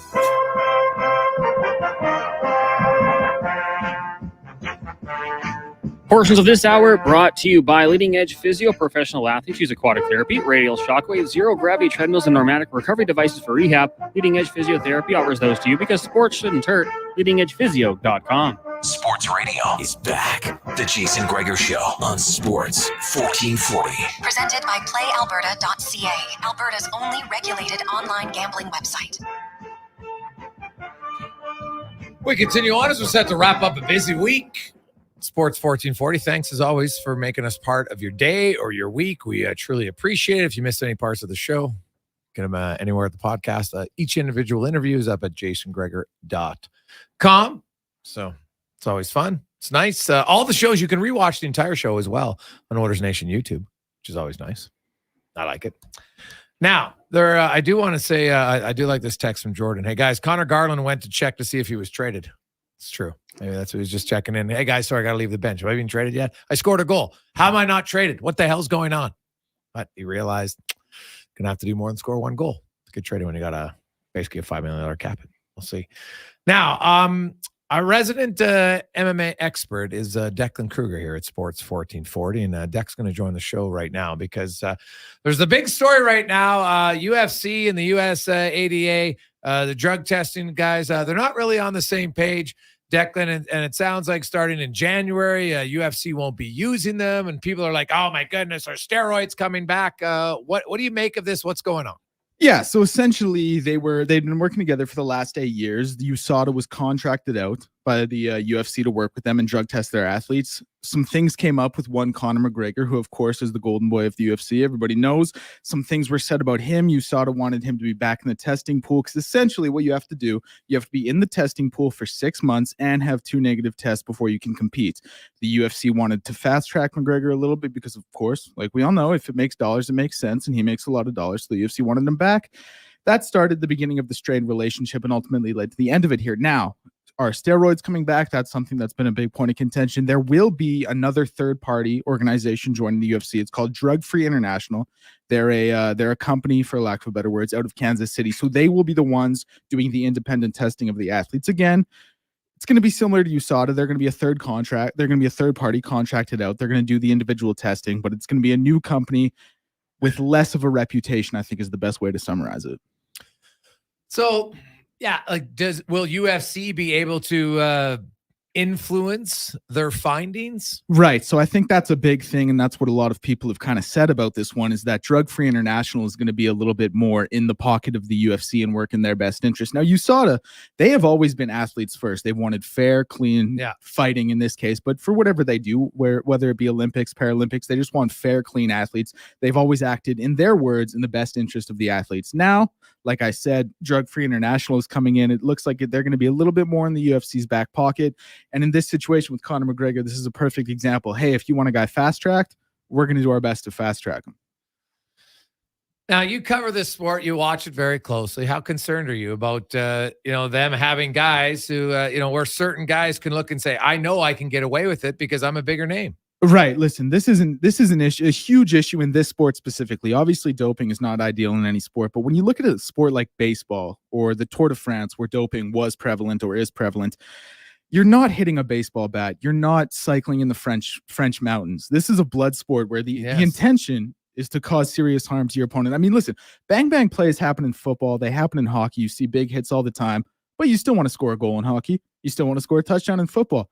Fighting, boxing, mixed martial arts, whatever it is, is the only sport in the world where the goal is to hurt your opponent. You want to do damage to your opponent. You want to separate them from consciousness and win in the best way possible. When that's the main goal, I think the best way to summarize this is when that is the main goal, you can't have these juice to the gills athlete in a sport that truly changes lives like that. Yeah. And like, to me, this is a big concern. And I look at the UFC and where they've gone right now. And, we've seen all the stories and how small of a percentage the fighters are getting to the purses. Like, yes. you look at all the other sports, 50%, 48%, 52% is the salary cap as far as the percentage goes. And it's split between the players. Well, people aren't going to watch the UFC. No one goes to watch Dana White as much as he likes to think he's the show. He's not the show, right? It's the fighters. And I wonder, like, Conor McGregor could be easily the guy. He's the biggest name. He's got the money. Like, are they ever a step closer to getting a union? Like you said, Conor McGregor would be the biggest name they could get in terms of unionizing it. But I think a thing is, because they have no union, because it's really one fighter against the whole corporation, the UFC is so easy to say, listen, you can be the biggest name, but unless you're a Conor McGregor, you can be someone who's a phenomenal fighter. You can be an Alex Volkanovski. You can be a Leon Edwards. But without this brand, you're not going to be as big as you are with us. If you go to Bellator, if you go to the PFL, if you go fight and won championships, listen, you can do well. You can be a great fighter. You can have your fan base, but you're still never going to get the push that this company has behind you. So it's very tough when you look at the big guys like that. They know it may not be ideal for them, but they know if they go to another organization, they're still not going to get a paycheck like they're getting with the UFC now. The paycheck they're getting with the UFC may not be ideal. It may not be what they deserve. It's not what they would get, say, boxing, but it's certainly bigger than what they're going to get. And when those stars, when the UFC still has that over the head, it's tough for them to deviate from the company. Declan, do you think that Gregor's on steroids? He's pretty good shape. Jason Gregor? Yes. Do you think he's on steroids as our resident steroid expert? Right. Well, that is what they call me around here. I would say no. Gregor, will you submit to a test? I don't like needles. I'm kidding. I have no problem. I don't even think you take a needle for a drug test. Do you guys drug test at 1440? No. No, you can be on steroids. It's no problem for you.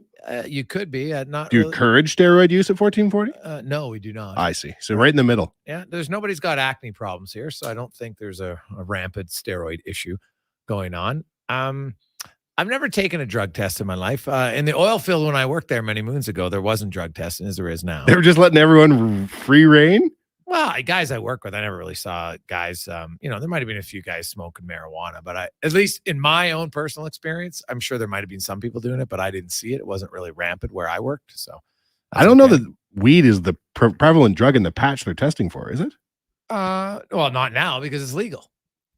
But still, you're still certain jobs that you do, you're not supposed to be inebriated. So yes, right. And it can inebriate you. So they'll still test for that for sure. I think that one might now because it's legal. It's like alcohol, right? They test you for alcohol. They test you for weed. But just because alcohol is legal doesn't mean you can drive a car with a 0.9. Yeah, well, you can't work on it too, right? So if they test you on the work site and you had that in you, it's probably not a good look. But no, I am not on the roids, buddy.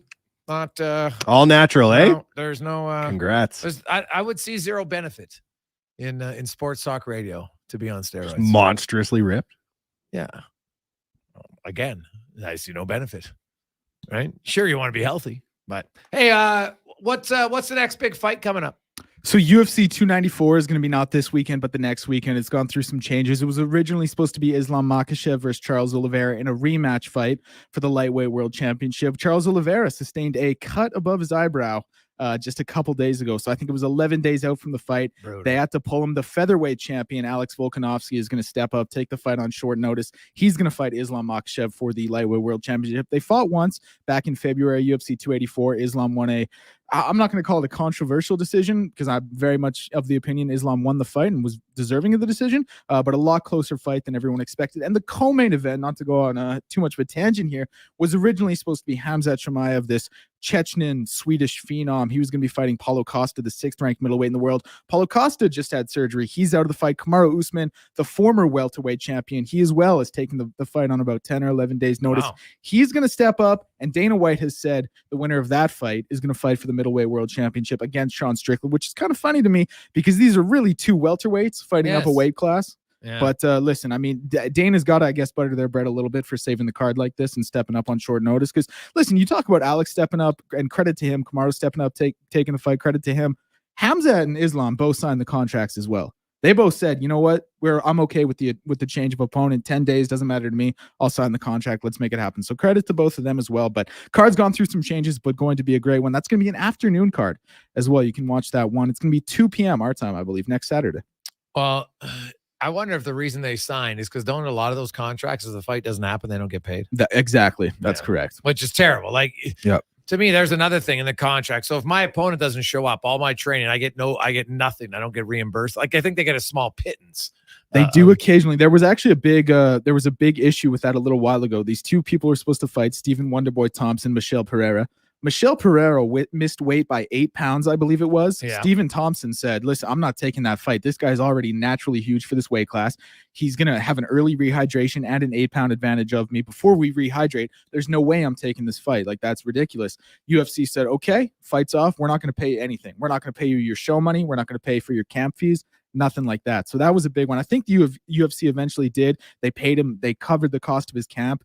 But I mean, still, listen, he did everything. He did everything by the contract. He made weight, came in ready to fight. Not his fault. His opponent missed weight by 8 pounds, which, by the way, is an incredible amount. Yeah. He did everything he was supposed to, and UFC said, nah, forget about it. So yeah, you know what? I've become less interested in the UFC just because of that lately. I don't like how Dana White's running things at all. I think it's fighter safety, and hey, it's a barbaric sport. And I don't mean that in a negative way, but it just is. And I really haven't liked kind of the path that they've gone down here. I had a stretch where I really enjoyed it. I used to do a lot of ringside announcing in mixed martial arts. I loved it, but it's the UFC. You're off all mixed martial arts or just UFC? No, just UFC. I see. I don't really watch UFC very much at all. So, Wanye, quick prediction, a realistic one. Saturday's game. I'm glad you put that precursor there. 14-1 Oilers over the Canucks. They're going to avenge an 8-1 loss by beating them by 60% more goals. All right. Don't drink and drive, people. Don't be inebriated. Get home safe. Have yourselves a very safe weekend. Enjoy the Elks game, the Oil Kings game. The Oilers got a lot going on. Junior football, Junior A, Bears, Pandas. It's a great sports weekend. Let's get to the con, man. Sports 1440 update brought to you by Legacy Heating and Cooling. Home with no payments, no interest for 1 year on your furnace. Stay warm all winter at legacyheating.ca. On behalf of Connor Halley, Wanye Gretz, from Jason Gregor. Be safe. We will talk to you on Monday. Good night.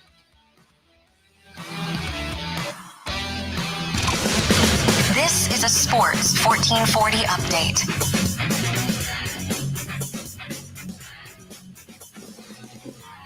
The Edmonton Oilers announcing that they've signed forward Adam Murney to a 1-year two-way deal worth $775,000. The team also waived defenseman Marcus Niemelainen with the expectation of him joining the Bakersfield Condors. 2 games going on right now. Coyotes lead the Devils 1-0 after 20 minutes. Matt Dumba with his first of the season. And midway through the first, it's scoreless between the Penguins and the Capitals. In the CFL tonight, got a doubleheader right now. BC leading Hamilton 10-7 in the second quarter. Later tonight, Calgary up against Saskatchewan. Tomorrow, the Elks host the Alouettes. That's a 2 o'clock kickoff down at Commonwealth. In the AJ Spruce Grove, traveling to Bonnyville to take on the Pontiac. Sherwood Park will be out in Drayton Valley. Canmore's in Blackfalds, and it's Lloyd up against Brooks. The Oil Kings off until Sunday when they'll take on the Red Deer Rebels down at Rogers Place. That's a 4 o'clock start. And Golden Bears football, they'll take on the University of Saskatchewan tomorrow at 1. On the ice, the Golden Bears and Grant Mack meeting in a home-and-home series tonight. Both of those games at 7 o'clock. Second going tomorrow. And the Pandas and Griffins also meeting in a home-and-home, 7 o'clock tonight, 5 tomorrow. Coming up tonight, we will have Fox Sports Radio beginning at 9 o'clock. Carius and Douglas back Monday morning, 7 a.m. I'm Connor Halley. This has been a Sports 1440 update. This is Sports 1440, a Stingray radio station broadcasting on Treaty 6 territory. Download the free iHeartRadio app and listen to CKJR